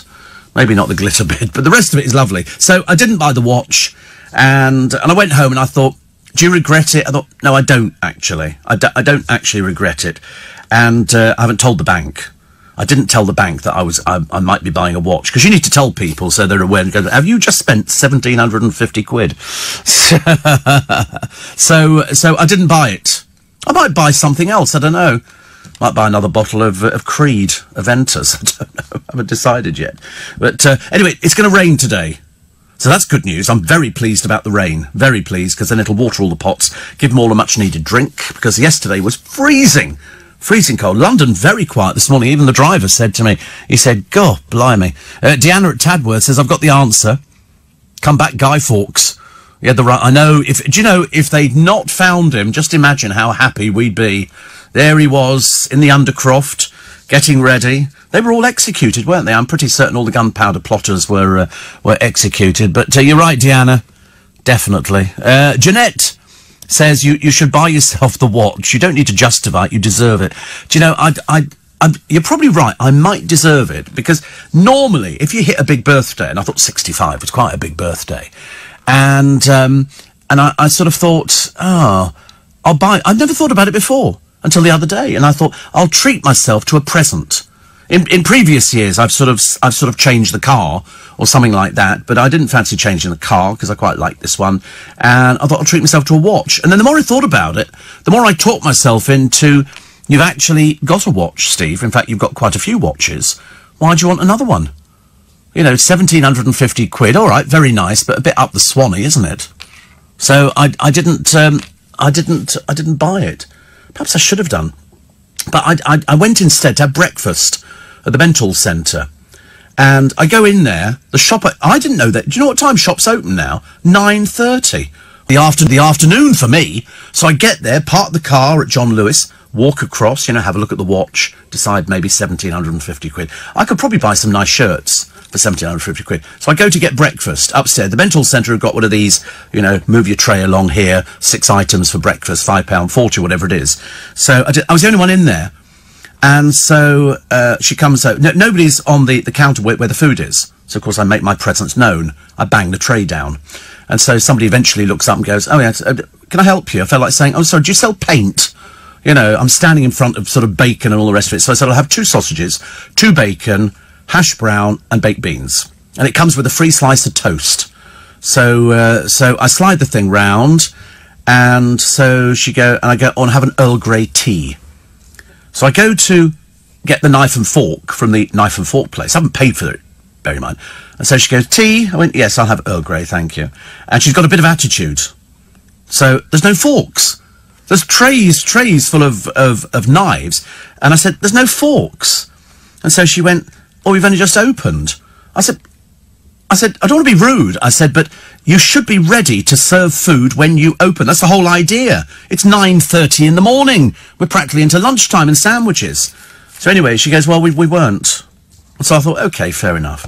So then she mutters something. She throws a napkin down on my tray.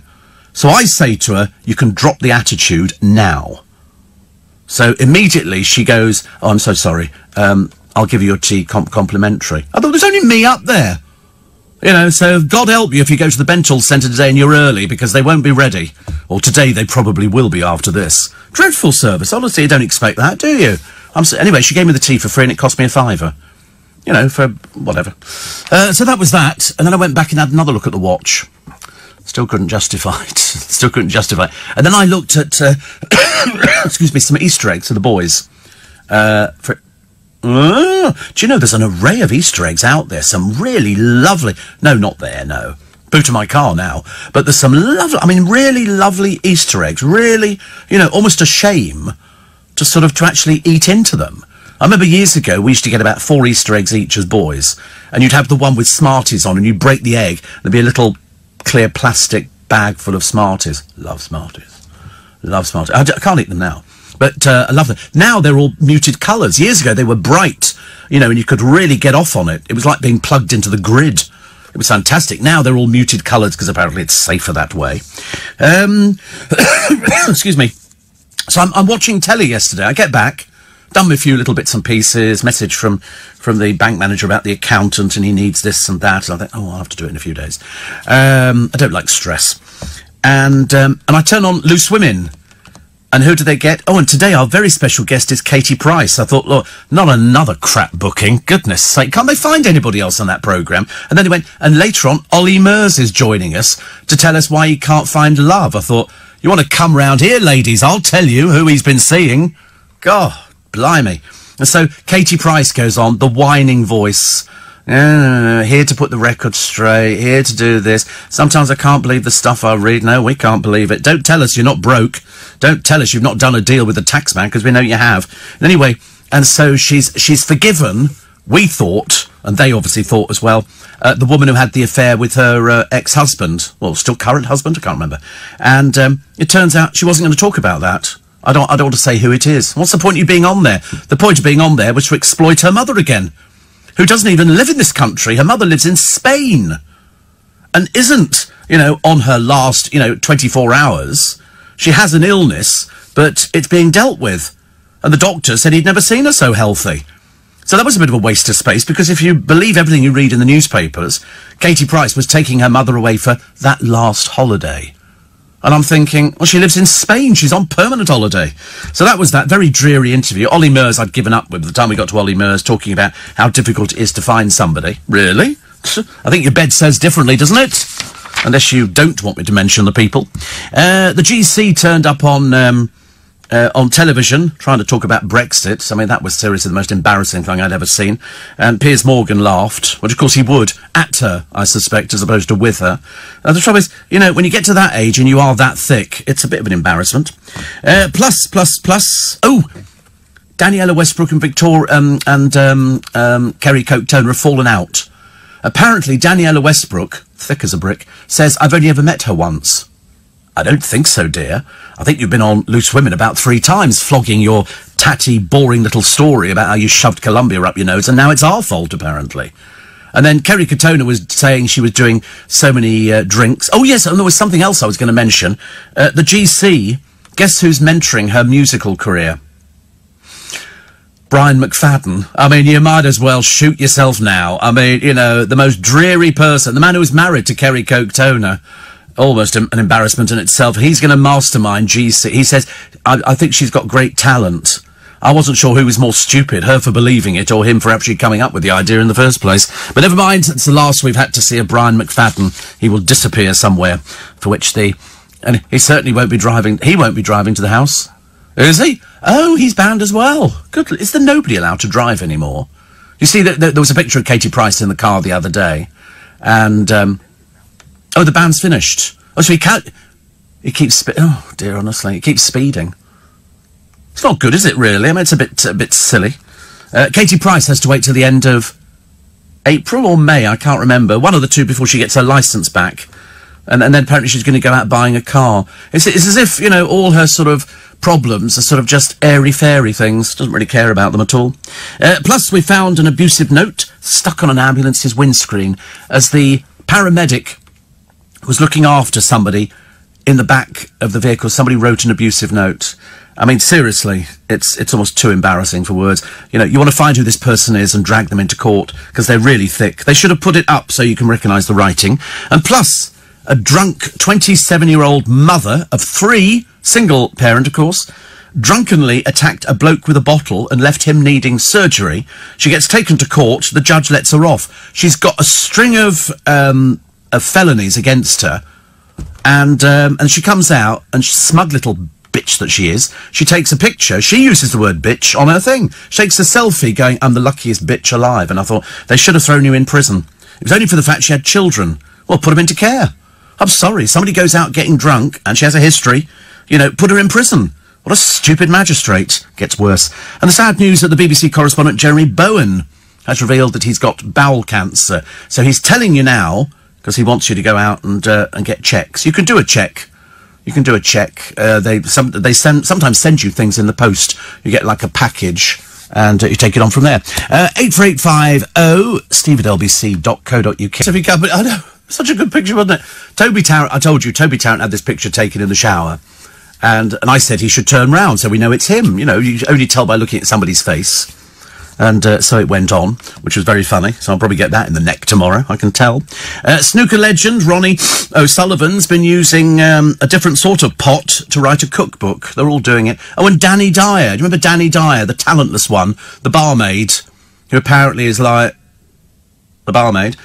She's doing an autobiography. I mean, you have to almost wet yourself dying of laughter, don't you, really? It's not an April Fool either. It is actually coming out. What does she say? This is my father I don't see very often. I go on television, he was on holiday, couldn't be bothered. And now we're sort of, reconciled or back together or whatever. I was a barmaid, failed actress, and I went on Love Island, met this pretend boyfriend. The end. That's it. How ridiculous. Who's going to buy it? Who would buy that? I mean, I ask you. I thought the whole idea of writing your autobiography is when you've achieved something. What has she achieved? Ridiculous. Ridiculous. Jane says, oh, go for the watch. There's no such thing as too many sparkly lights or beautiful crystals. William Morris said something along the lines of keep nothing in your home unless it's useful or beautiful. Well, there you go. Well, I have both. Steve, your Dallas dream idea of Brexit would certainly put things into perspective, but would the EU allow us to write off the last 3 years and 39 billion? Yeah. Oh, by the way, I tweeted yesterday about some glue that I used to buy from Hochanda, and they don't sell it anymore. And it's the best glue I've ever bought. It's like a super glue. Well, the company that do it apparently are sort of on a road, I think in Acton or something like that. Well, I tried to find them on the website yesterday. That didn't work. You have to fill in a form to get their stuff, so I'm assuming they do mail order. But I'm trying to get this blasted glue. It's so annoying. And then John Warrington's come up with a place near me. He thinks that I'll better get it there, because it came with a pack of 2 with some solvent, so if you get your fingers stuck together, one of those sort of things. But it was the best super glue. And you'll have to, I think it's called, can't remember what it's called now. It's on my Twitter feed. I put it on there yesterday. So, I don't know. What date do you get your bus pass? Mind your own business, Chris in Camptown. What could I do with you? Nosy old baggage, honestly. Mind your own business. Steve, I collect watches, says Matthew, and would strongly recommend Raymond Vine. I've already got one. I've had one for years. But it's just, I don't know. I'm going to try the Charlie Bingham chicken Kiev that your producer recommended yesterday. Well, he said he loved it. Rachel's got boils. Where'd you get boils from? I've never had a boil, I don't think. Good Lord. And another one here says, I've been a spiker for 12 months. Please don't tell me you're reversed to single parents. If you've been a spiker for 12 months, you're writing stupidly. Because you must have heard this programme before, surely. Or are you completely deaf? Have you not heard anything at all? You should listen. He says, some of us are hard-working, loving human beings. I mean, are you sure you've listened to this programme? God, blimey, be telling me next you don't have tattoos. Steve, for 1,700 quid, I'll tell you the time each day for the next year, says James. Listen, I've got a team of people here who could quite happily phone me up and go, Steve, it's a deep sleep you're in. A deep sleep. And I go, how do you know it's a deep sleep? I've got a watch that tells me. My watch tells me if it's a deep sleep, a light sleep, or if I'm going to be kicked in the back. Kicked out of bed. I've just come out of the shower, says Steve in South London. Please pinch me. La, la, la, la. We think you need to put towels on, actually. We think that's a bit unnecessary. You probably don't look as good as Toby Tarrant does. Although, actually, I thought he had an amazingly small bottom. Did you think that? I thought it was just me. I looked at the picture and I thought, so here he is. Because, actually, he's not a big person in real life, is it? I mean, he's tall, but he's slim. But from the back, he's sort of... It's almost like there was sort of... It tapers off, doesn't it? And so you've got the body, and then all of a sudden, somebody's given him a smaller bottom. He should have gone for the medium. If it was available at the time, but I don't know how God was feeling at that particular time. What was it somebody said the other day? Is there a footballer called Messi or Messi? Lionel Messi. Apparently he's not God. I know that for a fact. The Pope said so. The Pope was... Also, there's this programme where they've got loads of people like... Anyway, people. And they went to the Vatican City and they asked the Pope about his thoughts on homosexuality. I should imagine it's rife over there. Veritable fairyland in Vatican City. And they were all very pleased with the response that they got. Stephen K. Amos is on it. And there's some story there, and I can't remember what the dickens it was. Rogan says they're repeating Deal or No Deal from the beginning of the challenge. On the beginning of the challenge channel. Deal or No Deal. Which one's Deal or No Deal? Oh, the Noel Edmonds one. That's all right. I quite like that one. It relies on greed. It relies very much on greed. It was like the Who Wants to Be a Millionaire? And they showed the bit the other day, the cheating major with his balmy wife. Yeah. You think... And people were saying, I didn't hear it first time. Eamon Holmes didn't know what the faintest tell was going on that one. And so he was one of those sort of talking head things. And it's funny, actually, because Ruth was talking about Katie Price sitting at the kitchen table wearing her pants, with her boyfriend wearing his pants as well. Because apparently, if you eat in just your pants, you don't eat as much food. I thought you'd better get Eamon stripped off as quick as possible. I mean, Lord above, he must be fully clothed every time. Victoria Pendleton, she's turned out to be a bit drippy. Oh, here's something else. Oh, it's really awful. Oh, shut up. For goodness sake, just get on with it. Just take the money, darling. Take the money and shut up. We're not interested. Still more hoaxes which fooled the public. And Shamima Begum wants to come back to Britain. No chance, dear. No chance. They'll be waiting to throw rotten eggs at you at the airport the day that you come back into the country. They're not interested. Not interested. You went to join ISIS. We couldn't get... There's another one. A fully paid-up member of ISIS. Oh, I didn't realise how bad they were. Sorry? You didn't realise? What, you're blind and stupid at the same time? Yeah, and I miss KFC, so I'd like to come home now. Oh, right, so, anyway, people have branded him a liar and said you knew exactly what you were going into. Mind you, talking of people who knew what they were going into, over in Bahrain, they had the Grand Prix with Lewis Hamilton. Shame on you, Lewis. Don't you have any respect for the human rights of people in that country? Don't you have any respect for people who've been tortured, beaten to within an inch of their life? Who else went? David Beckham. Yeah, bent over and took the golden shilling. Was it a freebie holiday, Dave? They let him wave the flag. Yeah, shame you couldn't wave it for people's freedom, mate. Shame that Prince Andrew, we've seen Prince Andrew's friends, he drags over Sarah Ferguson and their boring daughter. Again, a country whose human rights issues are absolutely disgusting. And yet they all went over there bowing and scraping. I think Prince Andrew went for dinner with the King. Did you ask him, Andrew, about anything like that? No, didn't think you did. There you go. Right. What have we got? 28 minutes. 28. I can tell the time, it's just I don't have the new watch with me. Brilliant stuff, but smells awful. Araldite. Oh, God, nobody's used Araldite for years. This glue I'm getting, and I'm determined to fight. If I listen, I'll bang on about it every day till I find out where I can buy the stuff. It's such a shame Hochanda stopped doing it. The last time I bought 4 packs of it, it was so good. Kicked out of bed, Steve? By whom? Not Teddy again, says Jim. Well, Teddy was very embarrassed after the weekend, but there you go. Also, Kellogg's, the British-based manufacturing arm, paid a big bowl of nothing in corporation tax last year, despite profits soaring. How do they manage it? How do they manage it? And happy birthday to Dame Penelope Keith. She's 79. It does not seem possible. She's absolutely lovely. And then the animal lovers. Oh, my God, we can't believe it. Watching Blue Planet, and there's Liz Bonin, and there's a seagull. Is he the turtle? Of course they do. They eat them every year. Hundreds and thousands of them. 90% of them never make it as far as the ocean. They just get... It's like a walking smorgasbord. The seagull, they don't even have to try the seagulls. They just sort of sit there and go, OK, here they come. Oh, just that one looks, guys, we'll pick that one. And presumably their shells are soft, so they can digest them. I mean, you can eat loads of them, but then the same happens with puffins and Arctic foxes. They go there, and the puffins, within 2 days, throw themselves off these cliffs like 700 foot tall, and then they land, they bounce a little bit, and the foxes just calmly go over, pick them up, and save them for eating for later. Unfortunately, that's the way of the world. But these little baby turtles, I mean, you know, you could probably eat 20 or 30 in a day. Easy. They're tiny. They're like sort of less than half an inch across. Ridiculous. 84850, Jill says, I can't stand the B word. What, Toby Tarrant's bottom? No, we had to mention bottom today because it was just so funny yesterday. It made me laugh, actually. Not much makes you laugh when the weather was freezing cold. Will is closing his shop in Marble Arch in the next month or two. He says, I'm selling off my entire stock, including watches, half right. No Raymond Viles. He said, but I might have something else you'd like. He's got a website up on the internet. I think the shop is called William Mansell. So he's retiring. What a lovely thought, to retire. How lovely to retire. Actually, no, it's not really. I don't know what I do, unless you're going travelling or something like that. Matthew says, I bought a few tabloids yesterday and was shocked to see how frail Mick Jagger looked. He's 75.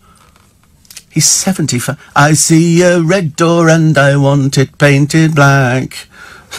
Actually, when you think back to all the hits that they had, and yet they always played like working class boys. They were so middle to upper class, it was unbelievable. Lovely. There's a brand, I've heard of Gorilla Glue. It's not Dion as good as this one that I've got. and I can't remember what it was called. I did tweet about it, and I can't find my Twitter thing. I'm getting worse and worse. It's terrible. Fix All. That's right, Fix All. So it's sort of like what they call like a super glue, but it's not little tubes of it. It's sort of a nice, sort of substantial. But I've tried everything. John Warrington sent me something, so I'm going to try that a bit later. So if anybody knows, made by Sudal, is it? Oh, well done. And where do you get? But they actually use the name Fixol, don't they? Yeah. I wonder why you can't get it. It was the most brilliant glue I've ever had. It's a super glue, so you've got to be very careful with it. But it's brilliant. It's really, really good. And then, so I immediately go to Hochanda thinking, they do all this crafting. They're bound to have it. And when you sort of go there, they haven't got it anymore. I went through all their pages, nothing at all. So annoying, so annoying. Steve, if you don't get the watch, think of all the Tommy Bahama shirts you could ship over, says little Julie. You could even treat Scottish Boy to one. No, it's not his sort of clothing. Actually, no, on second thoughts, it probably might be, actually. Some of them could be. And Kevin the Milkman says, I've been a single parent for a year and I've got tattoos and Steve hasn't banned me yet. Steve, don't talk about eating turtles. My yellow-bellied turtle Colin's 8 years old. I must admit, he does look like a big pucker pie, says Chrissy. Did you see those people who took all their clothes off in the House of Commons the other day? Why is it always the ugly ones? Why can't it be anybody decent looking? It's always the ones you go, oh, please, cover it up. Oh, dear Lord above. I sat there and I thought, it's like, if ever there used to be a magazine years ago, schoolboys remember this one, called Health and Efficiency. It was basically an opportunity to see women with big jugs jumping around playing tennis in the middle of the Kent countryside. And there'd be all these sort of pictures. And it was always the attractive people, because they were always ferried in. They were all these models, because when you actually go to a nudist place, the majority of people just want to take their clothes off. And so when I looked at the pictures of them in the House of Commons, and they've daubed their bodies, and I was sort of, as David Lammy says, I don't know what the fuss is about. These aren't the first arses I've seen exposed in the House of Commons.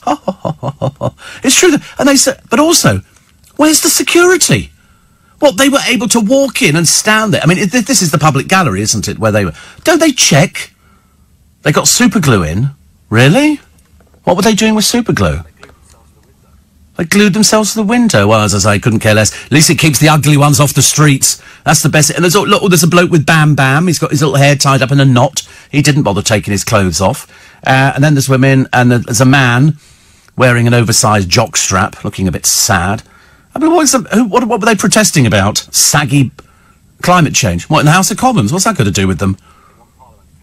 Parliament talk about climate change. Hello, we are here to talk about climate change. Oh, for goodness sake, honestly. Why is it people who look like that? And so taking your clothes off helps, does it? No, people just laugh. People just laugh at them. Some of the MPs, I can't look at that. Dreadful. But I looked at it and I just thought, saddos. And some of them are looking, the MPs are looking, because they're right in front of them, but the girls were topless. Well, you can see that in any swimming pool in the country. That's nothing particularly clever. And the boys were wearing jock straps. Again, so they weren't even naked. Pathetic, honestly. Very sad. Steve, I wonder what glue the protesters used when they glued their bottoms to the glass. Well, you can get glass glue. Glass glue. I'm determined to find this fix-all stuff, I'm telling you. I want to know why Hochanda doesn't do it anymore. Ruined my day yesterday. Ruined my day. In fact, I kept clicking on it to find out, exactly where I could get this stuff. And then I found the headquarters. You've got to fill in and download a form. I just want to go to a website and just order the blooming stuff. It's not complicated, is it? God, I don't ask for a lot in life. Didn't buy the watch. I wonder if Danny Dye will be taking advice from the GC on how to write an autobiography, considering they have very similar personalities, says Tom. Yes, both talentless. Both talentless. An autobiography at her age. How tragically sad, isn't it? That really... I don't think it gets any sadder than that. It was like the people on This Is Your Life. You had to have achieved something in life to actually get onto This Is Your Life. Not some dimbo from a reality show. That just makes a mockery of it. But they're doing it for rating. At one time it used to be Jordan, but she's now so naff and passé. Nobody cares about her anymore. We're just waiting for the house to be taken away. Because she's never going to be earning 12 grand a month, I'm telling you. 12 grand a month, that's what she's got to find for the tax. That's 144,000 a year, even before she's earned money to keep the house going. It's got to go, innit? It's got to go. Apparently the swimming pool's still dirty. So there you go. She's not doing what she's supposed to be doing, but she can spend money having her nails done. In fact, she was going from Loose Women to have her nails done. You know, oh, sorry, I've been so busy. Doing what, dear? You don't have a job. What's the point? What is the point? 20 to 5, front page of the Daily Star today. This must be a really good thing. It's Pope, Messi isn't God. Messy. I don't know if I call him Messi. If you call somebody messy, it sounds a bit ridiculous, doesn't it? Messi sounds a bit nicer. Gemma Collins, whatever. And Danny Miller was somebody was filming him in the gym shower. He goes to the gym and he obviously goes to the shower afterwards. And he hit out at the sicko for shooting the video after a workout. Danny tweeted, "I'm happy to meet people. It's just not when I'm trying to get showered and dressed in a gym changing room." Well, go to a better gym then. If you're going to the cheapo gyms, it's ridiculous. He says, some pervert who's too thick to turn the auto flashlight off happens all the time. Well, that's what fame is, unfortunately. What do you think the paparazzi do? I mean, come on, Danny, don't be thick. That's what the paparazzi do. If you choose to go to a gym where there's members of the public and you're a famous person and you're in the shower, somebody's going to take a picture of you. I mean, you can't be that dopey, surely. He was quickly supported by other people from Corrie. Alan Halsell, nobody will be taking pictures of him in the shower anytime soon. And Kim Marsh will jump on anybody's bandwagon as soon as she's left, the better. And Danny's fans also jumped in to back him up. Yeah, right. If, of course, the pictures had hit the internet, they'd be the first ones to go there. Dear me. You can get, Jim says, Fix All from Screwfix. Well, we have a Screwfix. Do you know, they were in trouble a short while ago, Screwfix. I think the main parent company was having a bit of trouble. So the producer will now check the Screwfix catalogue. It's not on Amazon. I've already checked. So I will find it. And I shall be such a happy person when I find it, but I haven't found it yet. So we'll have a look at the Screwfix, because it's I don't think it's a particularly specialist glue. It's just that it's quite good. So it's Fix All. I think it's called Super Bond or something like that.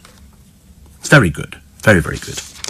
They'd be so thrilled with me sort of bigging it up for them. It's not on Screwfix, is it? I didn't think it would be, because it would have come up when I actually put it in on Google search. It would normally say available at so and so. So not there or Amazon, Jim. Sorry about that. It is. Yeah. Oh, is it on? Oh, really? Can you show me? Show me a picture. I'll know if it, because I know I could go over and get it today. Oh, that'd be so exciting. That would be so exciting, because I've seen a couple, but it's not the one that I want. No, it's not that one. Yeah, no, it's not. This is... No. Yeah, this is a sealant. A sealant, which is not... Mine is a glue. Yeah. No, they don't... Sir, they don't have it. No. It's such a pain, isn't it? Such a pain. This is Sudal. No, mine's in a little plastic bottle. Like a little dropper bottle. That's what it is. So they don't do it there either. This is, yeah, look, it's all sort of big tubes of the stuff. And this would not be. It's a super glue. So, not there. Pain in it, really. I'll find it if it kills me. Look, no.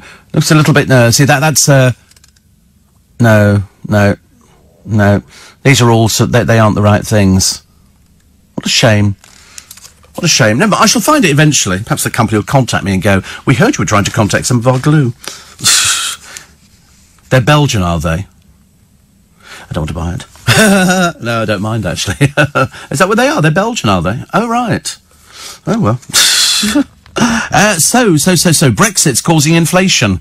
Just causing every blooming great big headache, isn't it? Because stockpiling Brits are being hit by price hikes. Apparently shop prices for products like Spam, tinned fish and baked beans are rising. No, they're not. No, they're not. Rubbish articles they put in the papers. Apparently, shoppers are paying 42p more for a pack of 4 tins of Heinz baked beans. Now £2.42. No, £2.50 in Iceland. Need to go there. It's much, much better. And Spam is up 10p. Well, I wouldn't have known what Spam cost in the first place. Although I am partial to a Spam fritter. I haven't had one for years and years. Steve, why don't you spend $1,700 on setting up your own strong glass glue company? There's a gap in the market, says Mike in Bovingdon. What's Bovingdon famous for? It's famous for an airfield, isn't it? I'm pretty certain. I could be wrong, actually. I'm very rarely wrong. Am I right? Da, da, da, da, da, da. Yeah, near Hemel Hempstead, Bovingdon. I just remember it being famous for having an airbase. BBC journalist Jeremy Bowen has pledged to stay positive. He's battling bowel cancer. He went to the doctor last year after feeling funny pains in his leg and in his back. God, don't we all dread funny pains in your back and all the rest of it? And so he went, and he said, because I was checked before. He said I had none of the classic bowel cancer symptoms, but I went for the test, and then the test was positive, and a colonoscopy, where doctors investigate the colon with a camera, confirmed his worst fears. What is, I mean, sometimes when you get to a certain age, and I think I might be at that age now, I try and vary the food that I eat. So yesterday I had, I can't remember what I had to eat. What did I have to eat yesterday? Oh, it was just a potato sauté thing, which I did with some little tiny sausages, which I cut up. Little tiny thing, barely a sausage. And that was that. And then I thought, I'll have a couple of Ryvitas with some Edam cheese on, and that was that. And it took my blood sugars down to 8.5 this morning, so I feel a bit happier. Today will be soup. Today will be a soup day. I've also had a salad this morning. I've had a bit of salad, some egg and some tomatoes and cucumber and some lettuce. I'm gradually warming to lettuce, but I don't like limp lettuce. I like the crunchy sort of lettuce. And that was quite, and I thought, if you vary this all the time, if of course you eat fried food and you eat pizzas and all the rest of it, you're going to end up with serious problems. Not maybe now, but later. I mean, the generation who've got all the fast food at the moment, they're going to be in big doggy-doos later in time. Because when we were growing up, and I say we, I speak for probably myself and loads of you, but we didn't have fast food. There were no Chinese takeaways. There were no Indian takeaways. There were no KFCs. There were no Burger Kings. There were no McDonald's. There were none of these places. You know, you cooked. The only place you had was a fish and chip shop. And you only had that on a Friday. That's what we had. We ate proper food. Your mum cooked. You know, people did domestic science. How many times would you see people standing at the bus stop holding a Tupperware box in which their proud products that they'd made during school time were displayed? And then you take them home and they go, what have you made today? We did coconut ice. Or we made fairy cakes or butterfly cakes, or, you know, we did a Simnel cake or something like that. That's what they did. Oh, by the way, I get off at Richmond Station the other day, and there's a big sign, we're sorry for any disruption, we're filming at Richmond Station. Okay, this is separate from what's going on the Green, where we think they're doing Peter Rabbit. And I looked up, they've renamed Richmond Station Gloucester. There's a big sign covering the Richmond sign, and it says Gloucester. And I thought, that might be Peter Rabbit, mightn't it? Because Dr. Foster went to Gloucester in a shower of rain. And I think there's something to do with Peter Rabbit that fits in there. I could be wrong. Might be talking complete and utter drivel. But it was so funny. I looked at it, I thought, should I take a picture? I thought, no, grow up, Stephen, for goodness sake. But it said Gloucester. They re-changed it. Is the link I've sent, says John, the producer, the glue you're looking for? No. No, it's not. No, I wish I could take a picture of you. And Dominic says, did you meet Classic FM's Sam Pittis at the Global Awards? Or is he in the studio next door? He seems nice. He's very nice. No, he used to work for us. Sam Pittis has presented on LBC on numerous occasions. I was going to say he's underneath me, but he's sort of is, but a little bit over to the right. Oh yeah, I mean, I see him every day. When I say see him every day, he's up on the big screen in the foyer. Whereas I'm not. You're bumping on the train, really? Yeah, his wife works Vicky, in the office here. We do see each other in this building, I promise you. People say, oh, do you ever see Mr. M? Yep, he's literally 5 feet away from me. You know, there's loads of people. You know, Scottish Boy is, well, luckily far enough away, and it's double thickness glass, I think. Yeah, double thickness glass. So even if he screamed at the top of his voice, you'd never hear him. You wouldn't hear it, because I wonder how soundproof it must be. Really soundproof, mustn't it?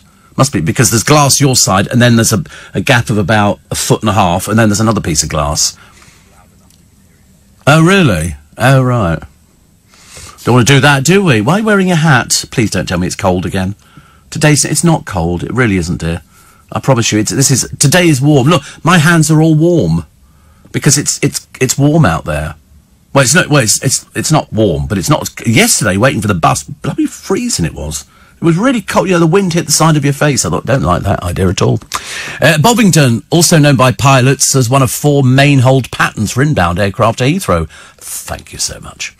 Used double-sided sticky tape, worked for Blue Peter, says Martin. No. They filmed live the air sequences, the aid sequences from Bohemian Rhapsody at Bovington Airfield, says Ross. Well, there you go. I want to know why they renamed Richmond Station. You'll know it's Richmond Station, but actually I've just remembered they used Richmond Theatre, which turned out to be the Craze Club in the film The Craze, but only the exterior. The interior shots were all done in the studio. I think a really nice heavy company. 7 minutes to 5. 7 minutes to 5 this Tuesday morning. I trust you are well, bouncing along, as they say, which is what we do on this program. Now, why did I get this thing? So John sent me a a thing for this shop, open 7 till. Do you know? I discovered that. What did I discover the other day? Greg's is open from 6:30 in the morning. 6:30. Everybody's telling me the Fix-All glue says it's on eBay. I don't have an account. Can't you? No, you don't need an account. You can just go on and see if it's on there. I don't have an account.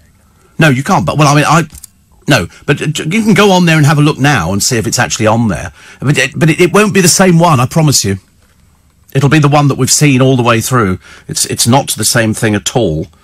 And there you go. See, no, it's not. It's not. No.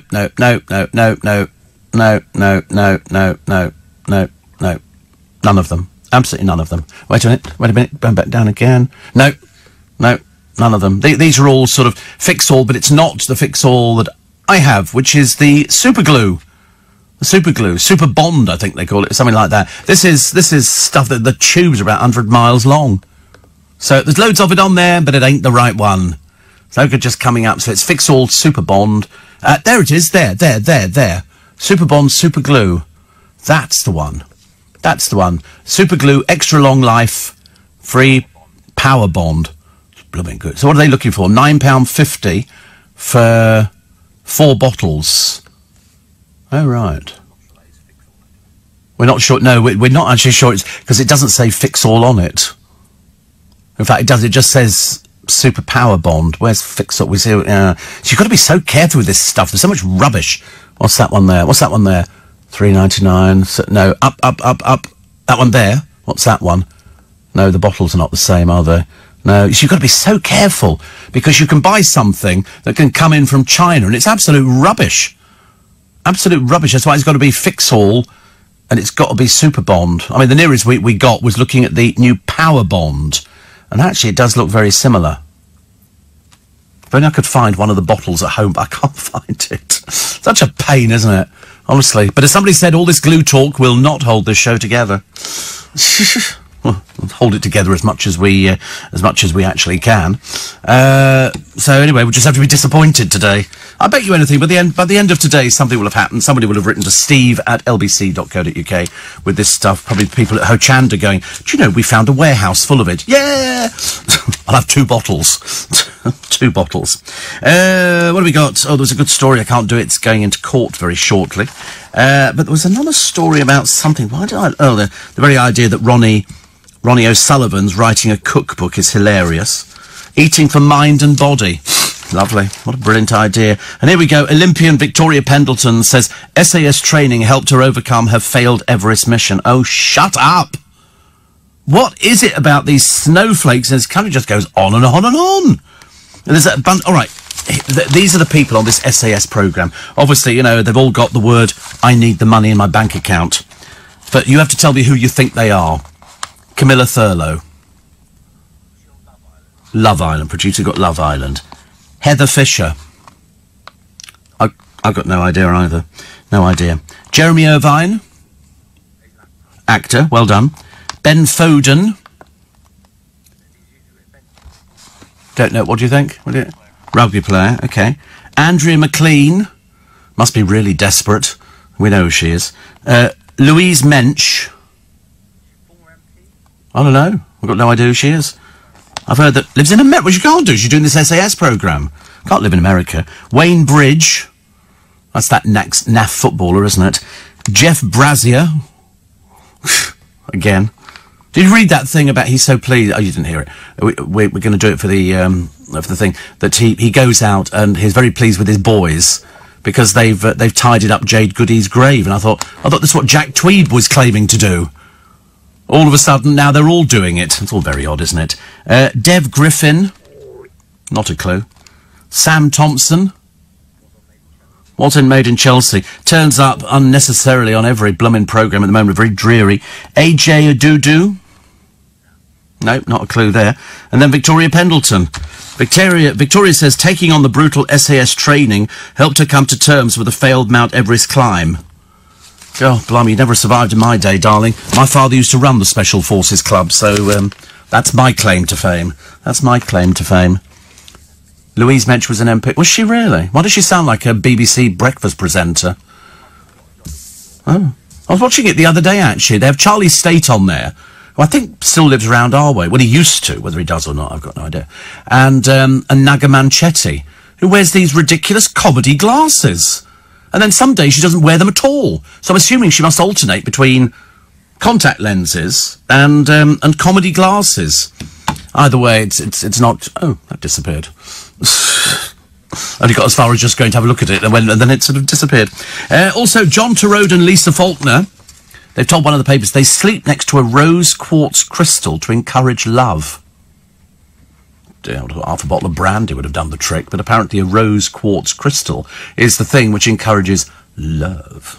So there you go. Mel B says Jerry is trying to deny their history and make her look like a liar. She claims it went on for a year, the relationship, and everybody else is going, oh, shut up. What is it about people? It's like, all these dreary bores who want to tell you everything about their life.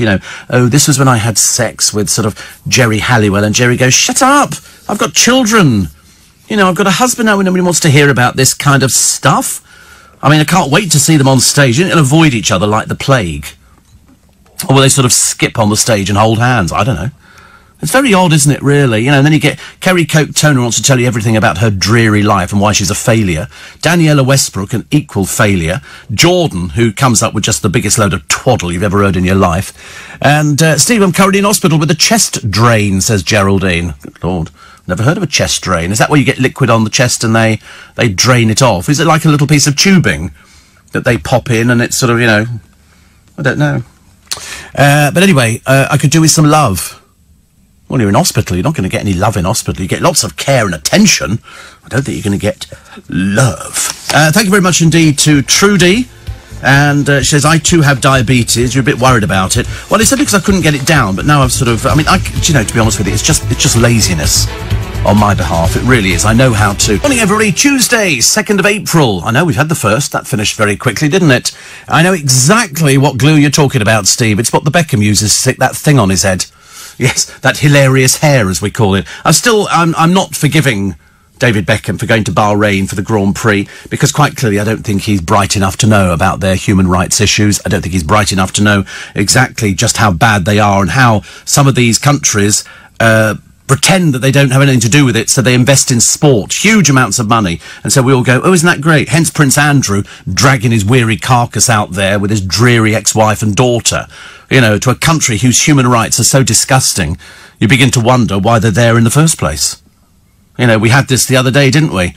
When we were talking about the country that's bringing in the Sharia law in Brunei. And I said, you don't want to go anywhere. You don't stay at the Dorchester. You don't stay at any of their places. Their human rights is they kill adulterers. They stone them to death. They're that backward. And they kill homosexuals. I did point out that I'm sure that out of all the staff at the Dorchester and the Beverly Hills, there must be hundreds of gay people. What they're working for, God knows. God knows. Megalomaniacs. But to see David Beckham, waving the flag, oh, it's so what? Do you think if somebody points out to him, do you want to know about their human rights, Dave? Or is it not of any interest to you? It's just wrong, isn't it? When somebody points it out to him, because at the moment they're still waiting for a reply. David was not aware of it. You can just imagine, can't you? Somebody's gone somewhere, like, oh, you're doing the Grand Prix. Oh, my God, they've got bad human rights. They kill people.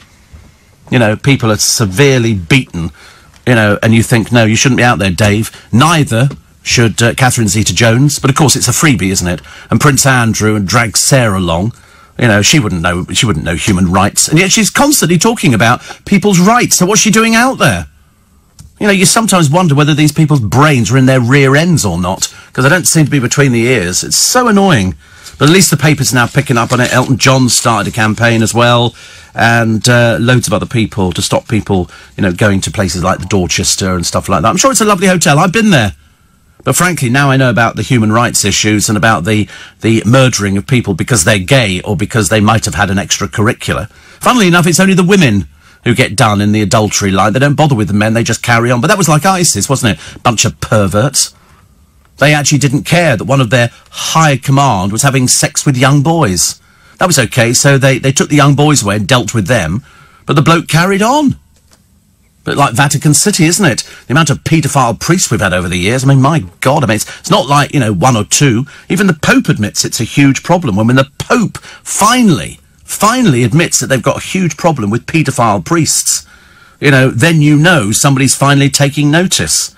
Because it's just getting out of hand. It's just getting ridiculous. Still to come, the abusive note left on an ambulance. I won't believe this one. I mean, it really is. You sometimes wonder, again, the sort of stupid people you read about in the pages of the newspapers, you suddenly realise that it's just really tragic, and that's why you get people who write this stuff, because they don't know. They're not bright enough. They're not intelligent enough to know that they're wrong. And even if they were outed as wrong, they wouldn't really know where to go from there, so they don't say anything. Instead, you just get the same old rubbish each. You know, every time I turn on the television, there's another reality show, and it's the same people. They seem to wander from reality show to reality show. I begin to wonder, perhaps researchers are so bone-eyed. It was like the other day, who gives us stuff about Ollie Murs and whether or not he's got a girlfriend? You know, like he's not been, you know, quiet in the bedroom department. Thank you very much indeed. It's just ridiculous, isn't it? It's, you know, and you think, have they really got lazy researchers at Loose Women, or do they not have any researchers at all? You know, oh, should we get Jordan in again? What for? Because they can't find anybody else to go on it. That's the problem, isn't it? Also, here's Prince Andrew. He's another one who's naked on the internet. Did you know that? I mean, seriously. I mean, I'm surprised I haven't typed in Steve Allen and found a picture of me caught in flagrante on the nudist beach in Brighton or something. Yeah, Prince Andrew stark naked when he went on holiday to Canada. Sarah Ferguson, who's never been the brightest penny in the box, her father used to go to massage parlours. Major Ron was famous for it. Famous. But, you know, perhaps they're going to get back together. Well, let's face it, she can't go anywhere without him. He basically supports her. And the Queen supports him, so it's a bit... I bet Prince Philip would be furious. Absolutely furious. But it is the same things all the time, isn't it? Two daughters who don't actually do anything. Apparently they do have jobs, but whether they've been seen there for a while is another matter. Also, there's a woman... I'm trying to find sort of something that's a bit happy. To be honest with you, we're a little bit short on happy stories. Never works, does it? Never works. Also, apparently, transplant campaigners have warned that people needing eye ops face long waits because they're the organs we're least likely to donate. Some people don't like to do it, so that, you know, for religious reasons. Some people, you know, when they go to somebody and say, listen, you know, have you donated? I mean, it's changing now, isn't it, the law? So in other words, unless you specifically said no, they're going to take stuff. And to be honest with you, you're not going to use it. They can take whatever they want from me. Be it at your own peril, but you can take it, you know, it's up to, you know, people, you know, if somebody says, oh, we could use his corneas, or we could use his, you know, I don't mind. I'm not alive to enjoy it. You know, you just sort of hope. There was a little girl a short while ago, she donated everything she had, and I think it enabled 3 other children to live, and you think, that's what it's all about. And then I think her heart went to somebody, and then she went to meet the family who had lost the child in the first place, and they felt a bond immediately. And that's what some people, I understand, do not want to donate parts of their body. But there's all sorts of things you can use: kidneys and heart and toes and fingers, I suppose. Just about anything, really.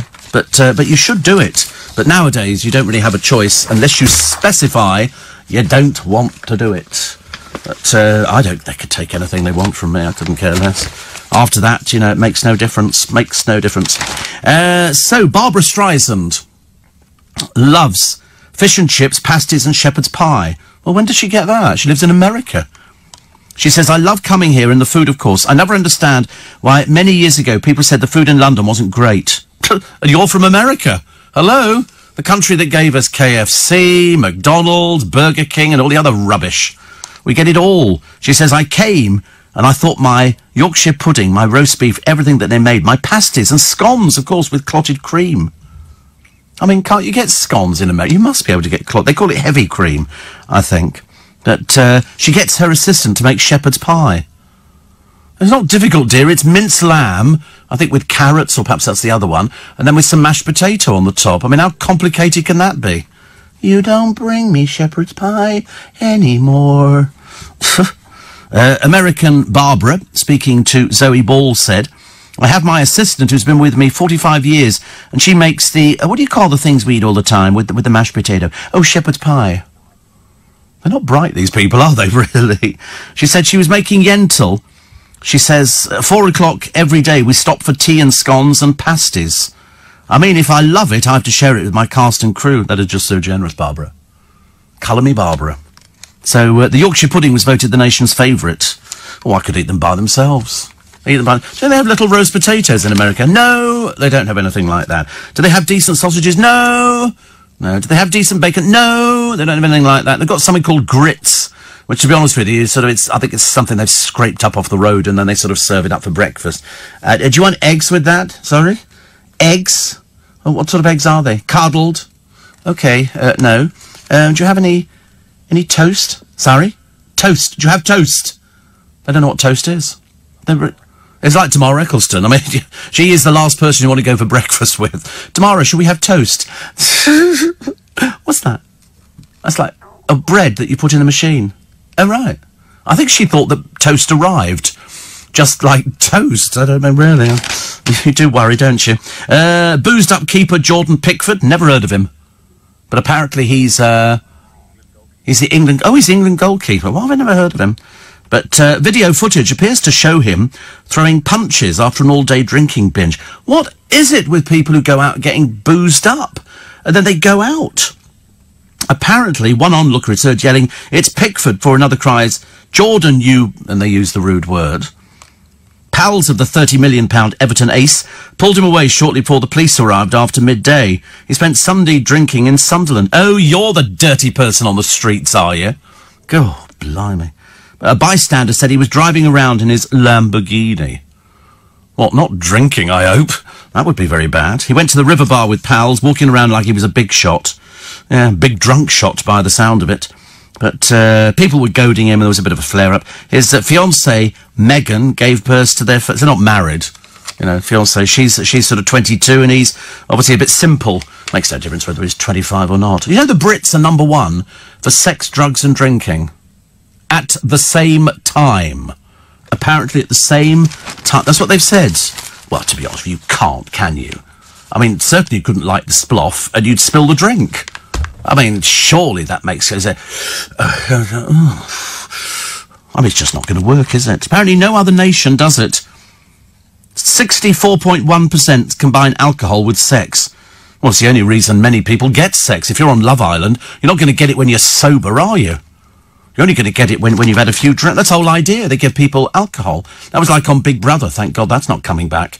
But the only time they actually gave people alcohol is where they all got interested. Apart from that, when you're stone cold sober, you don't want to look at people. Why would you be interested? Have a few bevies and admit everybody looks attractive. Seriously.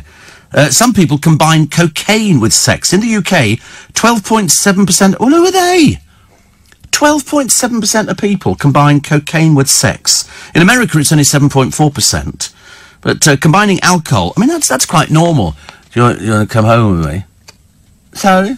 You want to come home with me? What's your name? Steve. Where do you live? I don't know. Oh. Are we going out? Yeah, you're going to be my girlfriend. Okay, should we go home? Do you have a little blue pill? Because it looks likely we're going to need it. And that's how it's happened. You don't do it sober. You go into a club. How many people walk into a club, go, you're the one, out now? I'm waving the car keys. You don't. You sit there, think something better will come along, but that'll be the standby. That's how it works. That's why I don't go to clubs. I'm sick to death of being the standby all the blooming time. It's just not right, is it? It's not right. It's not my fault. More pictures on the half-naked people turning up in the House of Commons. Bit tragic, but there you go. I don't know. Well, you got your pictures of the papers, dear. Although the trouble is, it's taken on somebody's phone because it's such a bad quality picture. Unless they lifted it from the CCTV, which could be quite funny. Picture of Ant back on Britain's Got Talent. You've never seen so much makeup on these people. It's a real good posed picture with Alicia Dixon, Ant and Dec, Amanda Holden, David Walliams, Simon. They just call him Simon. They don't say Simon. They're just Simon. And Stephen Mulhern. So this is the 13th series. I wonder how many people who say, I remember you, you've been on this programme before. There'll be loads of them. The best bit is Stephen Mulhern taking the mickey out of them off stage. You know, that's always the funny thing. Also, Andrew and Ferguson spark rumours they're an item again. Well, she lives next door to him, for God's sake. You mean to say she's not popped round for a little bit of, you want a nightcap? You know, I mean, that's how it works, isn't it? Fergie was listed as the Duke of York's official partner at the disgusting Bahrain Grand Prix with daughter Beatrice.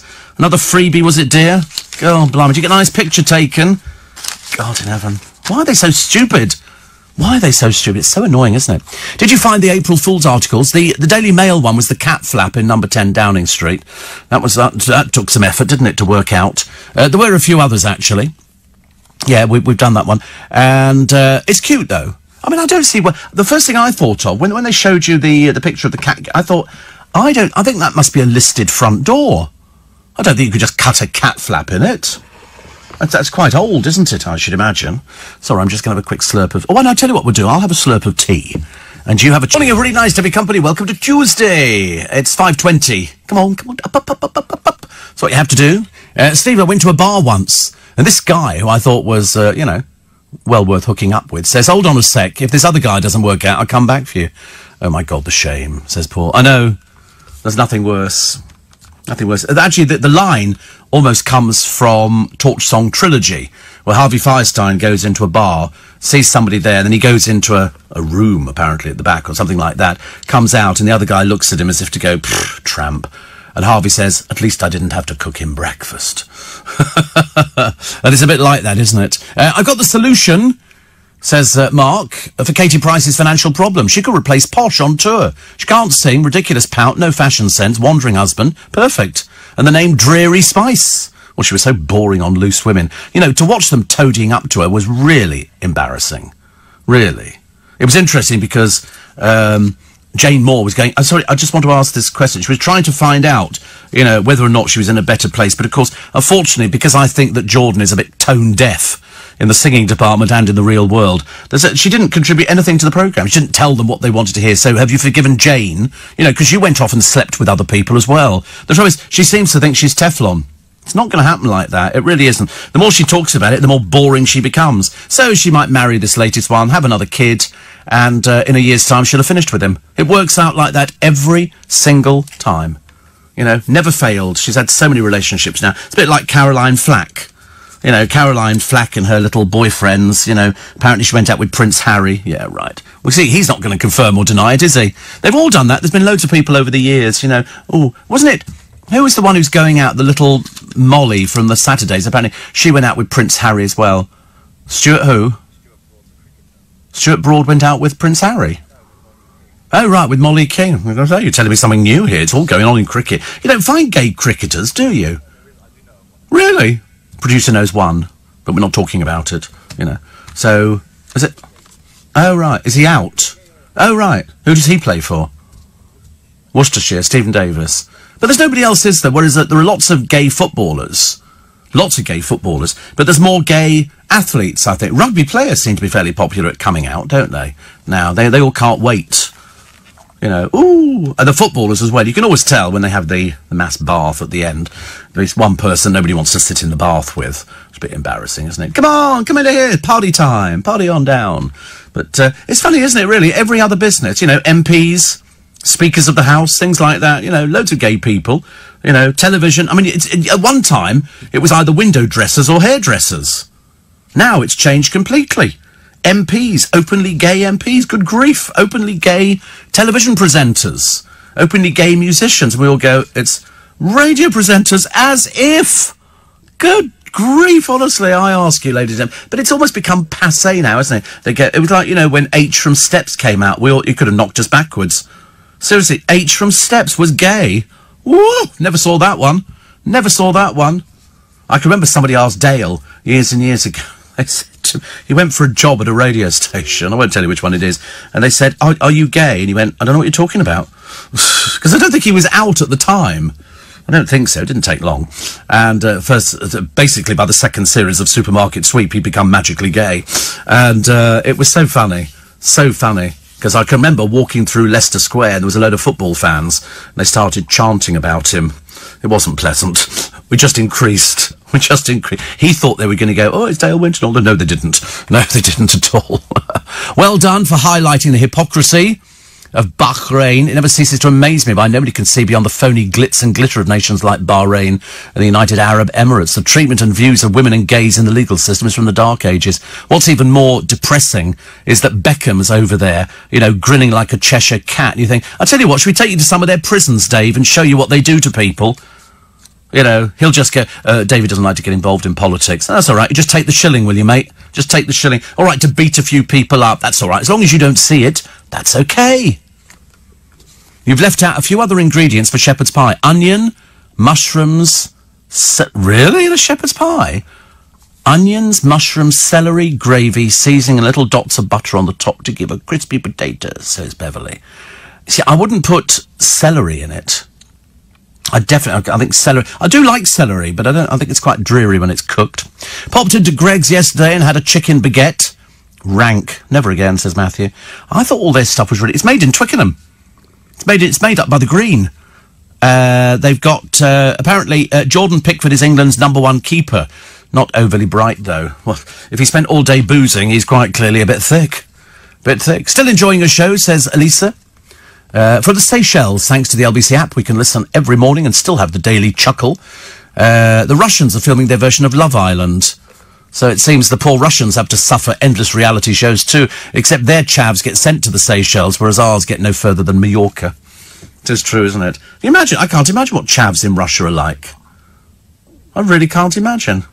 I don't know. I mean, I don't know. The fake tan would stand out. And you do remember there's that girl, I started telling you the story the other day of a girl, she's lived a fantasy. She's just a truck driver's daughter, but she's pretended to people that she's very rich and successful. She's not really. And so many Russian women have to turn to hooking. In fact, I remember there was one of the papers, might have been the Times, years and years ago, they did a whole feature on the Russian hookers in London. Literally after people who've got money. They only wanted... Of course, there's no point doing it for free, is there? They still do the stings in America. Do you know that? They still do the stings where they send an undercover cop out there dressed as a hooker. And they're basically trying to get the guy to sort of say what he wants them to do. And how much he's willing to pay. And it's at that moment they then go, you're nicked. Who did they nick the other day? Another copper. But there was a very interesting story of a policewoman in Miami, and she stops a speeding car. 120 miles an hour it goes past her, so she pulls it. Who's driving it? Another copper. So she nicks him. Now, normally, in certain parts of the world, they go, oh, you're a copper, sorry about that, and all the rest of it. No, in her case, she nicked him. She's now had to take out lawsuits. More than 200 officers within the police force have accessed her details from the computer, totally illegally. They've targeted her at home. Her phone has been tapped. People have driven up around her house and close. So she's taken out lawsuits against all of these people, because in America they've got a law that says you are not allowed to access somebody's details and use them for, if you're doing an investigation, fair enough. But she's really not in a very good place at the moment because of the targeting by other coppers in America. I mean, I always thought Russian cops were bent, but I've suddenly realised watching some of these programmes that there's quite a few in America as well, and probably just about everywhere. I'm delighted that Lee McDonald from Grange Hill, all those years ago, he was Zammo, is joining EastEnders.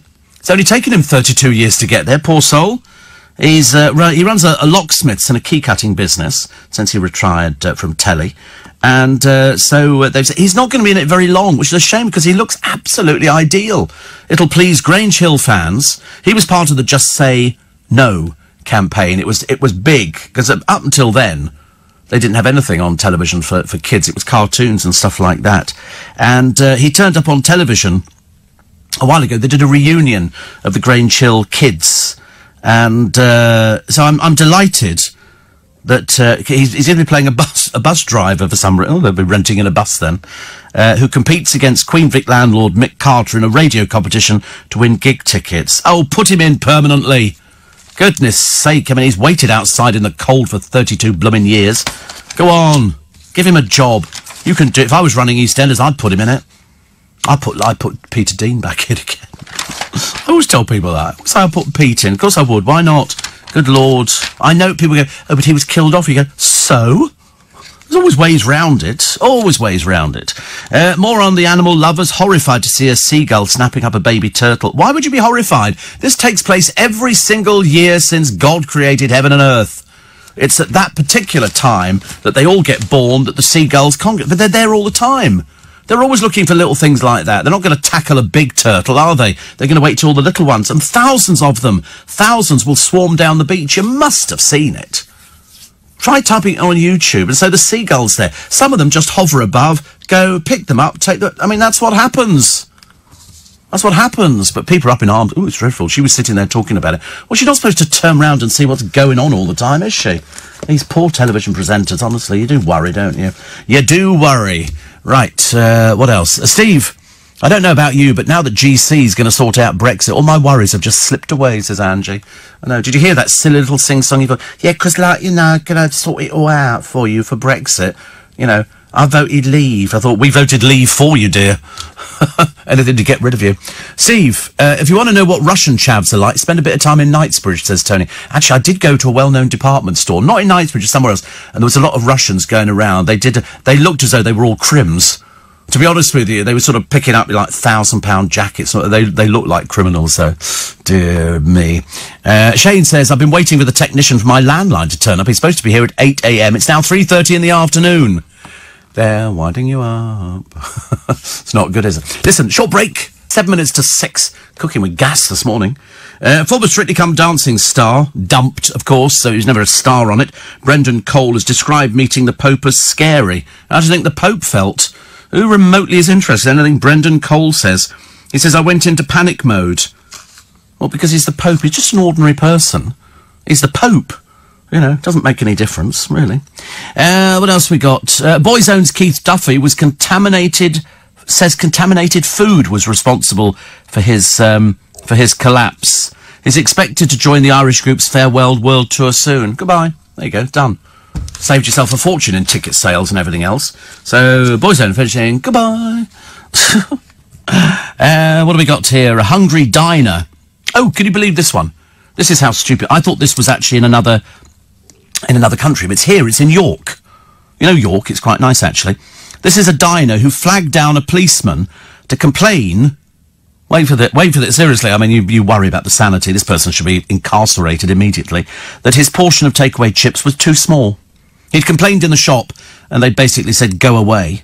But he purchased a portion of chips from takeaway, left, but after 10 minutes decided he'd been given too small a portion, returned to the shop to complain, and surprisingly, they couldn't assist him. He was sensitively informed this was not a police issue. Sensitively? Go away, stupid boy! Why would you be sensitive about it? The man's obviously an idiot. You get people like that, don't you? So what's that? It's a portion of chips. That's too small. Give him back. There's his money back. Now sod off. Why should we waste time with these people? They're idiots. I mean, generally speaking, he was probably gearing up for the Jeremy Kyle show, which is about as exciting as it's going to get. Maybe Barbara Streisand gets her pasties from Cornwall. Your impersonation of her sounded Cornish, says Geraldine. No, it didn't. It sounded almost uncannily like Barbara Streisand. People were writing into me going, is Barbara Streisand in the studio with you, Steve? What do you think it sounded like? Ridiculous, honestly. Heather the Norwich nurse says, loving the lighter night, but the dark mornings again are tough going. Thank goodness you are here to make them brighter. I never realised Barbara Streisand came from the North Country. Don't you start. Love the accents. I don't do accents, as you know. They're all exactly the same. Once you've heard one Steve Allen impression, you've heard the whole lot. Oh, dear. Mike in Finchley says, I've just joined in, but I'm sorry it's late. It's 25 to 6. This programme starts at 4. If you're going to arrive late and you're going to make this on a daily basis, go away and listen to something else. I'm not putting up with it. The programme starts at 4. The Rage Hour starts at 4. That's when you're supposed to be there. So I get the biggest audience, the biggest share, and that's it. He said, your voice is like honey to my ears. Go and flog yourself. That's what he said he wanted to do. I'm recommending flogging is good. Flogging sounds good, actually.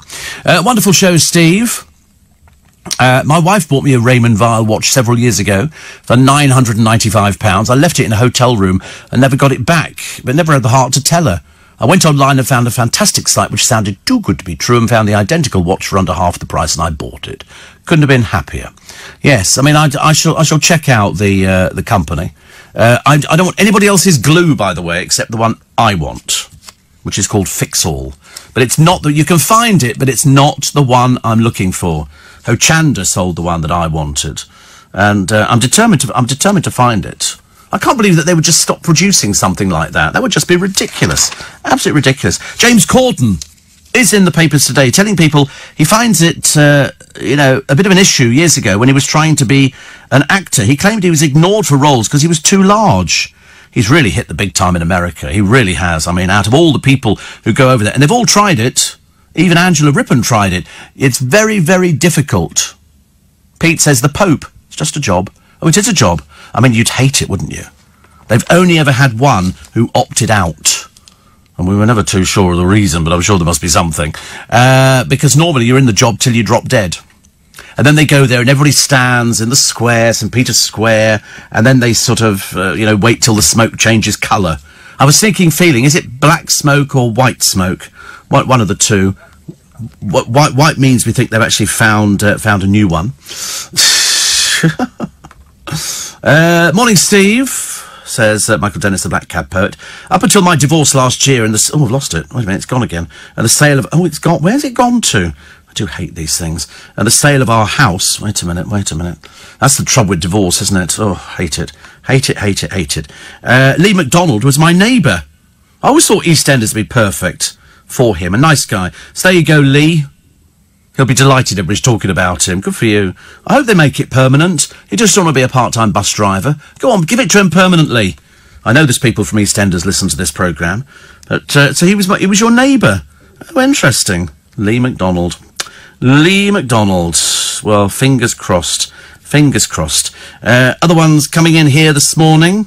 A lot of people talking. I can't do football. People keep sending me stuff about football. Please don't send me anything on football. I don't know anything about it at all. I don't even know how many people play in teams. Doesn't really help, does it? James Robinson says, for a diet, try a KFC rice box. What's that? What's a rice box? Have you ever seen James Robinson? He's one of Moyles's. But seriously, there's more meat on a chip.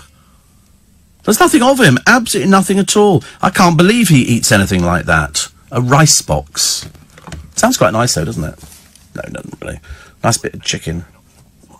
Is that the vegetarian option? Don't start that rubbish again. Honestly, seriously. Small wonder I'm going grey. Here's this vile piece of work in the paper today. Her name is Sherelle Brown, 27, thick as a brick, up in court on assault charges. Because she's got kids, they spared her. I'd have sent her to prison immediately.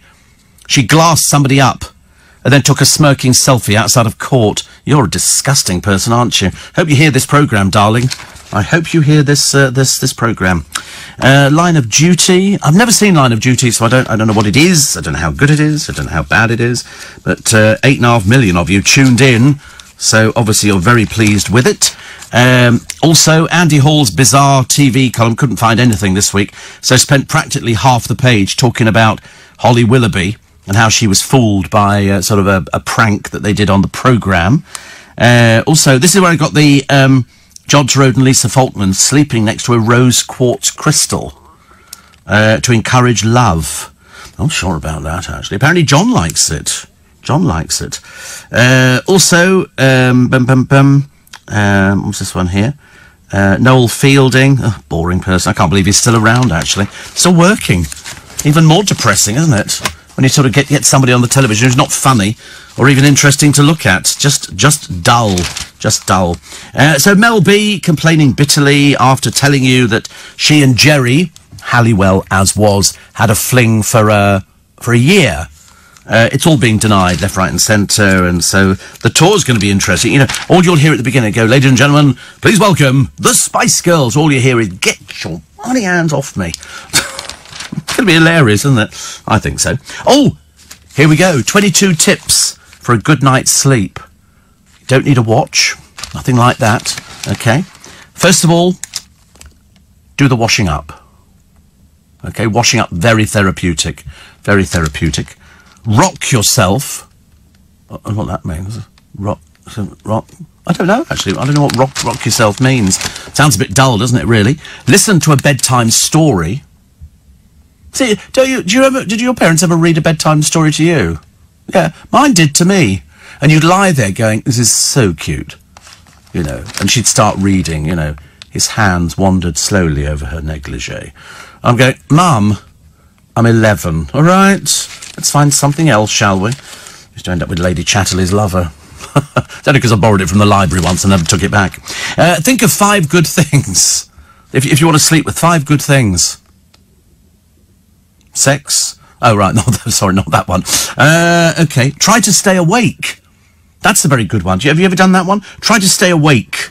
Because if you try to stay awake, you go to sleep. I used to read a book, and I'd be lying in bed, and you put the second pillow on there, and I'll just read a little bit, and you force your eyes open, and then you go, I'll just put the book on my chest and have a little, I'll just close my eyes, and that's it, gone. Now I'm even better than I ever thought I could be. Hypnotise yourself, like we have been about Brexit. You're feeling a little bit drowsy. Okay. Brexit. And they've drummed it. I think it's coming. It's subliminal messages. It's coming from the O'Brien show. He's sitting there, over a Ouija board, and he's sending out these messages. Oh, actually, we haven't talked about that, have we, properly? You must tell me all about that a bit later on. Cover clock faces, because in Vegas there's no clock. So if you know the time, you go, oh, it's like, I used to joke, actually. I did a series on hospital radio stations years and years ago, and the one thing that they did was give time checks. And I remember saying to somebody there, why'd you give time checks? I said, if you're lying in a hospital bed, they go, it's 25 minutes past 10. 27 minutes past. You think, you're lying there, why do you want to know the time? You don't. Also, game of 2 halves. You always lose the duvet. I can't imagine, actually, how we ever survived with sheets years ago. I've had a duvet since forever. And I can't imagine having to make... I bet you've got sheets, haven't you? You've got duvet. Do you always win with the duvet tug of war?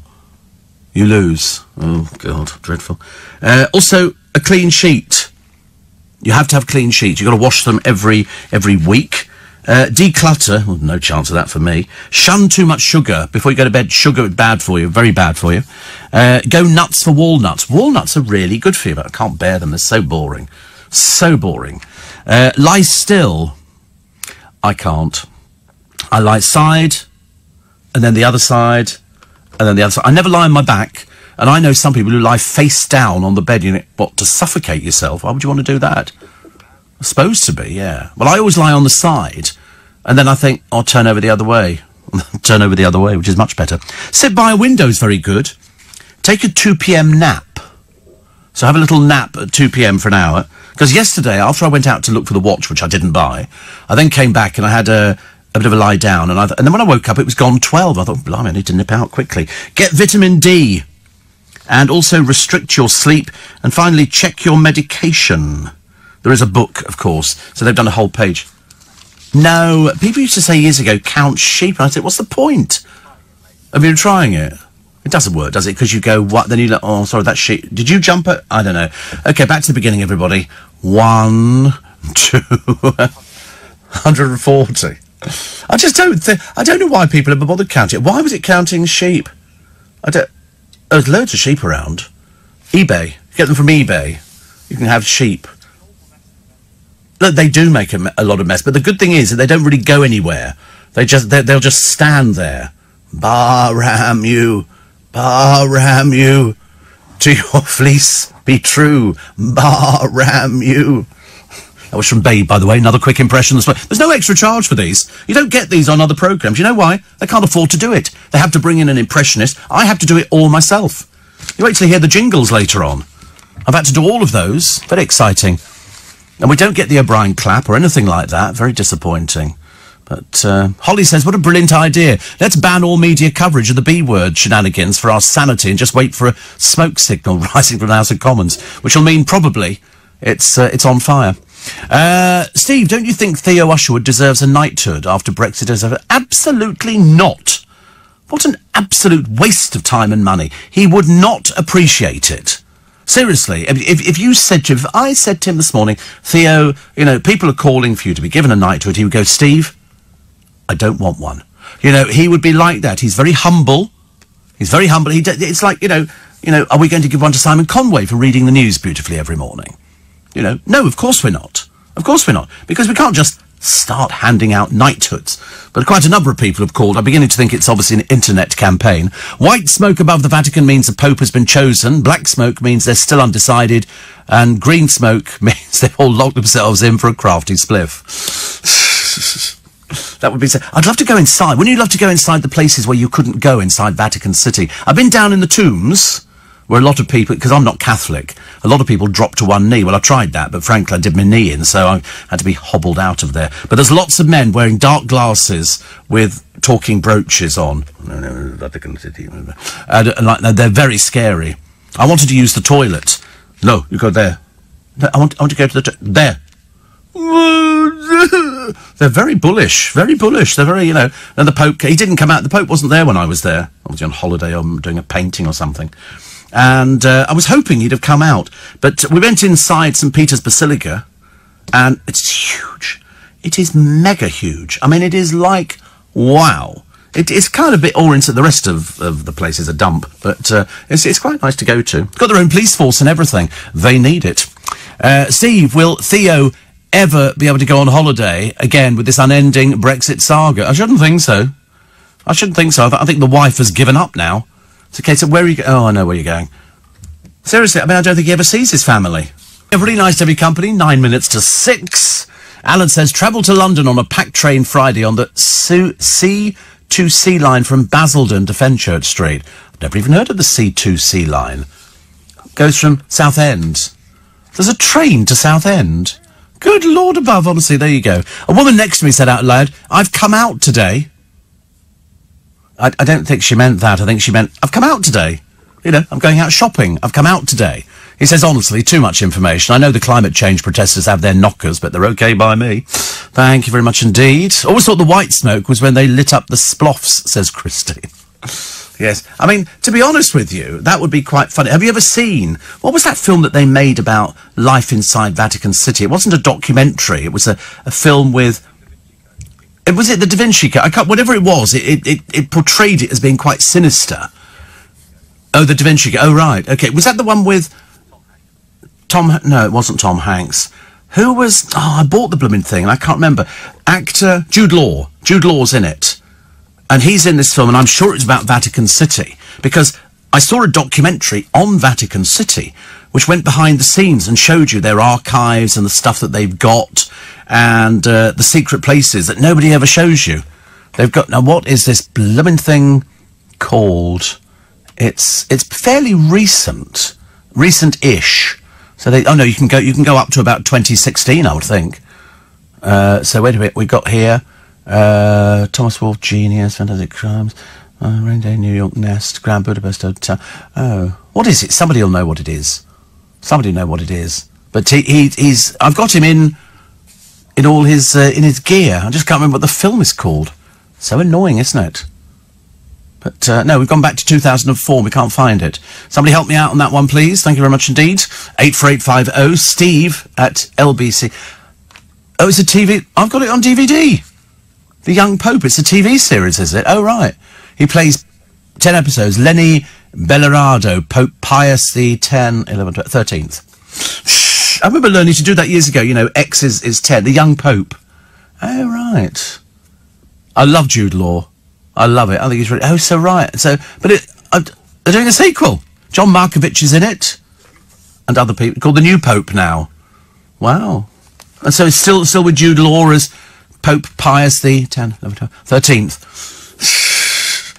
There's no end to excitement on this programme. Seriously, I tell you what I cannot find, and I now can't remember what it is I'm trying to look for, but I'm always trying to find it. Oh yes, mourners will be fined if you turn up late for a funeral. So in other words, a crematorium is dishing... We've heard this before, haven't we? Do you remember? And I told you about some poor family who got fined 200 quid. Well, if you exceed 40 minutes... One overran by 14 seconds. That was one we remember, isn't it? That brief delay was caused by an infirm mourner on walking sticks, taking too long to leave the chapel. 6 of them overran by under 2 minutes. But the trouble is, start adding that up, and it gets later and later and later. When we went to a crematorium for my friend Michael's other half, there was such a backlog that they couldn't do the cremation that day, so we had to leave him there. And then they went back later. You don't imagine things like that are happening, do they? I asked the Pope about homophobia. His words moved us, says gay comedian Stephen K. Amos. I didn't even know he was out. But there you go. But Stephen said, I expected a stock response from the Pope. His response, 1,000%. There wasn't a dry eye in the room. Well, there you go. They've got to ask, direct questions. They've got all sorts of people on this thing. But you remember in 2016, the Pope said that the Catholic Church should apologise to gay people for its treatment of them. Yes. I wonder how the Pope would react if we said, so, tell us about Bahrain. How do you feel about that one with their human rights issues? How do you feel about David Beckham with his funny hair stuck on his head? And Prince Andrew and Sarah Ferguson and their daughter going out there to meet... with the head of a country whose human rights issues are just abominable. Absolutely abominable. What else we got? What have we got here? Lovely picture of one of the Kardashians.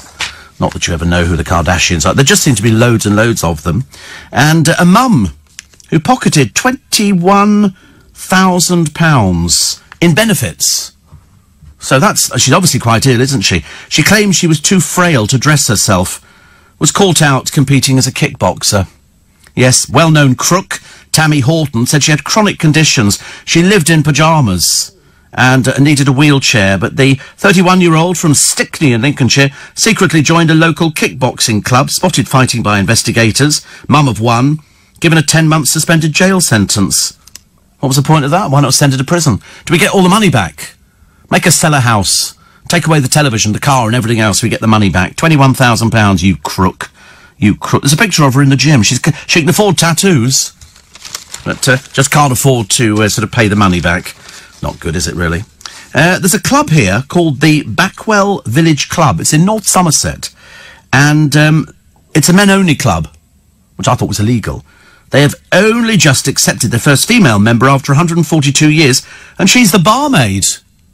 Oh, dear, what do they do? Long-serving bar manager Jane Chiddy said, having worked here for many years, I was honoured to be asked to be the first female member. The club has so much going for it. Like what? I didn't think you were allowed a men-only club. That's discrimination. That is discrimination. People should go and chase that one up. That's definitely worth chasing. Also Barbara Streisand. She's in a lot of the papers as well today, which is quite sweet. I do like her, but I mean, when she talks about British food, we are a little bit more than fish and chips. Thank you very much indeed. And there's one here. You ever heard of a comedian called Eleanor Conway? No, me neither. Apparently she performs on stages to packed houses around the country. Why have I never heard of these people? Do you think they have a new agent? Oh, wait a minute, she's got a new show touring the UK. There's always some link, isn't there? Every time you get to the end of an article, they go, this is because so-and-so, so-and-so, so-and-so. There was a lovely piece in the paper the other day about it, and I remember thinking, that's nice, and at the very end of it, so-and-so's tour starts, or they've got a new album out. Paul says, never advertise you're going to buy expensive watches. You'll be targeted by lowlife. They wouldn't risk it. They wouldn't risk it. You'd have no idea. Have you heard of Mace? The film is Angels and Demons, the sequel to The Da Vinci Code. Tom Hanks and Jude Law, says Elaine. It was Ewan McGregor, actually. Ewan McGregor, producer, knows that. And Steve, I can't believe the Pope didn't come out to meet you. I mean, didn't he know the Steve Allen was in attendance, says Carl? I know.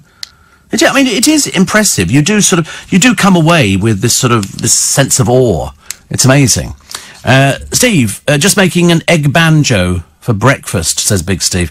What's an egg banjo? Well, we're having a check on that one. That sounds slightly peculiar. We're not sure. Oh, right. A popular filling snacks with British troops since the World War I. It's a sandwich of runny fried egg between 2 thick slices of bread, buttered with margarine, often accompanied by a mug of gunfire, which I'm assuming is like a tea. Oh, it looks horrible. Don't like the sound of that. And, well, see, look, the eggs in here, they're not runny eggs. They're hard-boiled. Horrible. Oh, no, thank you. I'd rather eat a baby turtle on a beach. I couldn't eat a runny egg. Absolutely not.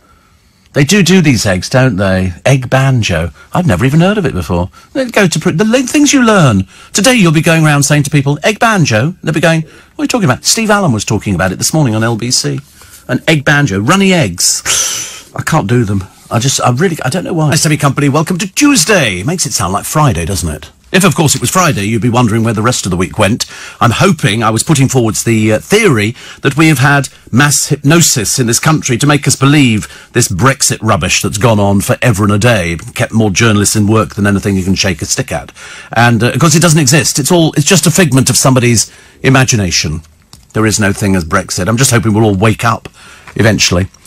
George says, I heard I thought the Pope did come out to see you. I heard the crowd were all asking, who was that man in white standing next to Steve Allen?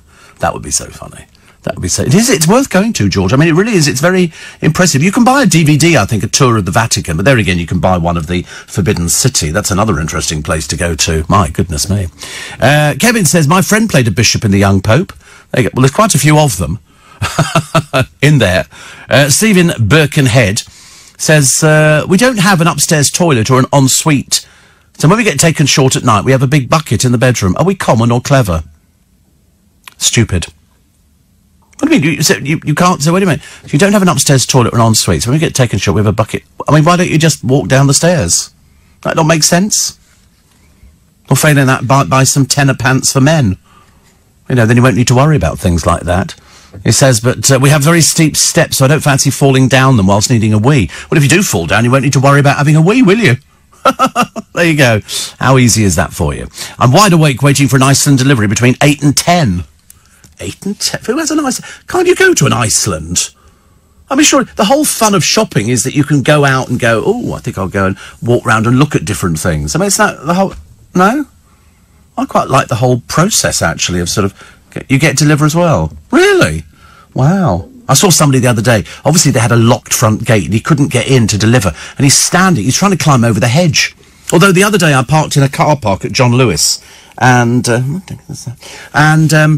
car that parked next to me meant it was so I couldn't get in. The door didn't open enough to get me in there. So what did I do? I had to go in the passenger side. Well, you've never seen anything like it. If somebody had filmed it, they'd have thought I was breaking in. And then try and get myself into the other seat. But I've got a centre console with the gear stick and all the other paraphernalia bits. It was the most ridiculous thing I've ever done. Because I couldn't get out because somebody had parked too close. 84850. While having an egg banjo, says John, you have a tissue with it. When the egg runs onto the shirt, you put the roll away from you, rub your shirt with a tissue, as if you were playing the banjo. It can't really be that, but it sounds so simplistic, doesn't it? David says, you mentioned toilets at the Vatican. I was there visiting last year with my wheelchair. What, you were there with the wheelchair, or you took the wheelchair with you? And it took me half an hour to get to one. They were all locked. Probably all the wine they drank. Steve, when it comes to countries like Bahrain and Saudi Arabia on human rights, money talks, morals walk. Absolutely. This is the story about, first of all, anything to do with Brunei, who are bringing in Sharia law. They will be executing homosexuals. They'll be, as far as I know, stoning them to death. Adulterers will be stoned to death. Only the women, they'll be buried up to their necks and people will break their skulls open. Literally, people pick up rocks and throw them at them until they're dead. That's what stoning is. They're so backward over there. But, of course, people still stay in their hotels. Not me, thank you very much indeed. I wouldn't even take afternoon tea there now. Meanwhile, over in Bahrain, we've had the Grand Prix, which Lewis Hamilton won beautifully.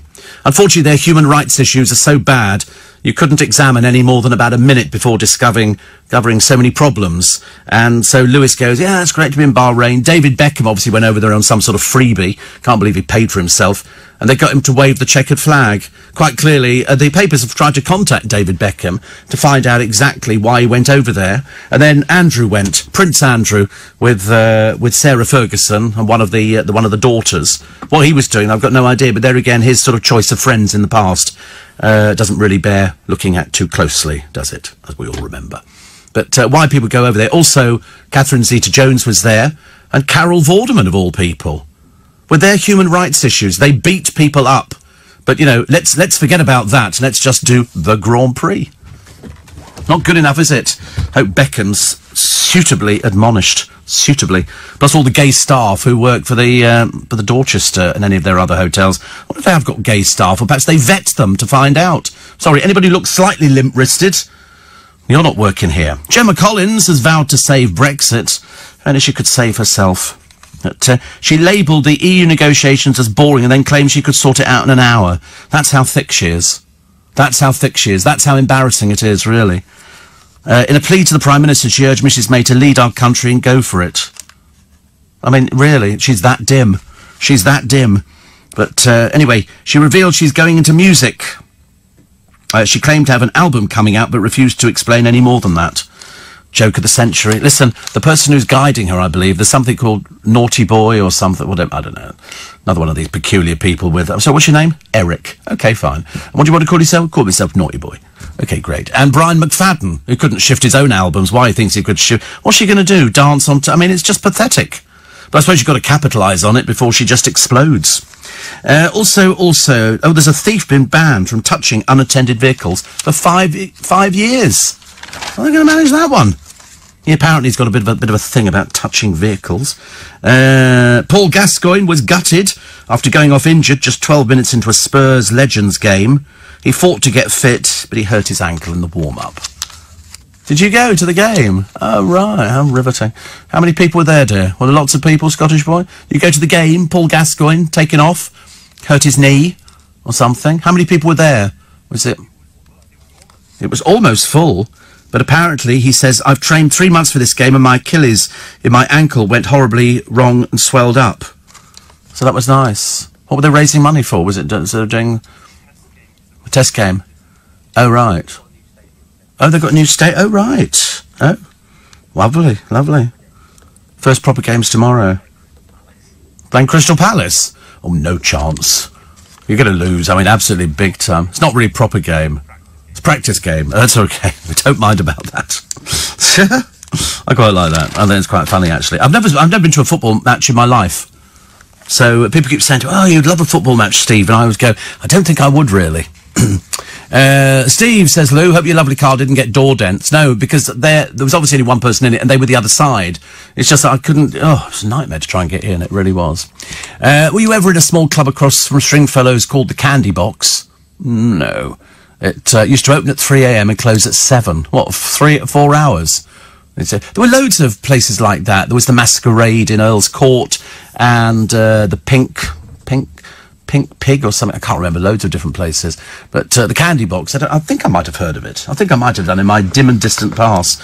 We were talking about things like that the other day. I was talking about it to a friend of mine, how things have changed over the years. David Blaine's being investigated by police over 2 allegations of sexual assault. And you remember there was one from years ago from this country. That didn't go anywhere at all. And he's got a tour of the UK called Real or Magic. Magic. Okay. Actually, there's a very interesting bit. You might not remember this, but you remember the magicians in Vegas called Siegfried and Roy.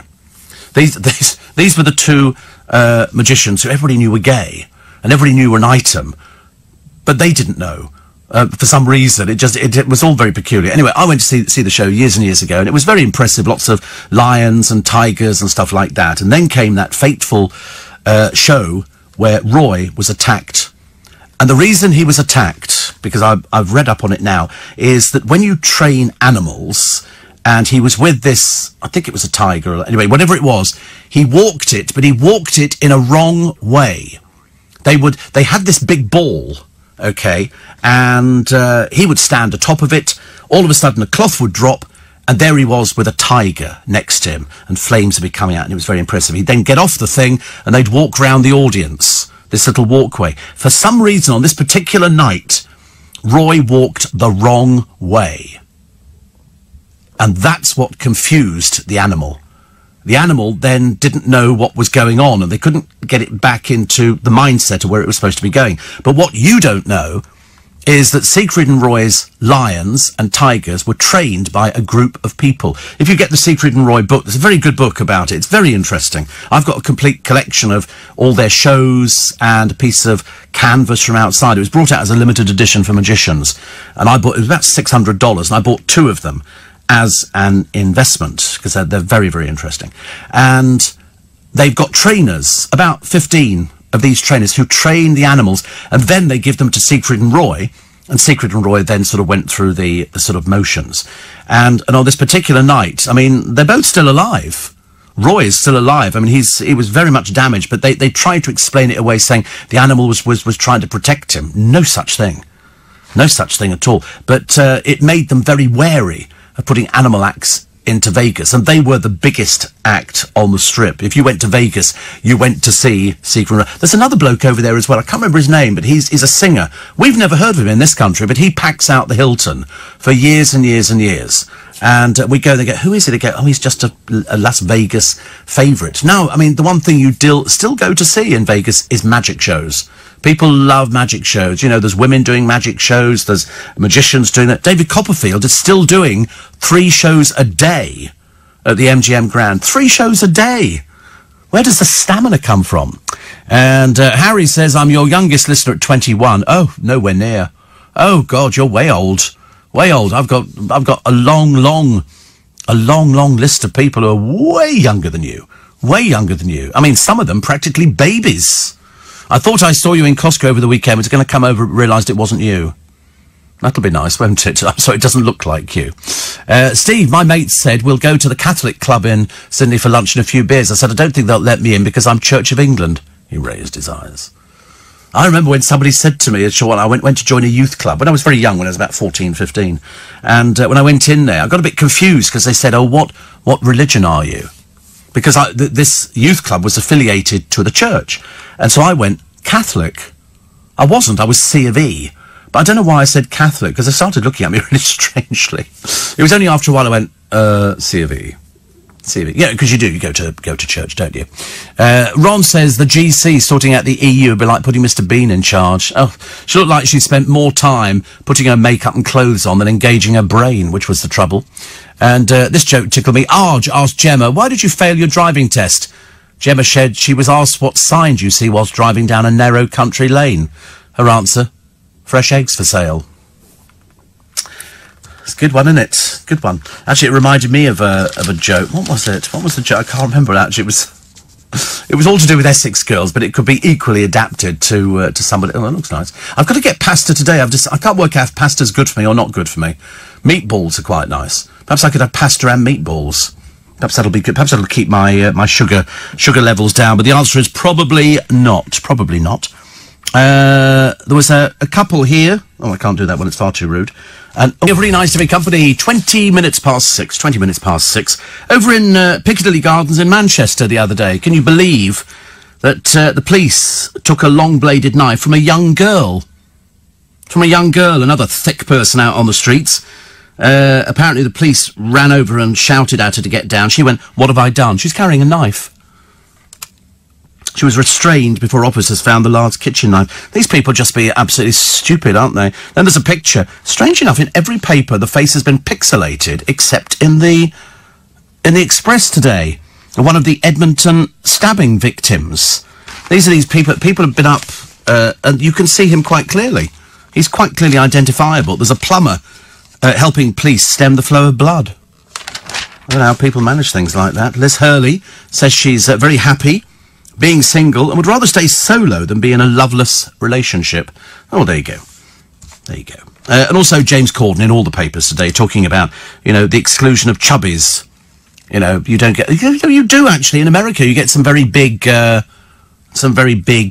people who become very successful actors. More on the England goalkeeper Jordan Pickford, allegedly involved in a bust-up outside a bar on Sunday. Stupid boy, honestly. Mobile phone footage appears to show the 25-year-old Everton player in the middle of the melee as punches were thrown. He was led away by 3 men and a woman. Nothing worse than a sad drunk, is there? I'm hoping it's not him. Doesn't look particularly brilliant, does it, at the moment? Also, Martin Roberts. Now, we had Martin Roberts' story the other day. This is the host of Homes Under the Hammer. He's going to appeal against a driving ban. And we said, yeah, this is what happens. The police see his car, they put it in because they think he's got no insurance. Once they put it in, they then decide they think he's drunk. So they want to do a breathalyzer test. He says, no, I can't, on a medical condition. He doesn't say anything else. He's being particularly stupid, because all he has to say is, what medical condition has he got? So he wastes everybody's time and money. They have to take him back to the police station. Again, he refuses, and but he's got evidence about his medical condition. But they don't mention it. They don't mention it. You'd think that he might say to them, for example, I can't give you a sample, I'm asthmatic. He said nothing. He just became immensely stupid, which is how he was on the television. And he's kind of gone down. So at the moment, it's all a little bit sad. So he's been banned from driving. He's been banned from driving. He's been fined £3,461. And he's also ordered to pay a £930 court charge, plus £120 victim surcharge, and he's banned for 23 months. That's nearly 2 years. They'll have to get taxes or something like that. But if you are asthmatic, or if you are, I don't know, I can't think of any other illnesses which you would have, which would sort of prohibit you from giving a breath test, why didn't he tell them? Why didn't he tell them? I'm sorry, what's the medical... I don't want to talk about it. Well then, how stupid are you? It's unbelievable. So he was convicted, despite the evidence from a medical expert that he suffers from a certain medical condition. Well, what is it? If he's asthmatic, which he's spoken about before, why not say to them, listen, I'm asthmatic, you have to find some other way of doing it? Well, I don't know what would happen, actually. If you say you're asthmatic, do they then do a blood test? I don't know. I've never been stopped for... Oh, I tell you what, I was stopped for drink driving once. It's only because I was desperate to go to the toilet. I'm standing there and he's going, have you had a drink? And I went, no. I said, I need to go to the toilet. I really need... And he thought I was running away. So they breathalyzed me. Of course, I have no alcohol in my system whatsoever. But, you would have thought that when he was on I'm a Celebrity, he would have learned his lesson, because he came across as very irritable. And all he had to do was say, I can't do a breath test because I'm this. But they thought he was drunk. Now, of course, the longer you leave it, the bigger chance there is of you sobering up. But it's not clever, is it, really? So, Martin, you should have told them what it was you've got. If you've got a medical condition that prohibits you from giving a breath test or a blood test or something like that, why did you not tell them? Why did you go through that whole charade of going back to the police station and being silly about it? Honestly. There's a fraudster. Yesterday, ordered to pay back £66,000 in benefits. Will turn 100 before she's finished. Helen Williams lied to officials she was living alone. Another bent one. She's got to pay £103 monthly, which will take 50 years. But in fact, she had a husband. She was a deliberate fraud. And she didn't notify a change in circumstances because she's a fraudster. And so it's going to take... She's going to be 100 before she's paid it all back again. I think we just take it all and say, get off your fat arse, get out there and go and get a job. That's what people are like nowadays. They just go, I can't work. Can't work. Why? I can't work. People just don't want to, do they? For some reason. And while we're in that stupid situation of handing out money left, right and centre, there's no incentive. People say, even if I was working, I'm going to get less money. Somebody says, no doubt you all know this. I saw Sigrid Roy in Vegas with an elephant. A white cover was placed over. Hey, presto, no elephant. Oh, there's loads of ways of making elephants disappear. Loads of ways. Steve, go on, wish me happy birthday, says Brian. Actually, I've got another Brian. I don't know if you're the same Brian. Happy birthday, incidentally. But Noreen's Brian, the long-suffering Brian, it's his birthday today. And I'm not sure if I'm allowed to say how old he is. I think that would be impertinent, Noreen. But very, very happy birthday. She says well, anyway, it doesn't matter. She said there will be food later. How lovely. Will there be sausage rolls and Scotch eggs, things like that? Little sausages on sticks, cheese and pineapple. I've not had cheese and pineapple for ages. I could, in theory, do it, couldn't I? But, it could have cube it. And why don't they just make cube cheese? I'm always looking for the easy option. Always looking for the easy... I just heard plates. Did you just say plates dropping? No, just me again. Here we go. Just me again. Good story about an ambulance. This is Chris Nixon. Chris Nixon is an ambulance driver. He's a paramedic. And he took his ambulance out in Teignmouth. Tyne-y-Whit. Strange enough, we were talking about Teignmouth the other day. It's spelt Tynemouth, but it's Teignmouth. And he was working hard to save a young girl's life in the back of the ambulance, and somebody left a note on his windscreen. Okay, this is what they wrote. I have taken pictures of you leaving your ambulance in the middle of the road when there is no need for CPIC. Your behaviour is appalling and you should be kept responsible for your actions as professional driver. Signed, resident who can't get to his house. I mean, seriously, how dim do you have to... So it's, they know it's somebody round there. Police won't take long to find them. These people, what do you charge them with? Being stupid? I don't know. Your behaviour is appalling and you should be kept responsible. What they should do is put a copy of that in all the newspapers and then the public can help find them. That's the whole idea. You know, it's... you know, do you remember there was, in February, an unemployed mother of two was fined £285 after she left a foul-mouthed note on an ambulance parked outside her house. Kirsty Sharman, who doesn't even own a car, shouted abuse at paramedics. I'd have people like that taken into custody, throw them in a cell and leave them there for a year. Sorry, you're leaving. What am I going to do about saying we've taken your kids into care, OK? You should have learnt about this before. Why do they keep saying all these people in the Commons were naked? They weren't naked at all. They went topless. As I say, you could see more in this studio. Much more in the studio. And they're also wearing pants. It's just a bit sad, isn't it? A lot of flabby flesh on display. Not very interesting at all, but they did get in the newspapers. Channel 4 faces a probe over host's white people Brexit slur, and Jerry says, I did not have a fling with Mel B. Well, somebody's telling porcupines. Somebody's telling porcupines. It's all been very disappointing to read about these rumours again, said an official statement on behalf of the singer. Jerry loves the Spice Girls, Melanie Brown, Melanie Chisholm and Victoria Beckham and Emma Bunton. She would like the fans to know that what has been reported recently is simply not true. So she's blatantly said it didn't happen. I did not have a fling with Mel B. Mel B saying, yes, you did, for a year. I mean, I'm kind of caught between the devil and the deep blue sea. I don't know if it's true, I don't know if it's not true. It's an interesting story. But apparently, you know, Miss Chisholm was seen looking shocked in the studio audience as Miss Brown, also known as Scary Spice, made her confessions to Piers Morgan. The presenter asked Miss Brown, you were coming here to be brutally honest. Did you or didn't you sleep with Geri Halliwell? Did you sleep with her? At first she attempted to avoid the question, but eventually said, yeah, we all slept in a bed together, but not like that, all of us. What does that mean then? Doesn't sound like the same thing at all, does it? Very odd. But apparently after she made it, she called her and said everything else. And Geri Halliwell said, no, I didn't have a fling with Mel B. Mel B's saying, yes, you did for a year. Are you calling me a liar? Where does that go? Oh, I tell you what, cancel the tour. Cancel the tour. They were only going on tour, apparently, to help Mel B out of her financial situation, because she's brassic. She didn't have any money, there was court costs to pay and everything else, because she very unwisely took people to court, but apparently there were films and stuff like that. It all got very messy, which is what I predicted it would do. But when somebody says, this happened, and somebody else said, no, it didn't, what are we supposed to believe?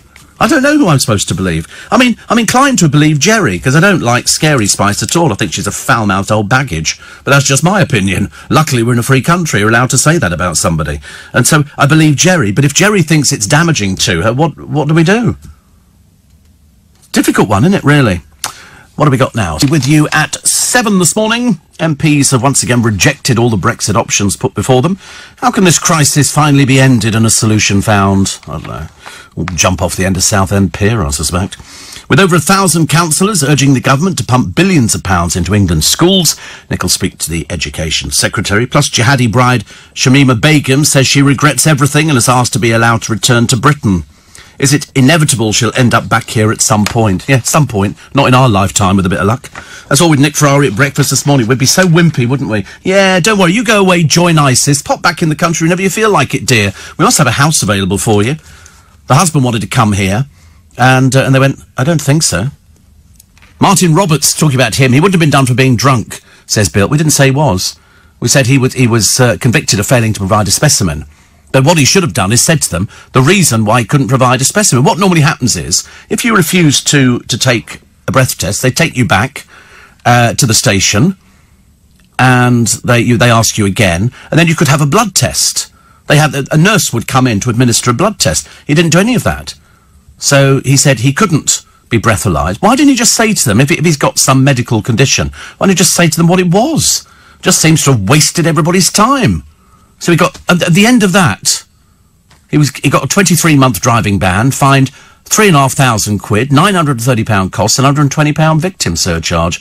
Bit of an expensive mistake to make. You know, all you've got to do is say to them, I'm exempt. You know, because I'm asthmatic, or I'm this, or I'm that. We don't know what it is. So that's what he got. But they've said he's going to appeal the ruling. Why didn't you just tell them? We all remember him from I'm a Celebrity when he hugged trees and everything. He was slightly peculiar in the programme. But they do give you the option, as everybody's told me. Absolutely. That I do know. So there you go. If you're arrested for drink drive and say you can't do a breath test in custody for a medical, you'll see a nurse or a doctor. They'll decide if you should give breath or blood. Well, they could just do a blood test. Takes a minute. But whether that affects you. You see, if you do a breath test, you've got to blow quite hard into the machine. If you're giving a blood test, you just need to put your arm out. He must have had blood tests, surely. I would have thought so. But you do get the option.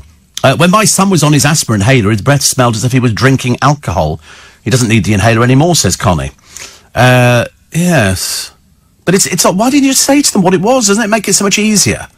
I'm terribly sorry, you know, I can't do this because I'm asthmatic. That would have solved the problem immediately. And then they go, well, you know, we think we might have been drinking, so we'll come back and do a blood test. So in the end, they didn't. And so he was charged with failing to give a sample. I don't know. Never mind elephants, says Dallas. Wasn't there a magician who made a jumbo jet vanish? That was David Copperfield. He did the Statue of Liberty. He did walking through the Great Wall of China. He did the Learjet vanish, with all the people standing round and all the rest of it. He did flying over the Grand Canyon. He's done all sorts of things, actually. That's why he's doing 3 days a week in Las Vegas. Hello to Tracy from David. She's having tests at the Royal Free. I love her very much, says David, and miss her. We both listen to your show every morning. What sort of tests is she having? Does she have a radio? Can she listen to the programme? Is it worth it? Does it make you feel a lot better? And the answer is yes, of course, it makes you feel better. Do you know that there is the Flat Earth Society? You've heard of them? They actually believe that the world isn't round. They believe it's flat. Where do they get these people from? They're planning a trip to the edge of the world. So they believe it's... So why, when we see pictures of ourselves from outer space, does it appear round? Oh, they don't... Oh, right. Oh. Is that like the people who don't believe that dinosaurs ever existed? Are they a bit like that? Or the alien conspiracy theory? Or the you never went to the moon conspiracy theory? Oh, right, it's the same sort of thing. I love the idea. I mean, it must be quite easy in the days of the internet to find people who are as stupid as yourself. Can't be that difficult, can it? So they're going to prove the Earth or the world isn't round. They think that you get to the edge and you just fall off and underneath it. My God, I mean, you really want to push them off, don't you? You really want. There can't be many of them. You know, I mean, people have actually tried to re-educate them. You know, also the assassination of John Kennedy was an inside job. 9/11 was an inside job. And most offensively, the protocols of the Elders of Zion, an anti-Semitic forgery that claims Jews have a secret plan to take over the world. I mean, there really are people out there like that. That's what's so worrying, isn't it? So worrying. What have we got here? Ozzy says, I just love how Shamima Begum is now doing a U-turn. She was saying the other day she didn't regret it, expected the British will bend over and allow her back. Do you know, Ozzy, they probably might do. I personally wouldn't be backing that at all. We're just so bad, aren't we? Oh, so here she is. She's joined ISIS. She's seen people beheaded and all that kind of stuff, but and supports them wholeheartedly. But now she doesn't. She wants to come home. No, dear. No, dear. Why don't we just take a vote on it? Oh, no, sorry, we're not very good at votes, are we? No point in doing votes. If we could do everything on votes, life would be so much easier, but there again, nobody takes any notice.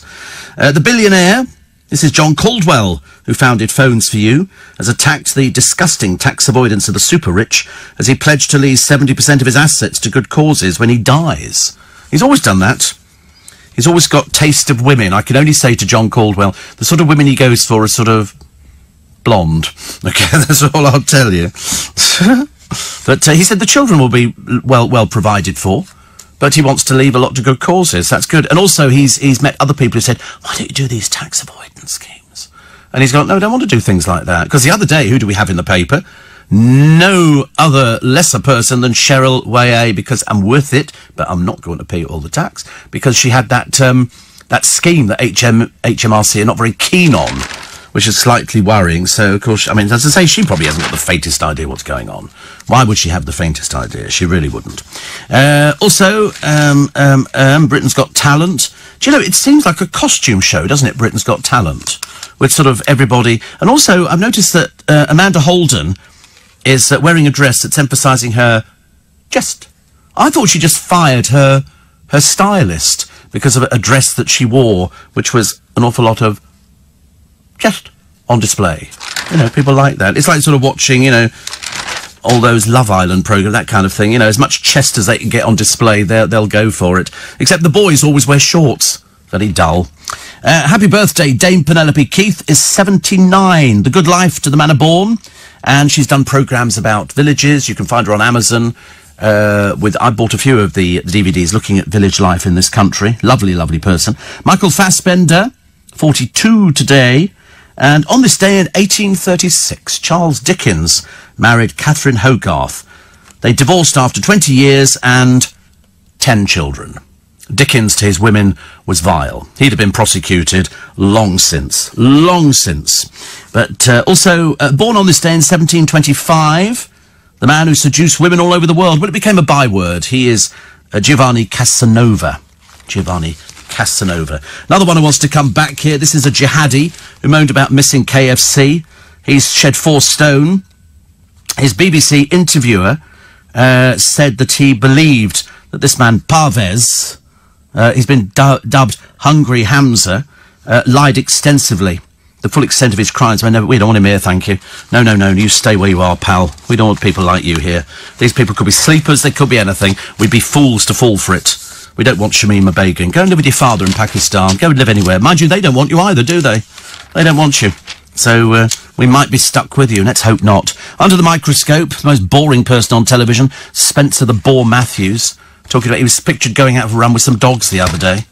Very interesting. Well, not actually. Not at all. There's got pages and pages of adverts in papers now, which actually is lovely, but it's always to do with your health. You know, my horror at finding I'd not had any childhood jabs. I think I had all of mine, I'm sure. When all I remember was one, when we came back from Hong Kong years and years ago, we had an injection that was in your bottom. Why? I've got no idea why. It couldn't just be in your arm like normal people. I've got no idea. But that's the way it goes nowadays, isn't it? And we had to have all the other... I'm sure I had all the inoculations, but didn't we have penicillin on a sugar cube? I'm pretty certain we didn't actually have to have I don't think we had an injection. I had an inoculation for something. I don't know, rabies probably. Steve, Flat Earth Society. The first was yesterday, says Lee. No, it's real. It's real, the Flat Earth Society. They do exist. You find all these Looney Tunes out there. They're all there. Da-da-da-da-da-da-da. You know, what's up, duck?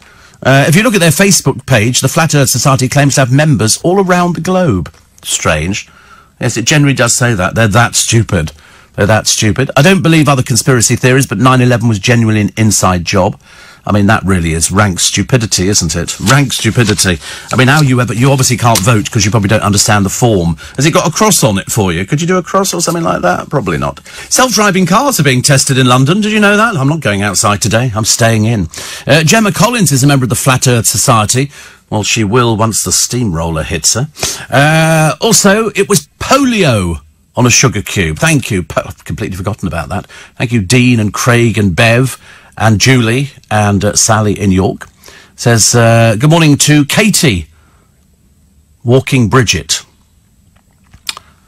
Is that a dog? I'm going to guessing, actually. You're not going to walk a pussycat, are you?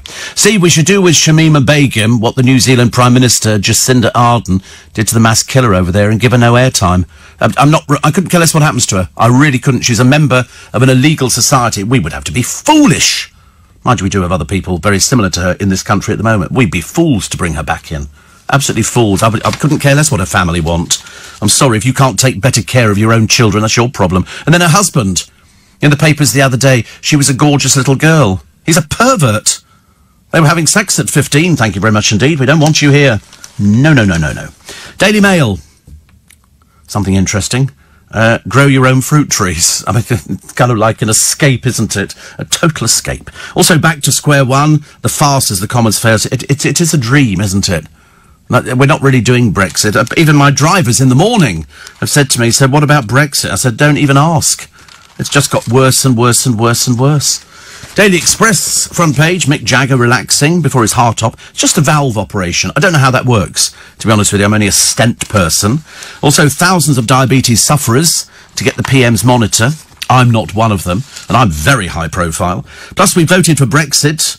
All you say is no. MPs fail again. And here we go. Sarah Dreary Ferguson and Andrew Windsor, off there. They were in Bahrain. Was it Bahrain they were? Yes, for the Grand Prix. Even though, you know, human rights. But obviously Andrew doesn't take a blind bit of notice of anybody. I don't think so. You should be going there because of their appalling human rights. It's free. Yeah, and she'd be there straight away. Seriously, it's disgusting. David Beckham also went, as you can remember. And Catherine Zeta-Jones and even Carol Vorderman. Not good, is it? Daily Star this morning. Gemma Collins thinks she'll fix Brexit. Darling, fix yourself first, OK? Corrie Starr's stage horror. This is Shobna Gulati. She was doing some Shakespeare. The scenery fell on her. The scenery fell on her. Just like that. A bit like pantomime, isn't it, really? Also, Il Papa, the Pope. Messi isn't God. Of course he's not God. Who on earth? Apparently it's hotly debated by a legion of... Why would people say that? Not to upset the Pope, do you? For goodness sake, he's the Pope. He's His Holiness. It doesn't happen. You know, you don't upset somebody like that. It's ridiculous.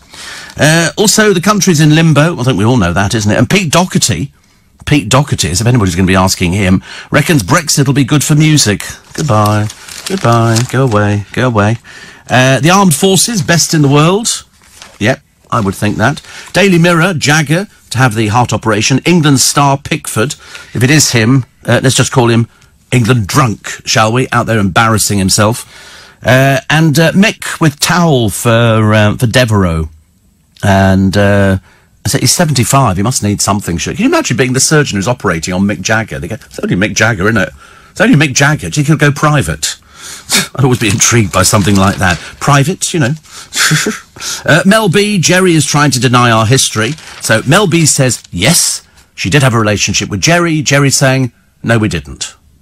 And they're going on tour. If they think this is good news before the Spice Girls go on tour, they better think again, because it's absolutely not. There are little children who might be going to see them. You know, they don't want to know about this kind of thing.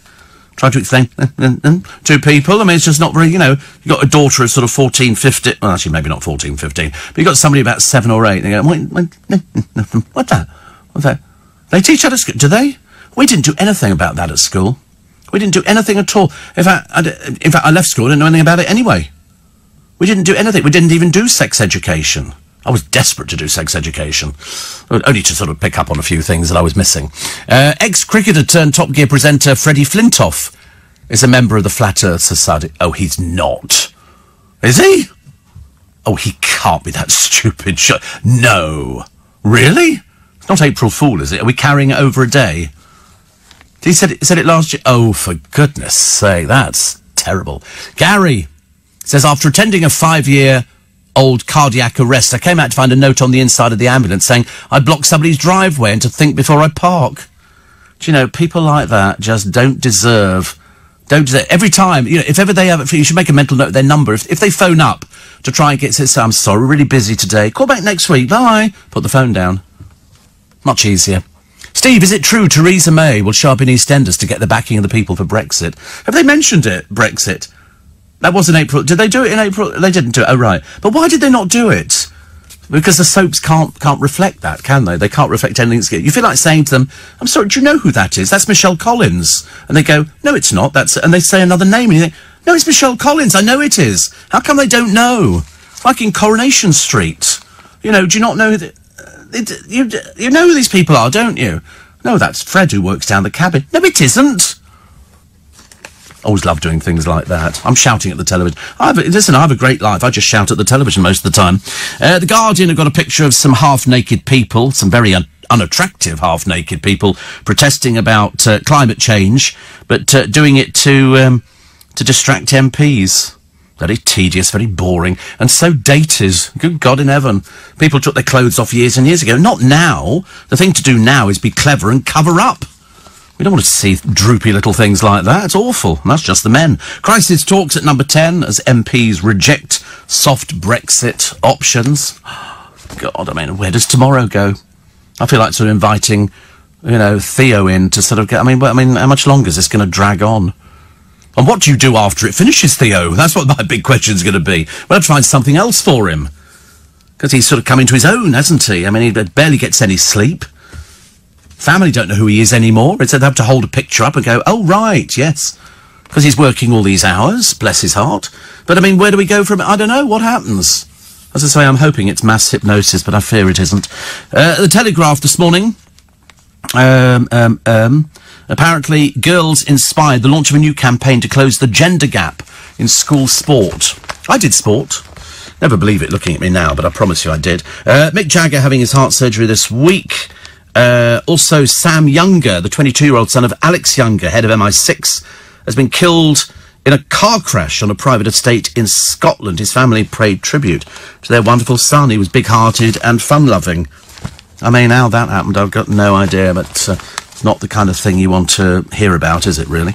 The Times, here's a picture of Theresa May watching stony-faced while Jeremy Corbyn calls for a third round of votes. He's sort of riding on the crest of a very small wave at the moment. Defeatist police failed to investigate fraud cases. That's running in all the papers today because they just don't have enough time.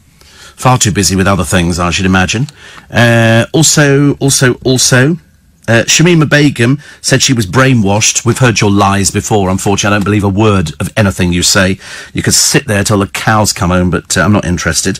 And video footage emerging of Jordan Pickford, the England goalkeeper, involved in a dispute. One hopes not, Jordan. Do you not think so? One hopes not. Plus, the privately run Birmingham prison had become the first to be renationalised. G4S, the security firm, was stripped of its contract in response to violence at the jail. And that, as they say, is just about it for this morning. Thank you very much indeed for all your texts and emails. We didn't solve the glue problem.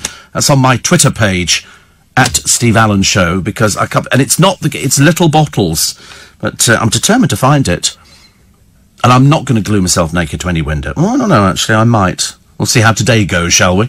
Before I decide to glue myself naked to any window.